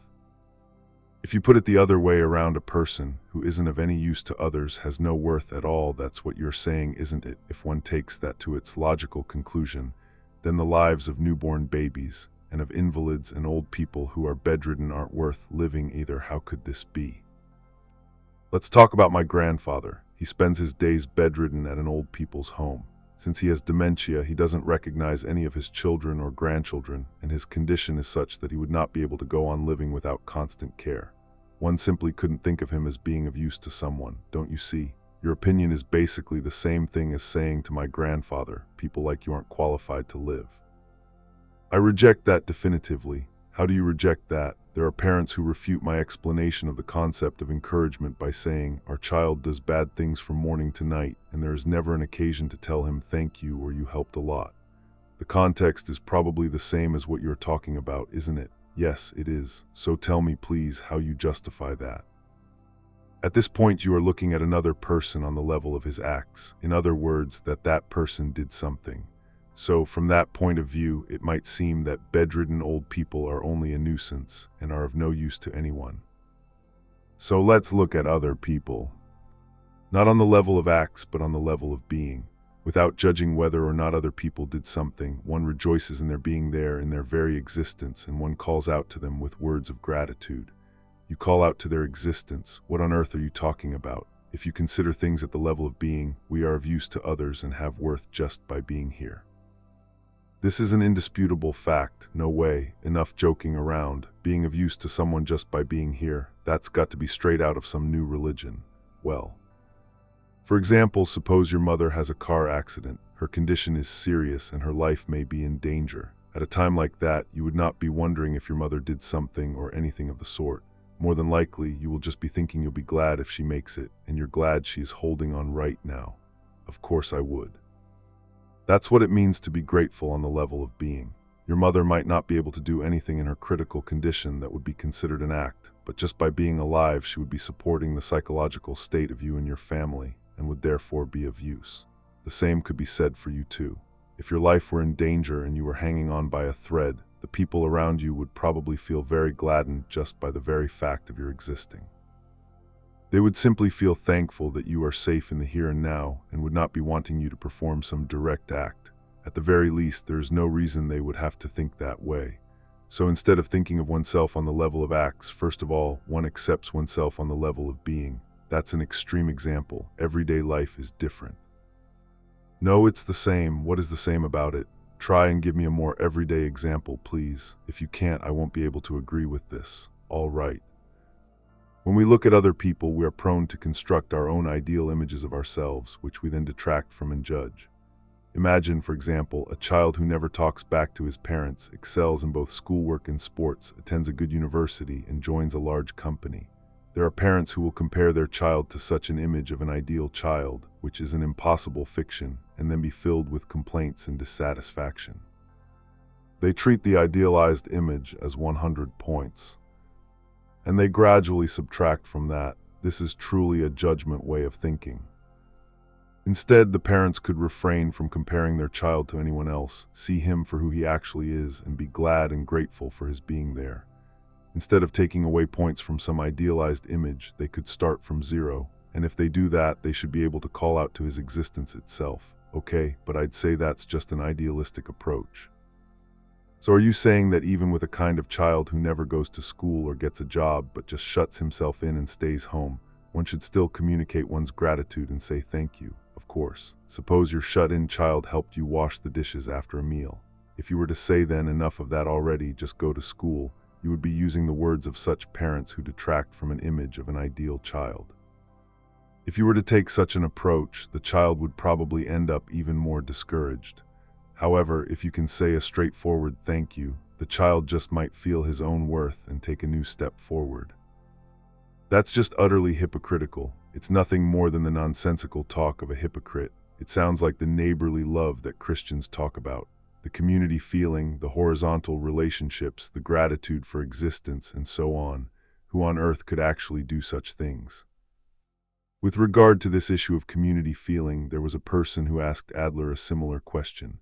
Adler's reply was the following: someone has to start. Other people might not be cooperative, but that is not connected to you. My advice is this: you should start with no regard to whether others are cooperative or not. My advice is exactly the same. People cannot make proper use of self. I should start, that's right, without regard to whether other people are cooperative or not. All right, I'll ask you again.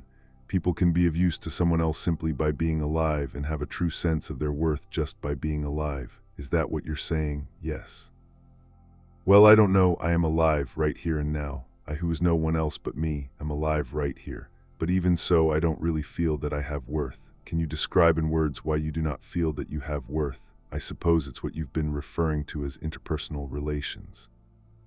From childhood up to the present, I have always been belittled by people around me, especially my parents, as a poor excuse for a little brother. They have never really tried to recognize me for who I am. You say that worth is something one gives to oneself, but that's just an impracticable theory.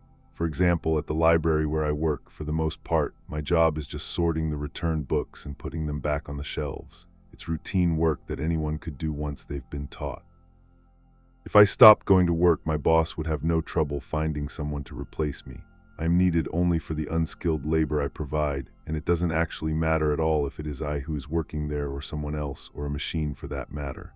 No one is requiring me in particular. In such circumstances, would you have confidence in yourself? Would you be able to have a true sense of worth? From an Adlerian psychology point of view, the answer is simple. First of all, build a horizontal relationship between yourself and another person. One is enough. Let's start from there. Please don't treat me like a fool. Look, I have friends and I am building solid horizontal relationships with them. Even so, I suspect that with your parents and your boss, and with your junior colleagues and other people as well, the relationships you are building are vertical ones. Of course, I have different kinds of relationships. That's how it is for everyone. This is a very important point. Does one build vertical relationships or does one build horizontal relationships? This is an issue of lifestyle, and human beings are not so clever as to be able to have different lifestyles available whenever the need arises. In other words, deciding that one is equal to this person or in a hierarchical relationship with that person does not work. Do you mean that one has to choose one or the other? Vertical relationships or horizontal relationships? Absolutely yes. If you're building even one vertical relationship with someone, before you even notice what is happening, you will be treating all your interpersonal relations as vertical. So I am treating even my relationships with my friends as vertical. That is correct. Even if you are not treating them in a boss or subordinate kind of way, it is as if you are saying A is above me and B is below me, for example, or I'll follow A's advice but ignore what B says, or I don't mind breaking my promise to see him. On the other hand, if one has managed to build a horizontal relationship with at least one person, if one has been able to build a relationship of equals in the true sense of the term, that is a major lifestyle transformation. With that breakthrough, all one's interpersonal relations will gradually become horizontal. What nonsense! There are so many ways I could refute that. Think of a company setting, for example. It wouldn't really be feasible for the director and his new recruits to form relationships as equals, would it? Hierarchical relationships are part of the system of our society, and to ignore that is to ignore the social order. Look, if you heard that a new recruit at your company, who's only 20 or so, had suddenly started buddying up to the 60-something director, don't you think it would sound pretty far-fetched? It is certainly important to respect one's elders. In a company structure, it is only natural for there to be different levels of responsibility. I am not telling you to make friends with everyone or behave as if you are close friends. Rather, what is important is to be equal in consciousness and to assert that which needs to be asserted. I am not someone who can mouth off to my seniors, and I would never think of trying. My social common sense would be called into question if I did.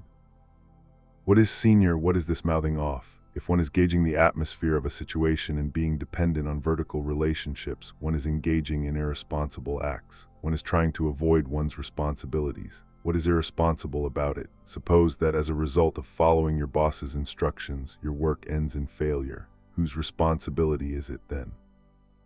Well, that be my boss's responsibility because I was just following orders and he was the one who decided on them.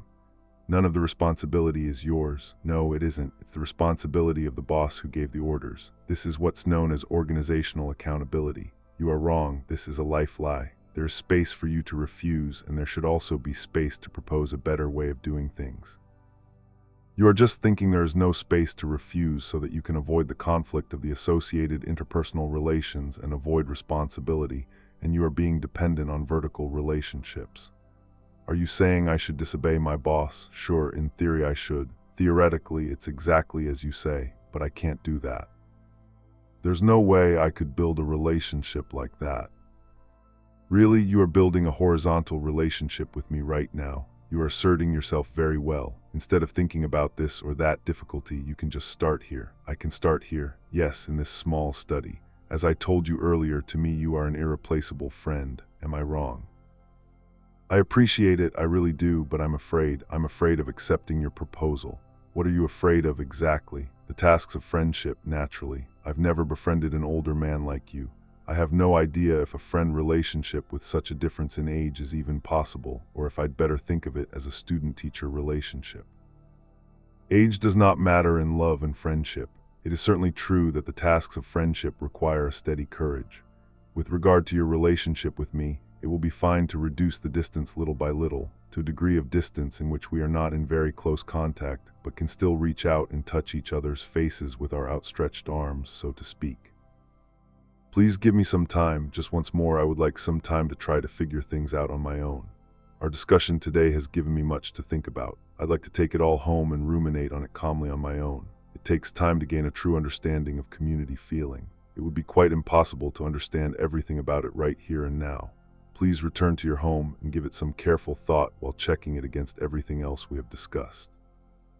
I will, in any case. It was quite a blow to be told that I never really look at others and I only have concern for myself. You're really a dreadful fellow. Ha ha, you say it in such a happy way. Yes, I enjoy it immensely. It hurts, of course. It's like a sharp pain that shoots through me as if I were swallowing needles. But still, I enjoy it immensely. It's habit-forming having these discussions with you. I realized a little while ago that maybe I don't just want to take apart your argument. I want you to take apart mine, too. I see. That's an interesting analysis. But don't forget, I told you that I am going to take apart your argument and bring you to your knees, and I haven't given up. Thank you. I've had a good time, too. Come by whenever you're ready to pick this back up. The fifth night to live in earnest in the here and now. The young man thought to himself, Adlerian psychology is engaged in a thorough inquiry into interpersonal relationships. And the final goal of these interpersonal relationships is community feeling. But is this really enough? Isn't there something else that I was brought into this world to achieve? What is the meaning of life? Where am I headed? And what sort of life am I trying to lead? The more the young man thought, the more it seemed to him that his own existence had been tiny and insignificant. It's been a while, hasn't it? Yes, I last came about a month ago. I've been thinking about the meaning of community feeling since then. So how do you feel about it now? Well, community feeling is definitely an attractive idea. The sense of belonging, that it's okay to be here, for example, which we possess as a fundamental desire. I think it is a brilliant insight into our existence as social creatures. It's a brilliant insight, except, funny you caught on right away. That's right, I still have some issues with it. I'll say it straight out. I have no idea what you are going on about with your references to the universe and all that, and it ends up reeking of religion from beginning to end. There's this kind of cultish quality to it all that I just can't shake. When Adler first proposed the concept of community feeling, there was a great deal of opposition in a similar vein. People said that psychology is supposed to be a science, and here was Adler discussing the issue of worth. That sort of thing isn't science, they said. So in my own way, I tried to figure out why I couldn't understand what you were talking about, and I'm thinking that the order of things might be the problem. You're starting off with the universe and inanimate objects and the past and future and so on, so I lose track of things. Instead, one should get a firm grasp of the I next. One should contemplate one-on-one relationships, that is to say, the interpersonal relationships of you and I, and once one has done that, the larger community should come into view. I see, that is a good order. Now the first thing I want to ask about is attachment to self. You are saying that one has to stop being attached to the I and make the switch to concern for others. I am sure it is exactly as you say. Concern for others is important, I agree. But no matter what we worry about ourselves, we look at ourselves all the time. Have you thought about why we worry about ourselves? I have. If I were a narcissist, for example, if I were in love with myself and constantly fascinated with myself, maybe that would simplify things, because your instruction, have more concern for others, is a perfectly sound one. But I am not a self-loving narcissist. I am a self-loathing realist. I hate who I am, and that's exactly why I look at myself all the time. I don't have confidence in myself, and that's why I am excessively self-conscious. At what times do you feel that you are excessively self-conscious? Well, at meetings, for example, I have a hard time raising my hand and making myself heard. I think needless things like, if I ask this question, they'll probably laugh at me, or if the point I want to make is irrelevant, I'll get ridiculed, and so on, and I just clam up. Truthfully, I falter even when it comes to telling silly jokes in front of people. Every time, my self-consciousness kicks in and puts the brakes on, and it's as if I've been straitjacketed. My self-consciousness won't allow me to behave in an innocent way, but I don't even have to ask for your answer. I'm sure it'll be the same as always. Have courage. But you know, such words are of no use to me, because this isn't just a matter of courage, I see. Last time I gave an overview of community failing. Today we will dig deeper. And where will that take us? We will probably arrive at the question, what is happiness? Oh, so happiness lies beyond community feeling. There's no need to rush the answers. What we need is dialogue. All right then, so let's get started. Not self-affirmation, self-acceptance. First of all, let's look at what you were just saying about your self-consciousness putting the brakes on and not letting you behave in an innocent way. There are probably many people who experience this trouble, so let's go back to the source again and think about your goal. What could you be trying to gain by putting the brakes on your own innocent behavior? It's the genuine desire to not be laughed at, to not be thought of as a fool. So in other words, you do not have confidence in your innocent self, in yourself just as you are, right? And you stay away from the kind of interpersonal relationship in which you would just be yourself. But I'll bet that when you're home alone, you sing out loud and dance to music and speak in a lively voice. It's almost like you've set up a surveillance camera in my room. But yes, it's true. I can behave freely when I'm alone. Anyone can behave like a king when they're alone, so this is an issue that should be considered in the context of interpersonal relations, because it isn't that you don't have an innocent self. It is only that you can't do such things in front of others. Well, what should I do then? It's about community feeling after all. Concretely speaking, it's making the switch from attachment to self-interest to concern for others, social interest, and gaining a sense of community feeling. 3 things are needed at this point: self-acceptance, confidence in others, and contribution to others. Interesting. New key words I see. What do they refer to? Let's start with self-acceptance. On our first night, I brought up that statement of Adler's. The important thing is not what one is born with, but what use one makes of that equipment. Do you remember this? Yes, of course. We cannot discard the receptacle that is the eye, and neither can we replace it. The important thing, however, is what use one makes of that equipment. One changes one's way of looking at the eye, that is to say, one changes how one uses it. Does that mean be more positive and have a stronger sense of self-affirmation? Think about everything more positively. There is no need to go out of one's way to be positive and affirm oneself. It's not self-affirmation we are concerned with, but self-acceptance. Not self-affirmation, but self-acceptance. That's right, there's a clear difference. Self-affirmation is making suggestions to oneself, such as "I can do it" or "I am strong," even when something is simply beyond one's ability. It is a notion that can bring about a superiority complex and may even be termed a way of living in which one lies to oneself. With self-acceptance, on the other hand, if one cannot do something, one is simply accepting one's incapable self as is, and moving forward so that one can do whatever one can. It is not a way of lying to oneself. To put it more simply, say you've got a score of 60%, but you tell yourself, "I just happened to get unlucky this time around, and the real me is 100%. That is self-affirmation. By contrast, if one accepts oneself as one is, as 60%, and thinks to oneself, "How should I go about getting closer to 100%? That is self-acceptance. So even if you're only 60%, there's no need to be pessimistic. Of course not, no one is perfect. Do you recall what I said when I was explaining the pursuit of superiority? That all people are in this condition of wanting to improve. But the other way around, there is no such thing as a 100% person. This is something we should actively acknowledge. What you're saying sounds positive in various respects, but it has a negative ring to it as well. Here I use the term affirmative resignation. Affirmative resignation. This is also the case with the separation of tasks. One ascertains the things one can change and the things one cannot change. One cannot change what one is born with. But one can, under one's own power, go about changing what use one makes of that equipment. So in that case, one simply has to focus on what one can change rather than on what one cannot. This is what I call self-acceptance. What one can change and what one cannot. That's right, accept what is irreplaceable. Accept this me just as it is and have the courage to change what one can change. That is self-acceptance. That reminds me of a line that the writer Kurt Vonnegut quoted in one of his books. God grant me the serenity to accept the things I cannot change, courage to change the things I can, and wisdom to know the difference.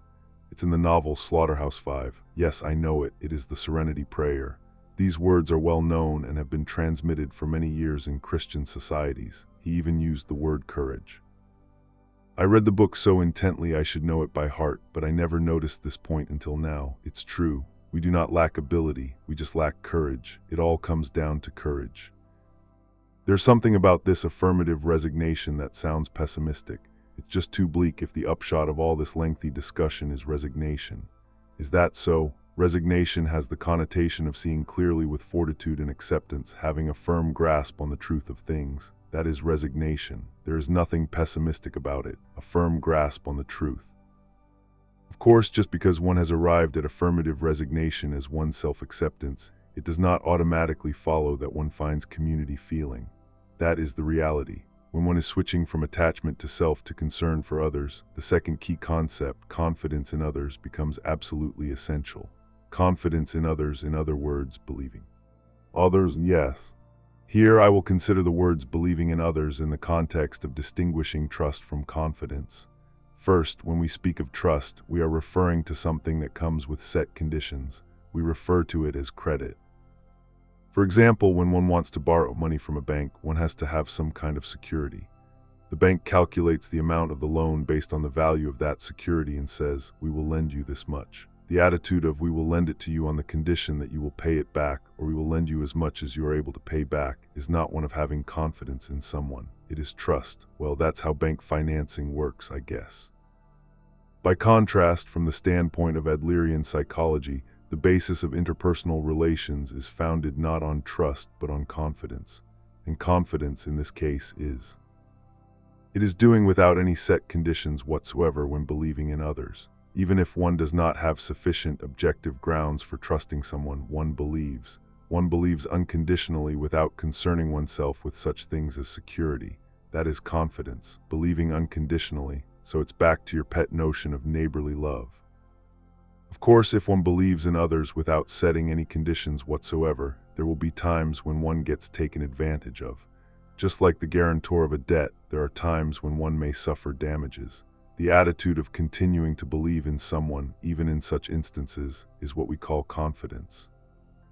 Only a naive dimwit would do such a thing. I guess you hold with the doctrine of innate human goodness, while I hold with the doctrine of innate human evilness. Believe unconditionally in complete strangers and you'll just get used and abused. And there are also times when someone deceives you and you get used that way. But look at it from the standpoint of someone who has been taken advantage of. There are people who will continue to believe in you unconditionally, even if you are the one who has taken advantage of them. People who will have confidence in you, no matter how they are treated. Would you be able to betray such a person again and again? No. Well, it would be. I'm sure it would be quite difficult for you to do such a thing. After all that, are you saying one has to appeal to the emotions, to keep on holding the faith like a saint and act on the conscience of the other person? You're telling me that morals don't matter to Adler, but isn't that exactly what we're talking about here? No, it is not. What would you say is the opposite of confidence, an antonym of confidence? It is doubt. Suppose you have placed doubt at the foundation of your interpersonal relations, that you live your life doubting other people, doubting your friends, and even your family and those you love. What sort of relationship could possibly arise from that? The other person will detect the doubt in your eyes in an instant. He or she will have an instinctive understanding that this person does not have confidence in me.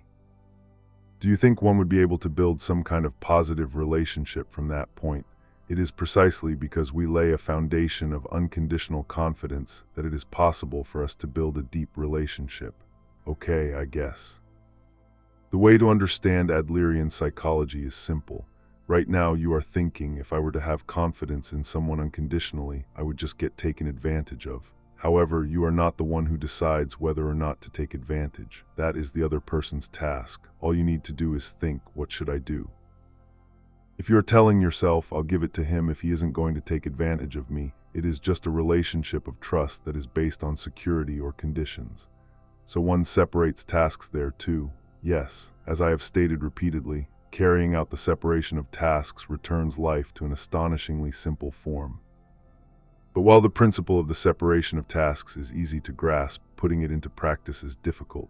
I recognize that. Then you're telling me to keep on having confidence in everyone, to keep on believing in all other people, even when they deceive me, and just go on being a naive fool. That's not philosophy or psychology or anything of the sort. It's just the preaching of a zealot. I reject that definitively. Adlerian psychology is not saying have confidence in others unconditionally on the basis of a moralistic system of values.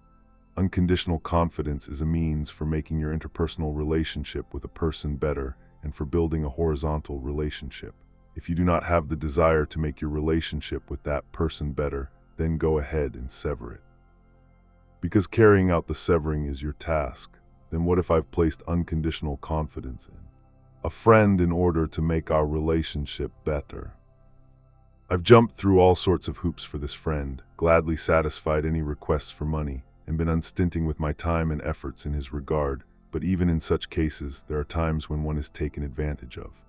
For example, if one were horribly taken advantage of by a person one has believed in completely, wouldn't that experience lead one to a lifestyle with an other people are my enemies outlook?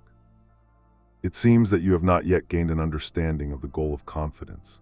Suppose, for example, that you are in a love relationship, but you are having doubts about your partner and you think to yourself, I'll bet she's cheating on me, and you start making desperate efforts in search of evidence to prove that. What do you think would happen as a result? Well, I guess that would depend on the situation.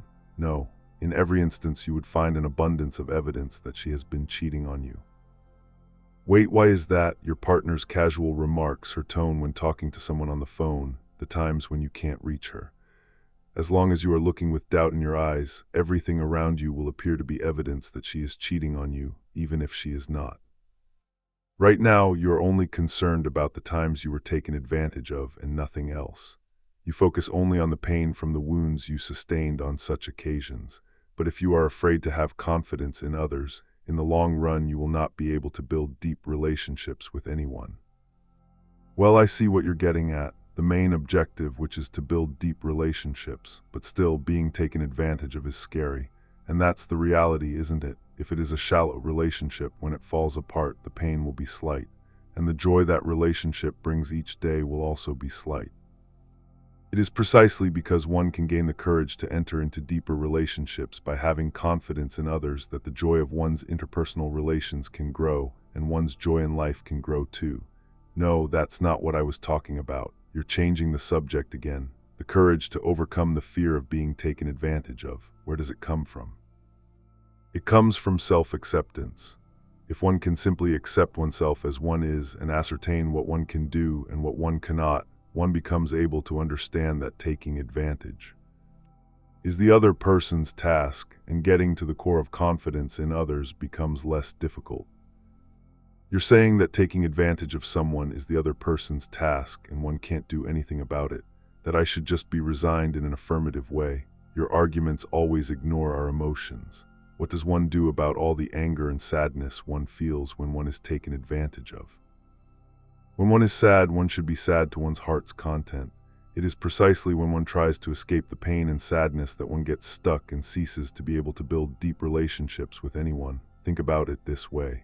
We can believe and we can doubt, but we are aspiring to see others as our comrades. To believe or to doubt, the choice should be clear. The essence of work is a contribution to the common good. All right, well, suppose I have managed to attain self-acceptance and that I have attained confidence in others too. What kind of changes would there be in me then?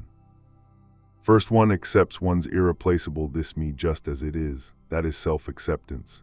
Then one places unconditional confidence in other people. That is confidence in others. You can accept yourself and you can have confidence in others. So what are other people to you now?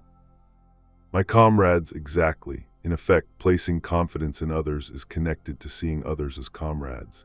It is because they are one's comrades that one can have confidence in them. If they were not one's comrades, one would not be able to reach the level of confidence. And then having other people as one's comrades connects to finding refuge in the community one belongs to, so one can gain the sense of belonging that it's okay to be here. In other words, you're saying that to feel it's okay to be here, one has to see others as comrades, and that to see others as comrades, one needs both self-acceptance and confidence in others. That's right, you are grasping this more quickly now. To take it a step farther, one may say that people who think of others as enemies have not attained self-acceptance and do not have enough confidence in others. All right, it is true that people seek the sense of belonging, that it's okay to be here, and to get that they need self-acceptance and confidence in others. I have no objection to that, but I don't know.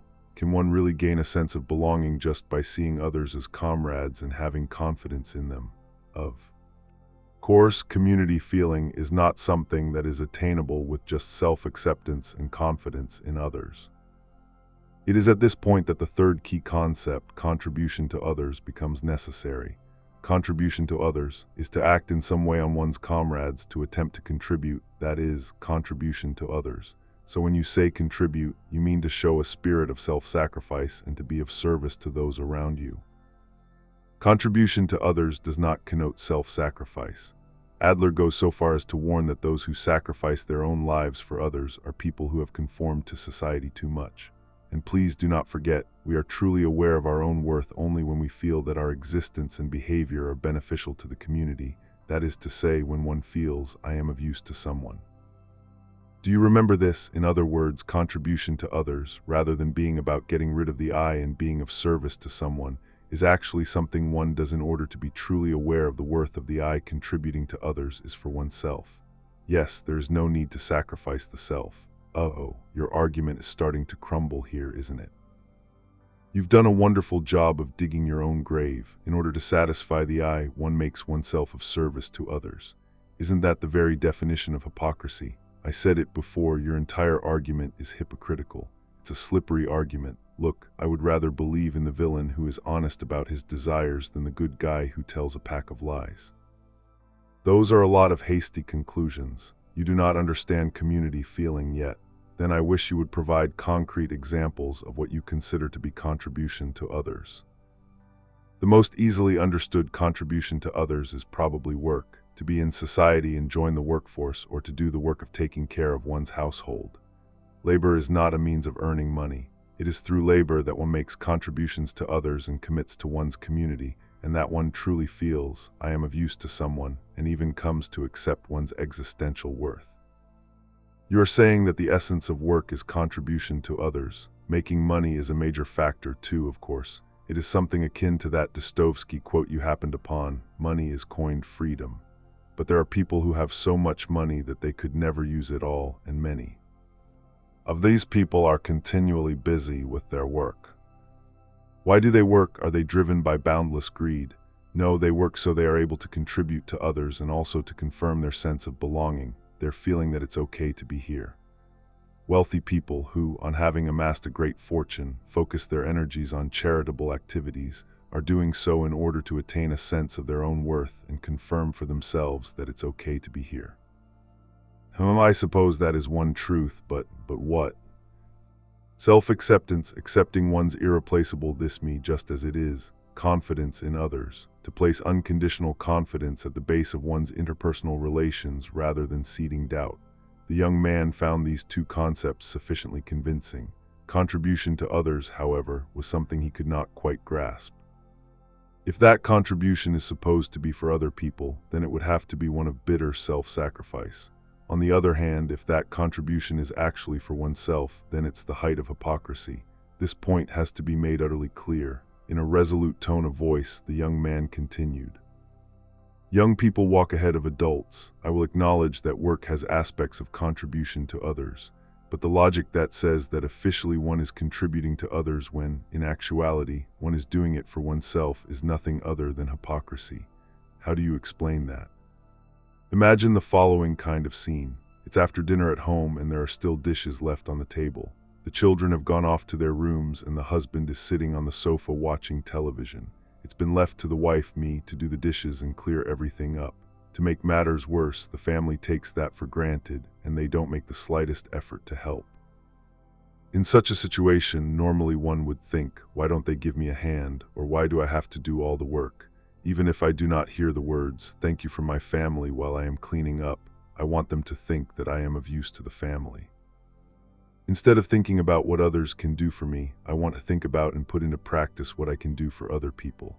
Just by having that feeling of contribution, the reality right in front of me will take on a completely different hue.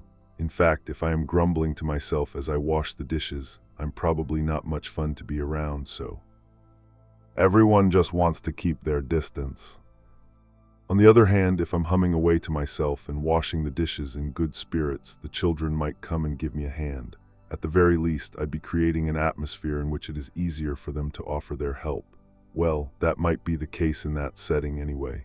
Now, how come I have a feeling of contribution in that setting? I have it because I am able to think of the members of my family as comrades. If I cannot do that, inevitably there will be thoughts running through my head like, why am I the only one doing this, and why won't anyone give me a hand? Contribution that is carried out while one is seeing other people as enemies may indeed lead to hypocrisy. But if other people are one's comrades, that should never happen, regardless of the contributions one makes.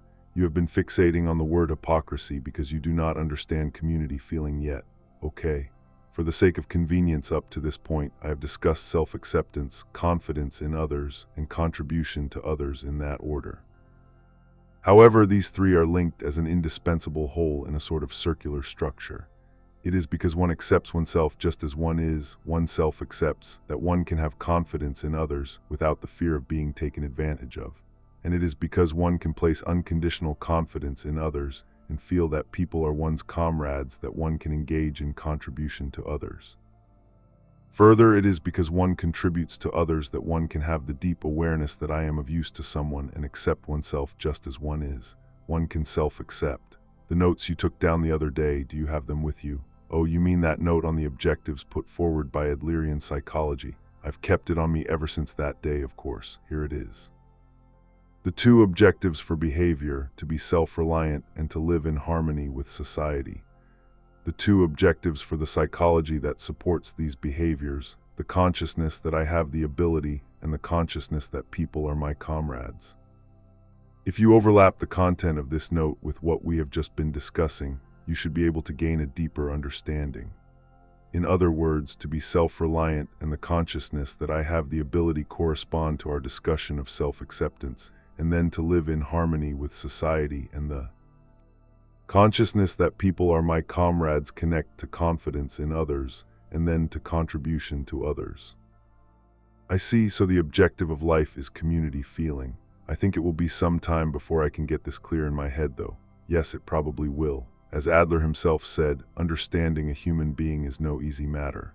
Of all the forms of psychology, individual psychology is probably the most difficult to learn and put into practice. That's exactly right. Even if the theories are convincing, it's hard to put them into practice. It is even said that to truly understand Adlerian psychology and apply it to actually changing one's way of living, one needs half the number of years one has lived. In other words, if you were to start studying it at the age of 40, it would take another 20 years until you turned 60.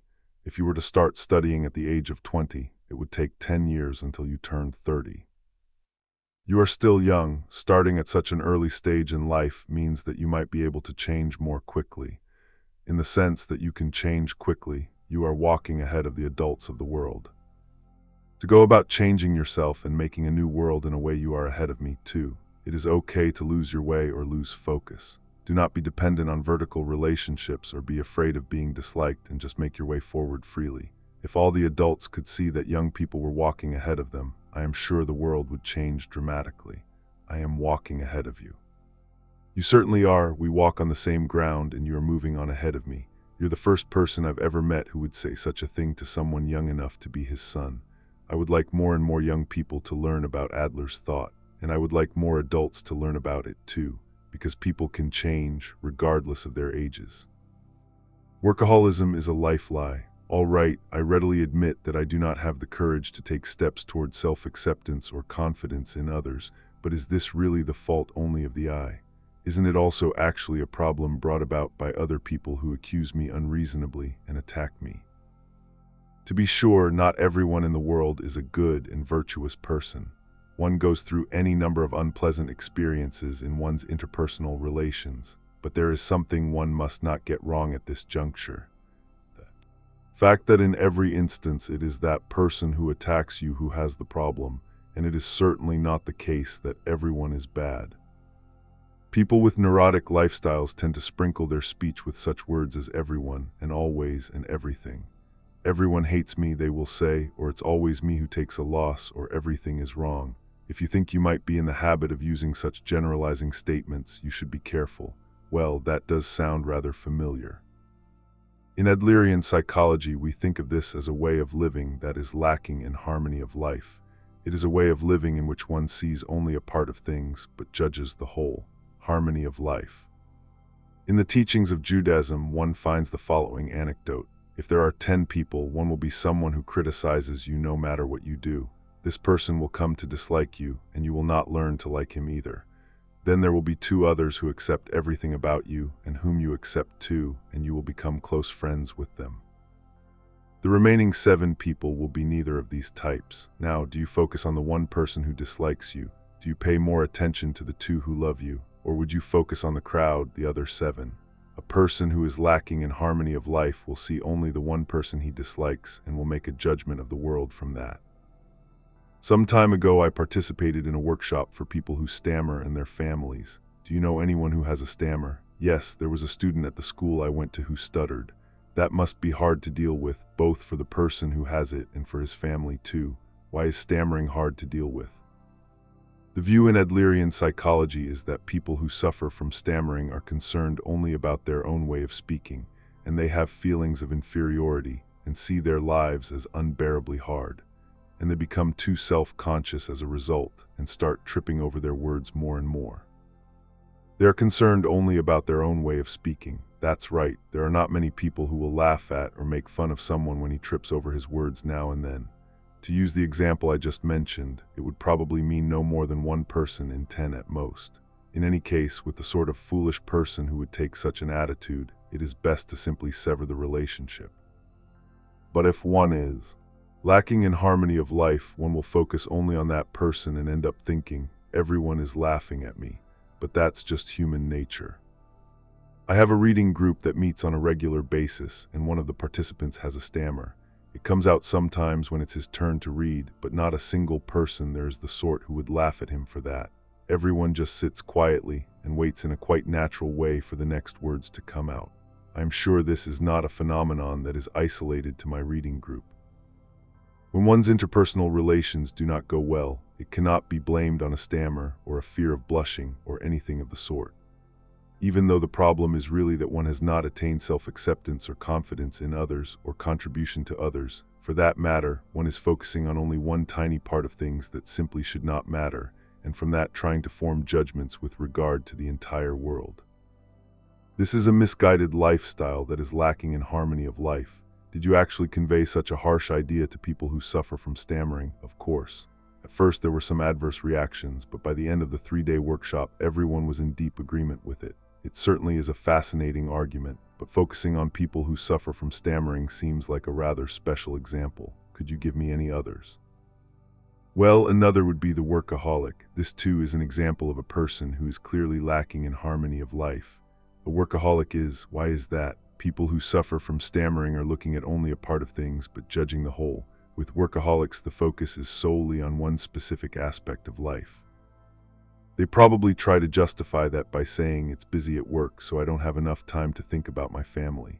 But this is a life lie. They are simply trying to avoid their other responsibilities by using work as an excuse. One ought to concern oneself with everything from household chores and child-rearing to one's friendships and hobbies, and so on.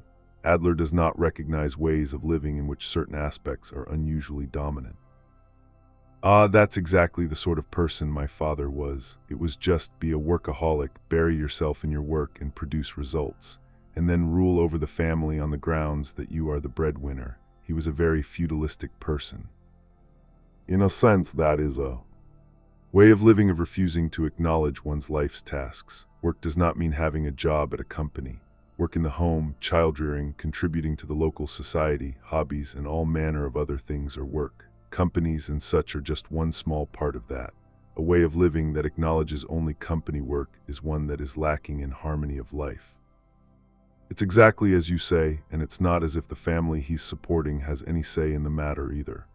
You can't argue with your father when he growls with a violent tone of voice. It's thanks to me that there's food on the table. Such a father has probably been able to recognize his own worth only on the level of acts. He works all those hours, brings in enough money to support a family, and is recognized by society, and on that basis he views himself as having greater worth than the other members of his family. For each and every one of us, however, there comes a time when one can no longer serve as the provider.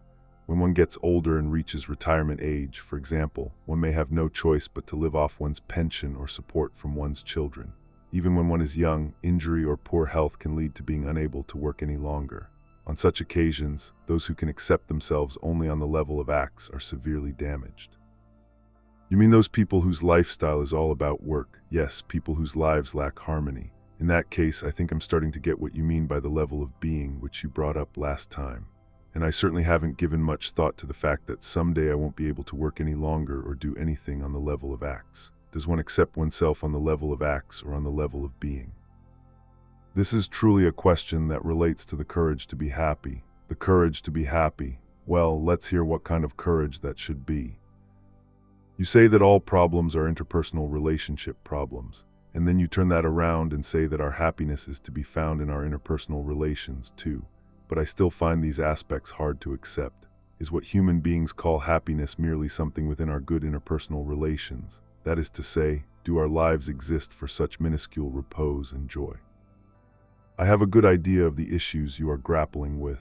The first time I attended a lecture on Adlerian psychology, the lecturer Oscar Christensen, who was a disciple of one of Adler's disciples, made the following statement: "Those who hear my talk today can be happy right now, this very instant, but those who do not will never be able to be happy." Wow, that's straight from the mouth of a con man. You're not telling me you fell for that, are you? What is happiness to human beings? This is a subject that has been one of the consistent threads of philosophy since ancient times. I had always regarded psychology as nothing more than a field of philosophy, and as such had very little interest in psychology as a whole.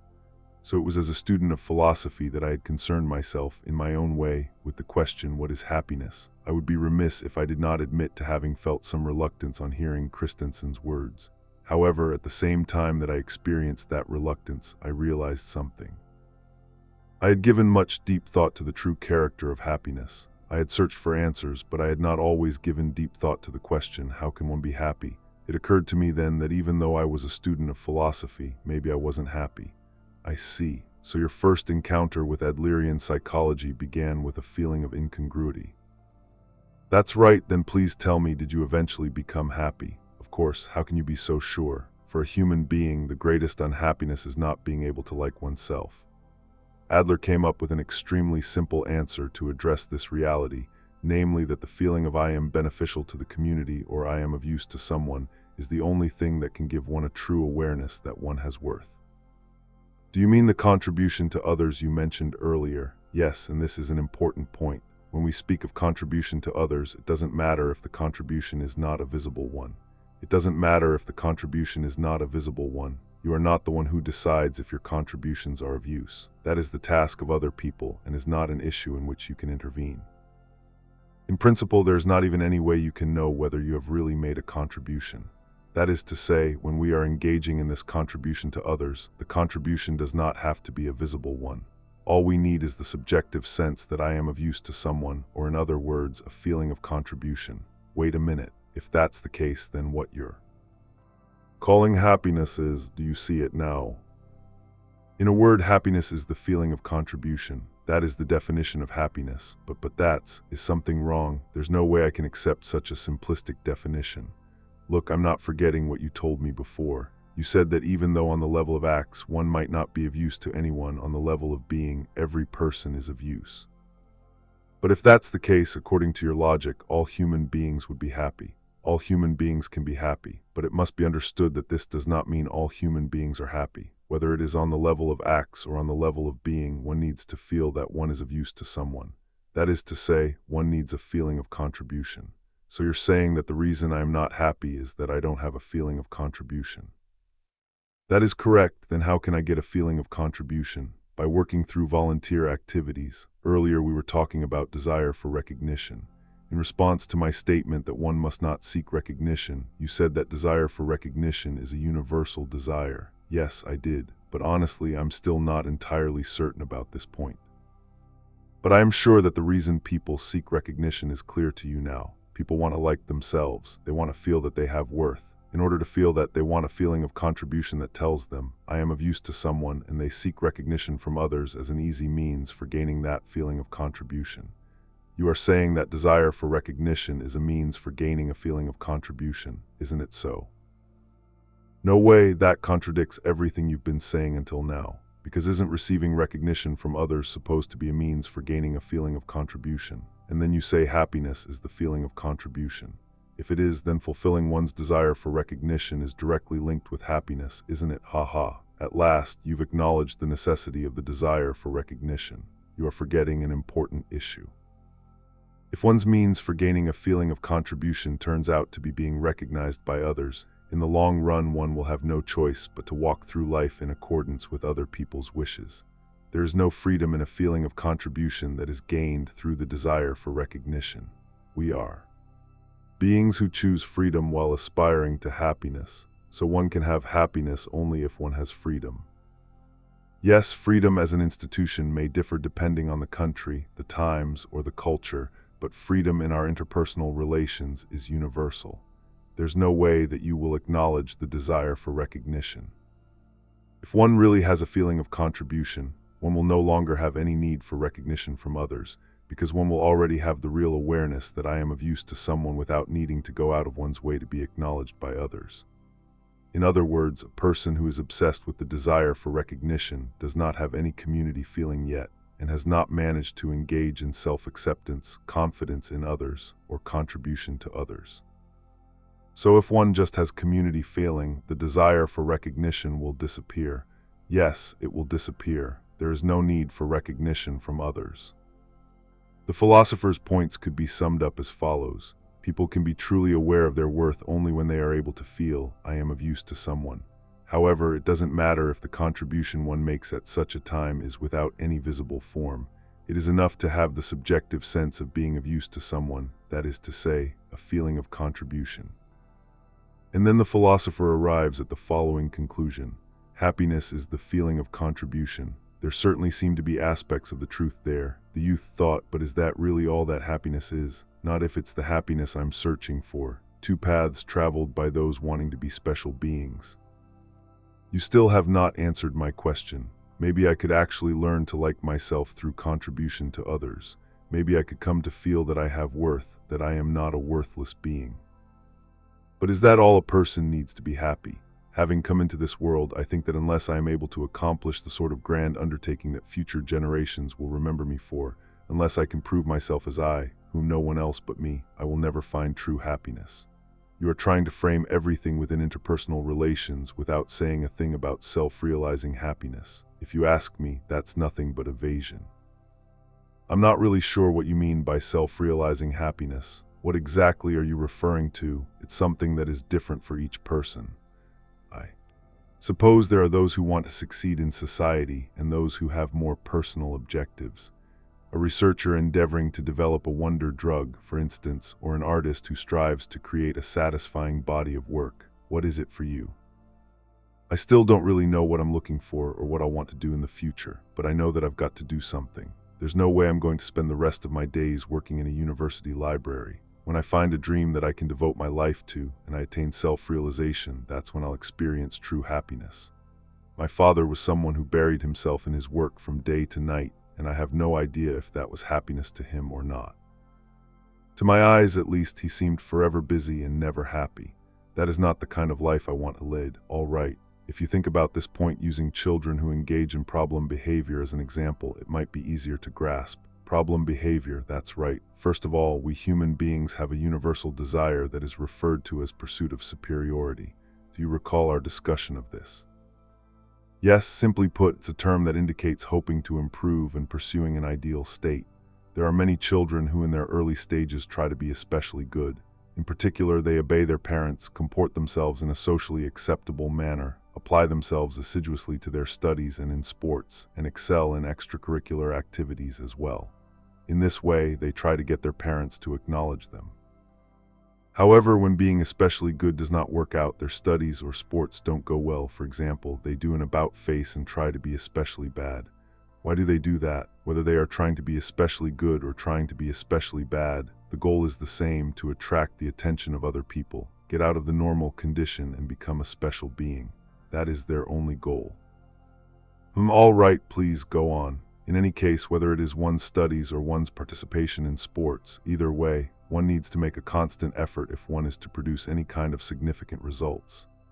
But the children who try to be especially bad, that is to say the ones who engage in problem behavior, are endeavoring to attract the attention of other people, even as they continue to avoid any such healthy effort. In Adlerian psychology, this is referred to as the pursuit of easy superiority. Take, for example, the problem child who disrupts lessons by throwing erasers or speaking in a loud voice. He is certain to get the attention of his friends and teachers. Even if it is something that is limited to that place, he will probably succeed in becoming a special being. But that is a pursuit of easy superiority, and it is an unhealthy attitude. So children who commit delinquent acts are engaging in the pursuit of easy superiority too. Yes, they are. All types of problem behavior, from refusing to attend school to wrist cutting, to underage drinking and smoking, and so on, are forms of the pursuit of easy superiority. And your shut-in friend whom you told me about at the beginning is engaging in it too. When a child engages in problem behavior, his parents and other adults rebuke him. Being rebuked more than anything else puts stress on the child, but even if it is in the form of rebuke, the child wants his parents' attention. He wants to be a special being, and the form that attention takes doesn't matter. So in a sense, it is only natural that he does not stop engaging in problem behavior, no matter how harshly he is rebuked. It's because of their rebuking that he doesn't stop the problem behavior. Exactly because the parents and other adults are giving him attention through the act of rebuking. But previously you spoke of the goal of problem behavior as being revenge on the parents, right? Does that connect with this in some way? Yes, revenge and pursuit of easy superiority are easily linked. One makes trouble for another person while trying at the same time to be special.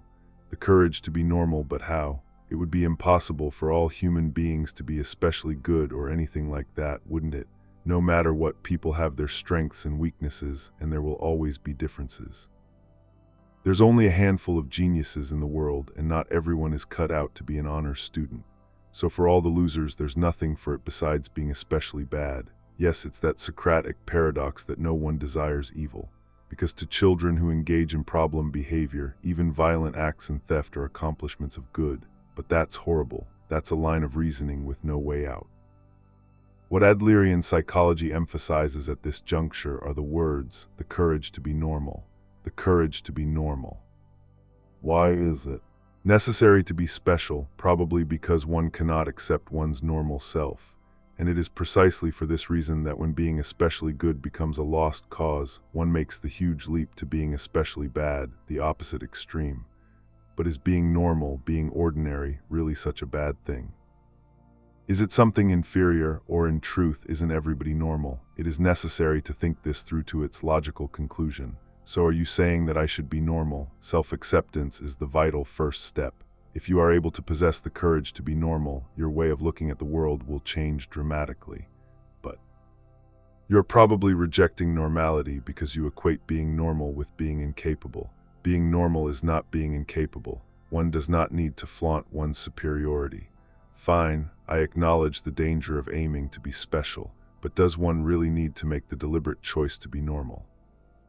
If I pass my time in this world in an utterly humdrum way, if I lead a pointless life without leaving any record or memory of my existence whatsoever, am I to just be satisfied with my lot?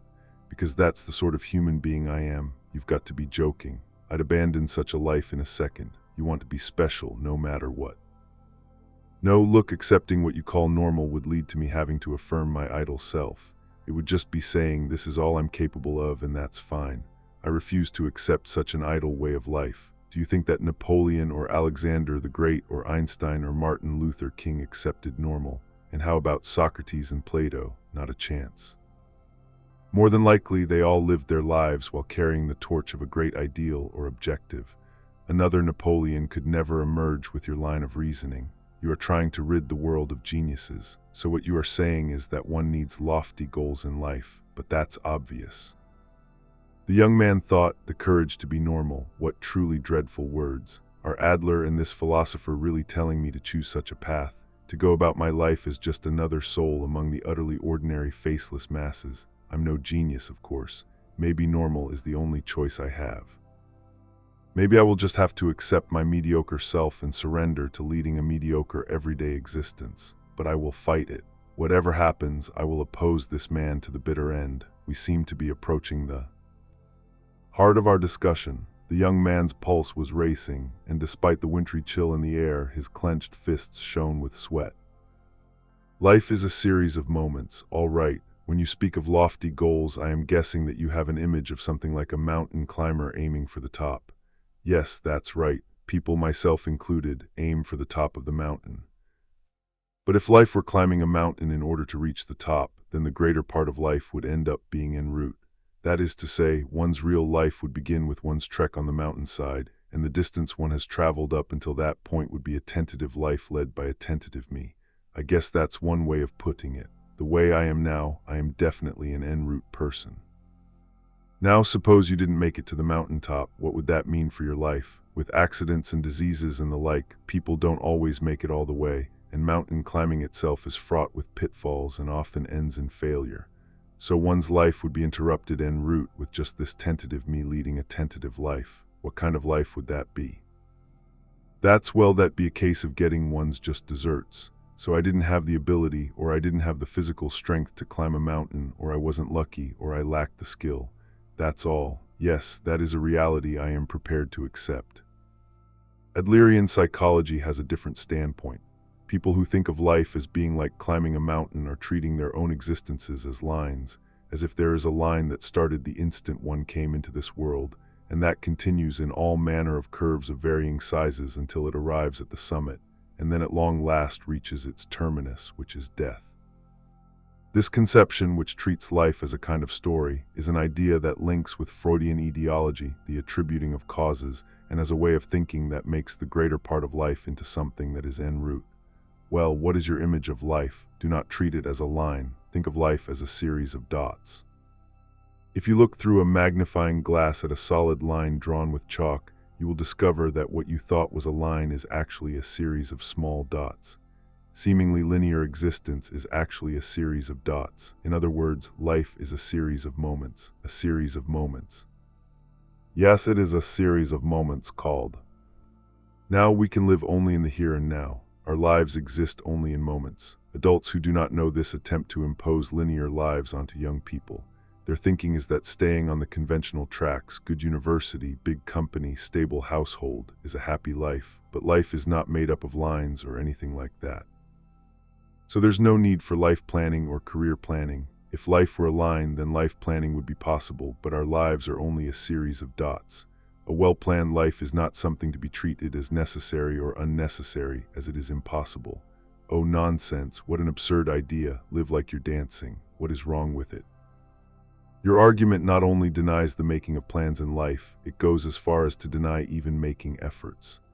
Take, for example, the life of someone who has dreamed of being a violinist ever since childhood, and who, after years of strict training, has at long last become an active member in a celebrated orchestra. Or another life, one of intensive studies that successfully leads to the passing of the bar examination and becoming a lawyer.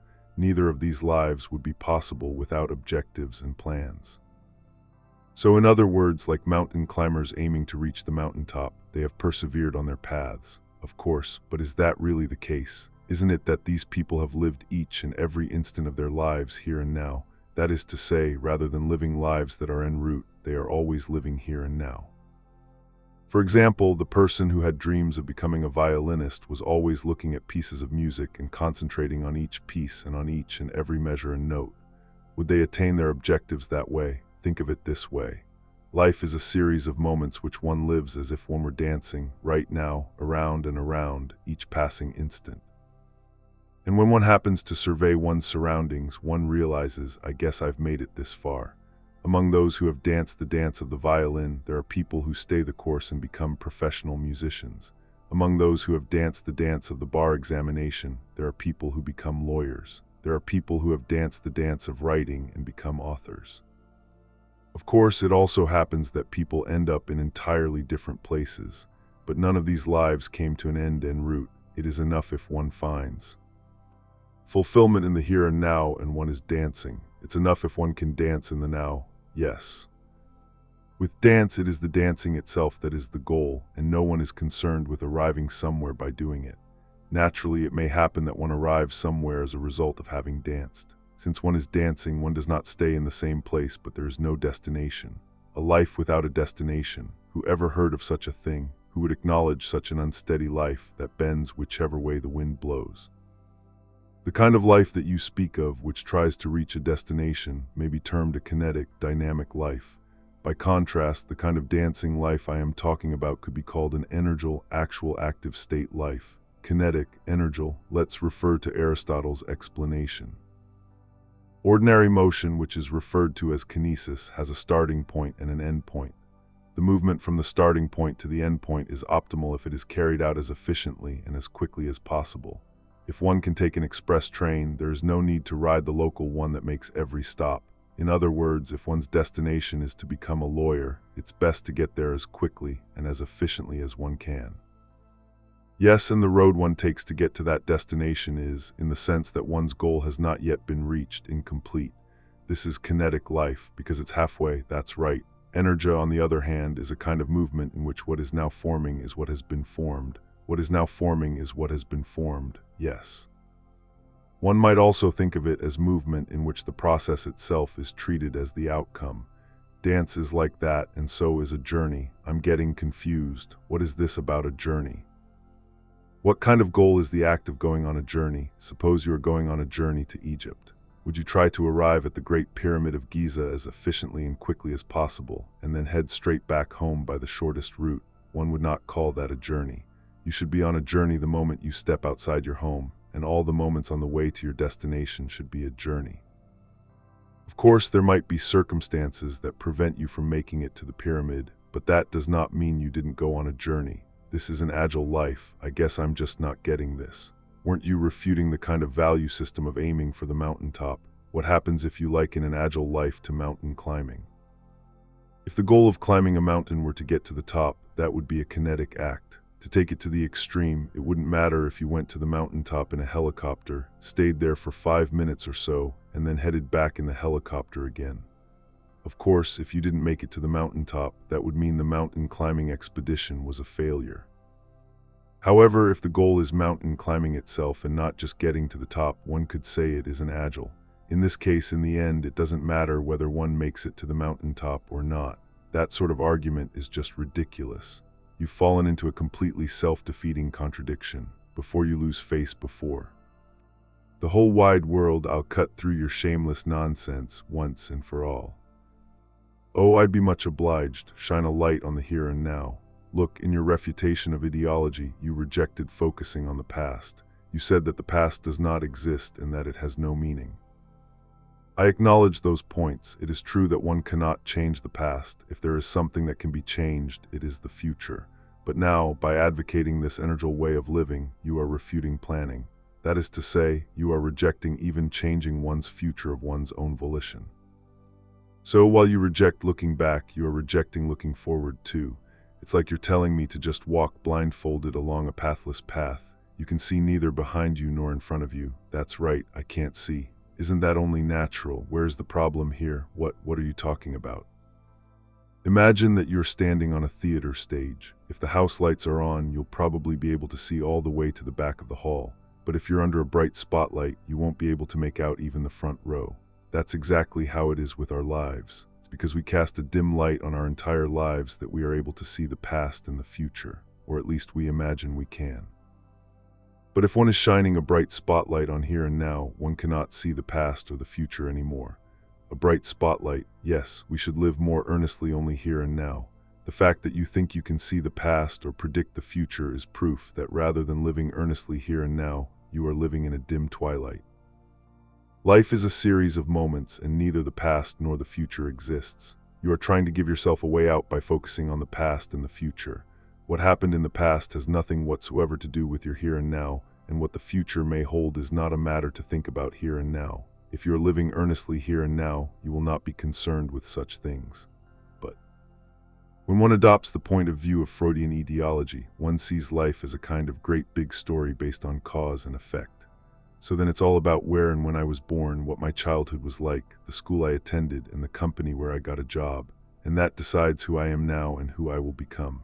To be sure, likening one's life to a story is probably an entertaining job. The problem is one can see the dimness that lies ahead at the end of the story. Moreover, one will try to lead a life that is in line with that story, and then one says, my life is such and such, so I have no choice but to live this way, and it's not because of me, it's my past, it's the environment, and so on. But bringing up the past here is nothing but a way out, a life lie. However, life is a series of dots, a series of moments. If you can grasp that, you will not need a story any longer. If you put it that way, the lifestyle that Adler is advocating is a kind of story too. Lifestyle is about here and now, and is something that one can change of one's own volition. The life of the past that looks like a straight line appears that way to you only as a result of your making ceaseless resolutions to not change. The life that lies ahead of you is a completely blank page, and there are no tracks that have been laid for you to follow. There is no story there. But that's just living for the moment, or worse, a vicious hedonism. No, to shine a spotlight on here and now is to go about doing what one can do now, earnestly and conscientiously. The greatest life lie to live earnestly and conscientiously. For example, one wants to get into a university but makes no attempt to study. This is an attitude of not living earnestly here and now. Of course, maybe the entrance examination is still far off. Maybe one is not sure what needs to be studied or how thoroughly, and one finds it troublesome. However, it is enough to do it little by little. Every day one can work out some mathematical formulas, one can memorize some words. In short, one can dance the dance. By doing so, one is sure to have a sense of, this is what I did today, this is what today, this single day was for.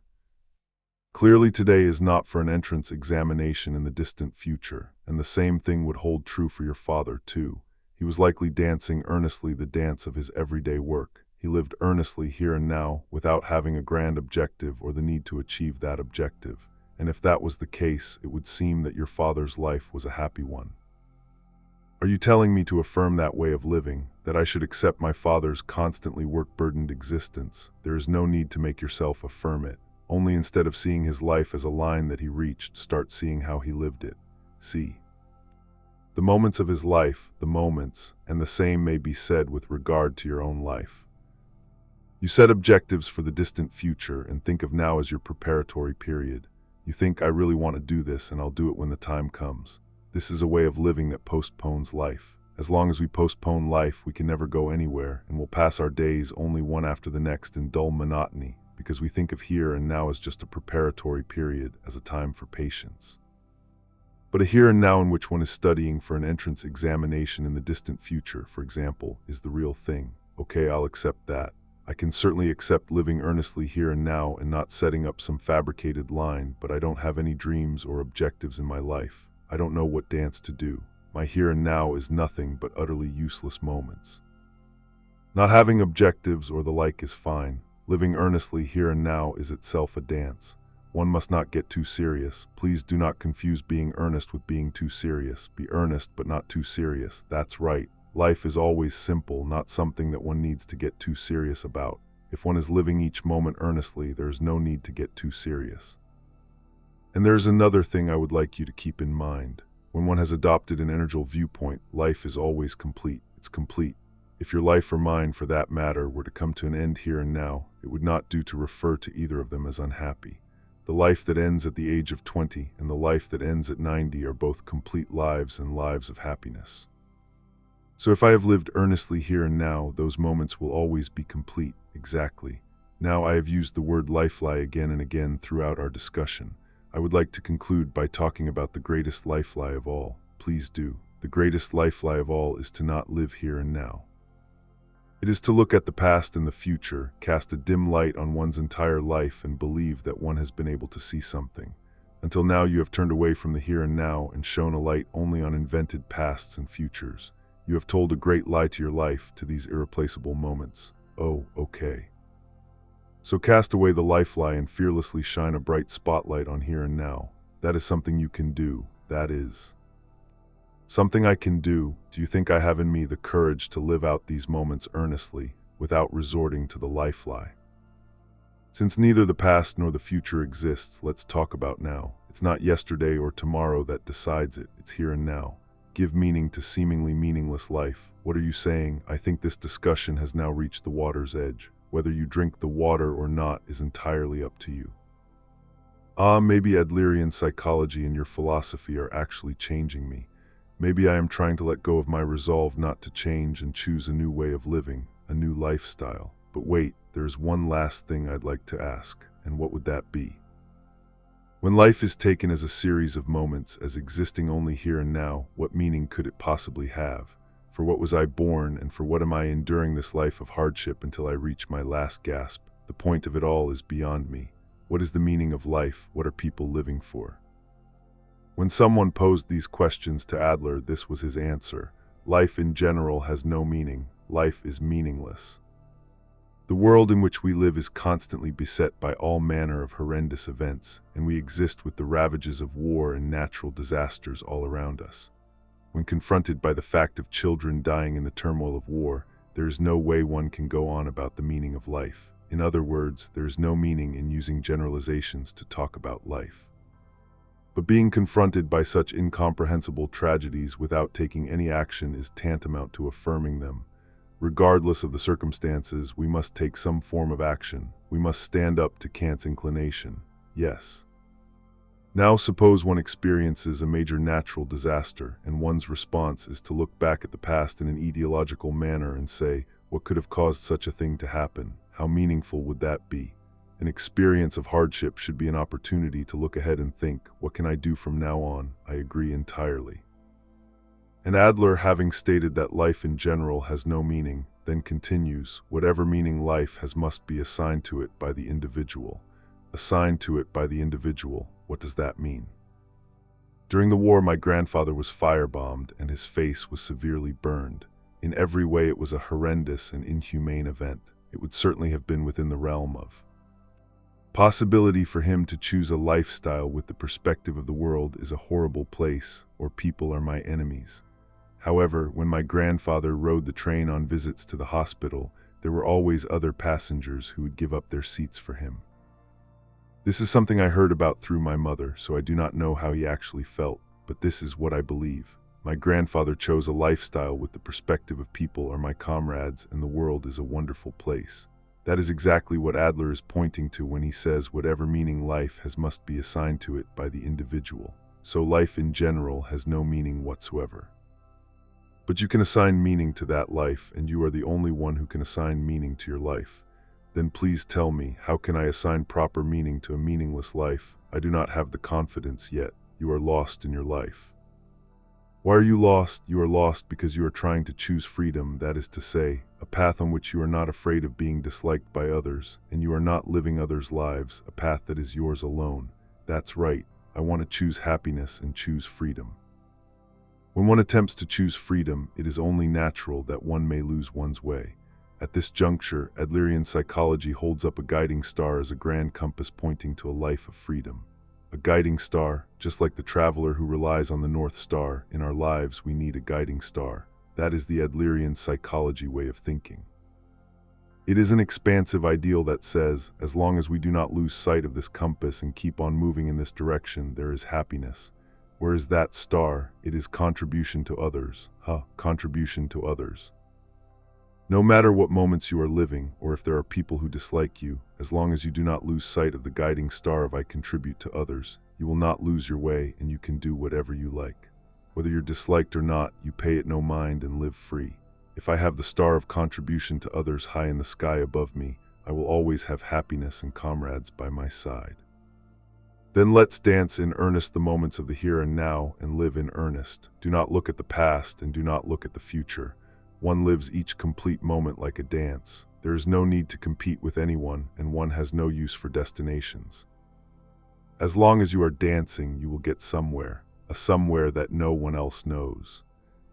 That is the nature of individual life. If I look back on my own life up to now, no matter how I try, I will never arrive at a satisfactory explanation as to why I am here and now.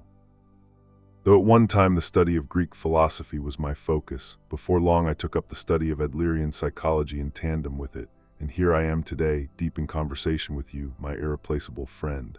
It is the result of having danced the moments. That is the only way to explain it. When you have danced here and now, in earnest and to the full, that is when the meaning of your life will become clear to you. It will, I believe you. Yes, please believe. Through many years living with Adler's thought, there is something I have noticed, and that is, It is that the power of one person is great, or rather, my power is immeasurably great. What do you mean? Well, in other words, if I change, the world will change. This means that the world can be changed only by me, and no one else will change it for me. The world that has appeared to me since learning of Adlerian psychology is not the world I once knew. If I change, the world will change. No one else will change the world for me. It is similar to the shock experienced by someone who, after many years of being nearsighted, puts on glasses for the first time. Previously indistinct outlines of the world become well-defined, and even the colors are more vivid. Furthermore, it is not only a part of one's visual field that becomes clear, but also the entire visible world. I can only imagine how happy you will be if you have a similar experience. If only I'd known. I wish I had known this 10 years ago, or even just 5 years ago. If only I had known 5 years ago before I got a job.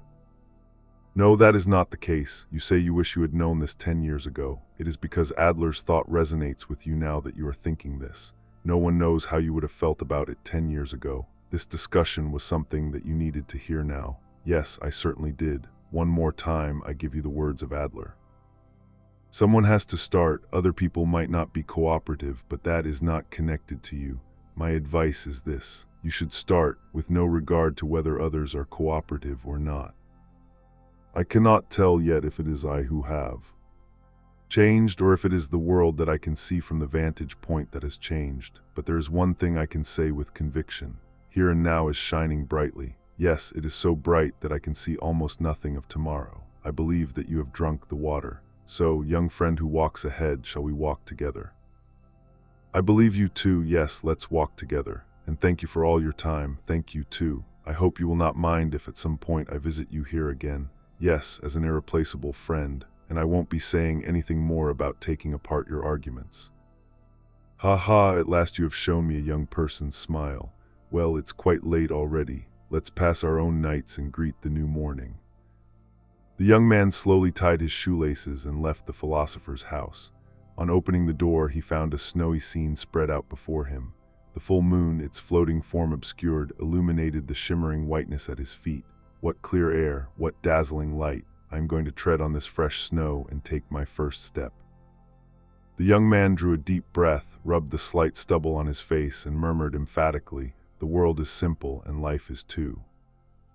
In life there are encounters in which a book one happens to pick up one day ends up completely altering one's landscape the following morning. It was the winter of 1999, and I was a youth in my 20s when I had the great fortune of encountering such a book at a bookshop in Ichiro. This was Ichiro Kishimi's introduction to Adlerian psychology. Here was a form of thought profound in every way, yet conveyed in simple language, that seemed to overturn our accepted wisdoms at their very roots, a Copernican revolution that denied trauma and converted etiology into teleology. Having always felt something unconvincing in the discourses of the Freudians and Jungians, I was affected very deeply. Who was this Alfred Adler? How had I never known of his existence before?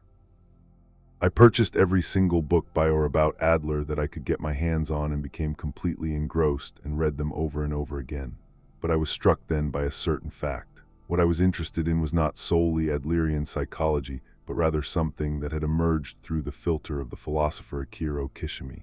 It was Kishimi-Adler studies that I was seeking. Grounded in the thought of Socrates and Plato and other ancient Greek philosophers, the Adlerian psychology that Kishimi conveys to us reveals Adler as a thinker, a philosopher whose work went far beyond the confines of clinical psychology. For instance, the statement, "It is only in social contexts that a person becomes an individual," is positively Hegelian. In his laying emphasis on subjective interpretation over objective truth, he echoes Nietzsche's worldview, and ideas recalling the phenomenology of Husserl and Heidegger are in abundance. Adlerian psychology, which draws inspiration from these philosophical insights to proclaim all problems are interpersonal relationship problems. People can change and be happy from this moment onward, and the problem is not one of ability but of courage, was to utterly change the worldview of this rather confused youth. Nevertheless, there was almost no one around me who had heard of Adlerian psychology. Eventually it occurred to me that I would like to make a book someday with Kishimi that would be a definitive edition of Adlerian psychology, Kishimi-Adler studies, and I contacted one editor after another and waited impatiently for the opportunity to arise. It was in March 2010 that I was at last able to meet with Kishimi, who lives in Kyoto. More than 10 years had passed since my first reading of Introduction to Adlerian Psychology. When Kishimi said to me then, Socrates' thought was conveyed by Plato, I would like to be a Plato for Adler. Without a second thought I answered, then I will be a Plato for you, Mr. Kishimi. And that is how this book was conceived. One aspect of Adler's simple and universal ideas is that there are times when he may seem to be stating the obvious, while at others he is likely to be regarded as espousing utterly unrealizable idealistic theories. Accordingly, in this book, in hopes of focusing on any doubts that might be harbored by the listener, I have adopted the format of a dialogue between a philosopher and a young man. As is implied in this narrative, it is not a simple thing to make the ideas of Adler one's own and put them into practice. There are points that make one want to rebel, statements that are difficult to accept, and proposals that one may struggle to grasp.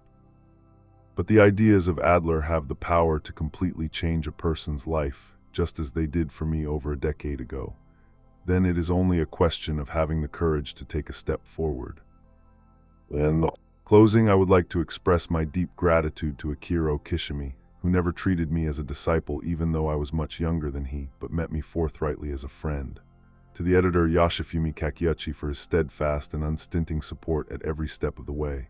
And last but not least, to all the listeners of this book, thank you very much, Fumitake Koga.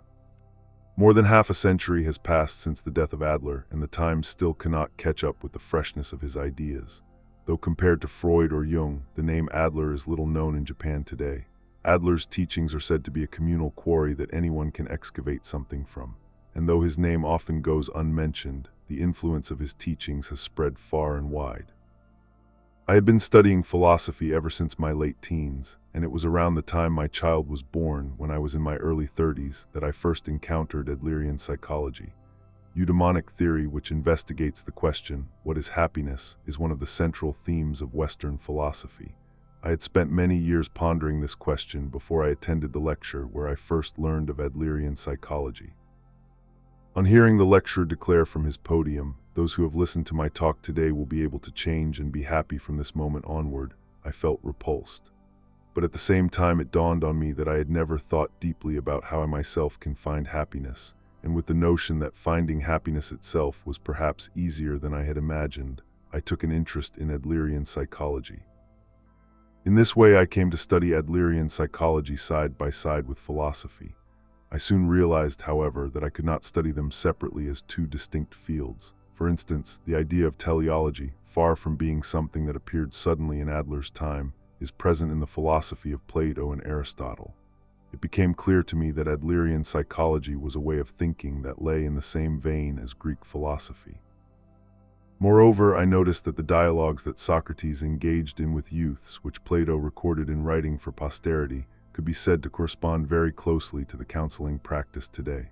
Though many people think of philosophy as something difficult to understand, Plato's dialogues do not contain any specialized language. It is strange that philosophy should be something that is discussed using words understood only by specialists. Because in its original meaning, philosophy refers not to wisdom itself, but to love of wisdom, and it is the very process of learning what one does not know and arriving at wisdom that is important. Whether or not one attains wisdom in the end is not an issue. A person reading Plato's dialogues today may be surprised to find that the dialogue concerning courage, for instance, ends without arriving at any conclusion. The youths engaged in dialogues with Socrates never agree with what he says at the outset. They refute his statements thoroughly. This book is continuing in the tradition of philosophy since Socrates, and that is why it follows the format of a dialogue between a philosopher and a youth. Upon learning of Adlerian psychology, which is another philosophy, I became dissatisfied with the way of living of the researcher who only reads and interprets the writings of his predecessors. I wanted to engage in dialogues in the way that Socrates did, and eventually I began to practice counseling at psychiatry clinics and other venues. In doing so, I met many youths. All of these youths wanted to live sincerely, but many of them were people who had been told by worldly, jaded elders to be more realistic, and were on the verge of giving up on their dreams. people who had been through arduous experiences of being entangled in interpersonal relationships that were complicated precisely because they were pure. Wanting to live sincerely is an important thing, but it is not enough on its own. Adler tells us that all problems are interpersonal relationship problems, but if one does not know how to build good interpersonal relationships, one may end up trying to satisfy other people's expectations, and unable to communicate out of fear of hurting other people. Even when one has something to assert, one may end up abandoning what one really wants to do. While people may certainly be popular among those they know, and not many people will dislike them perhaps, they will end up being incapable of living their own lives. To a young person like the youth in this book, who has many problems and has already had a harsh awakening to reality, the views put forward by this philosopher that this world is a simple place and that anyone can be happy from this day onward may come as a surprise. My psychology is for all people, says Adler. And dispensing with specialized language, much as Plato did, he shows us specific steps for improving our interpersonal relationships. If Adler's way of thinking is hard to accept, it is because it is a compilation of antitheses to normal social thinking, and because to understand it, one must put it into practice in everyday life. Though his words are not difficult, there may be a sense of difficulty like that of imagining the blazing heat of summer in the dead of winter. But I hope that listeners will be able to grasp keys here to solving their interpersonal relationship problems. The day Fumitake Koga, my collaborator and writer for this book, first visited my study, he said, "I will be a Plato for you, Mr. Kishimi." Today, the reason we can learn about the philosophy of Socrates, who left no known writings, is that Plato took down his dialogues in written form. But Plato did not simply record what Socrates said. It is thanks to Plato's correct understanding of his words that Socrates' teachings are still conveyed today. It is thanks to the exceptional powers of understanding of Koga, who persisted in carrying out repeated dialogues with me over a period of several years, that this book has seen the light of day. Both Koga and I often made visits to our teachers in our university days, and the youth in this book could be either one of us, but more than anyone, he is you who picked up this book. It is my sincere hope that while your doubts may linger, I will be able to support your resolution in all manner of life situations through this dialogue with a philosopher.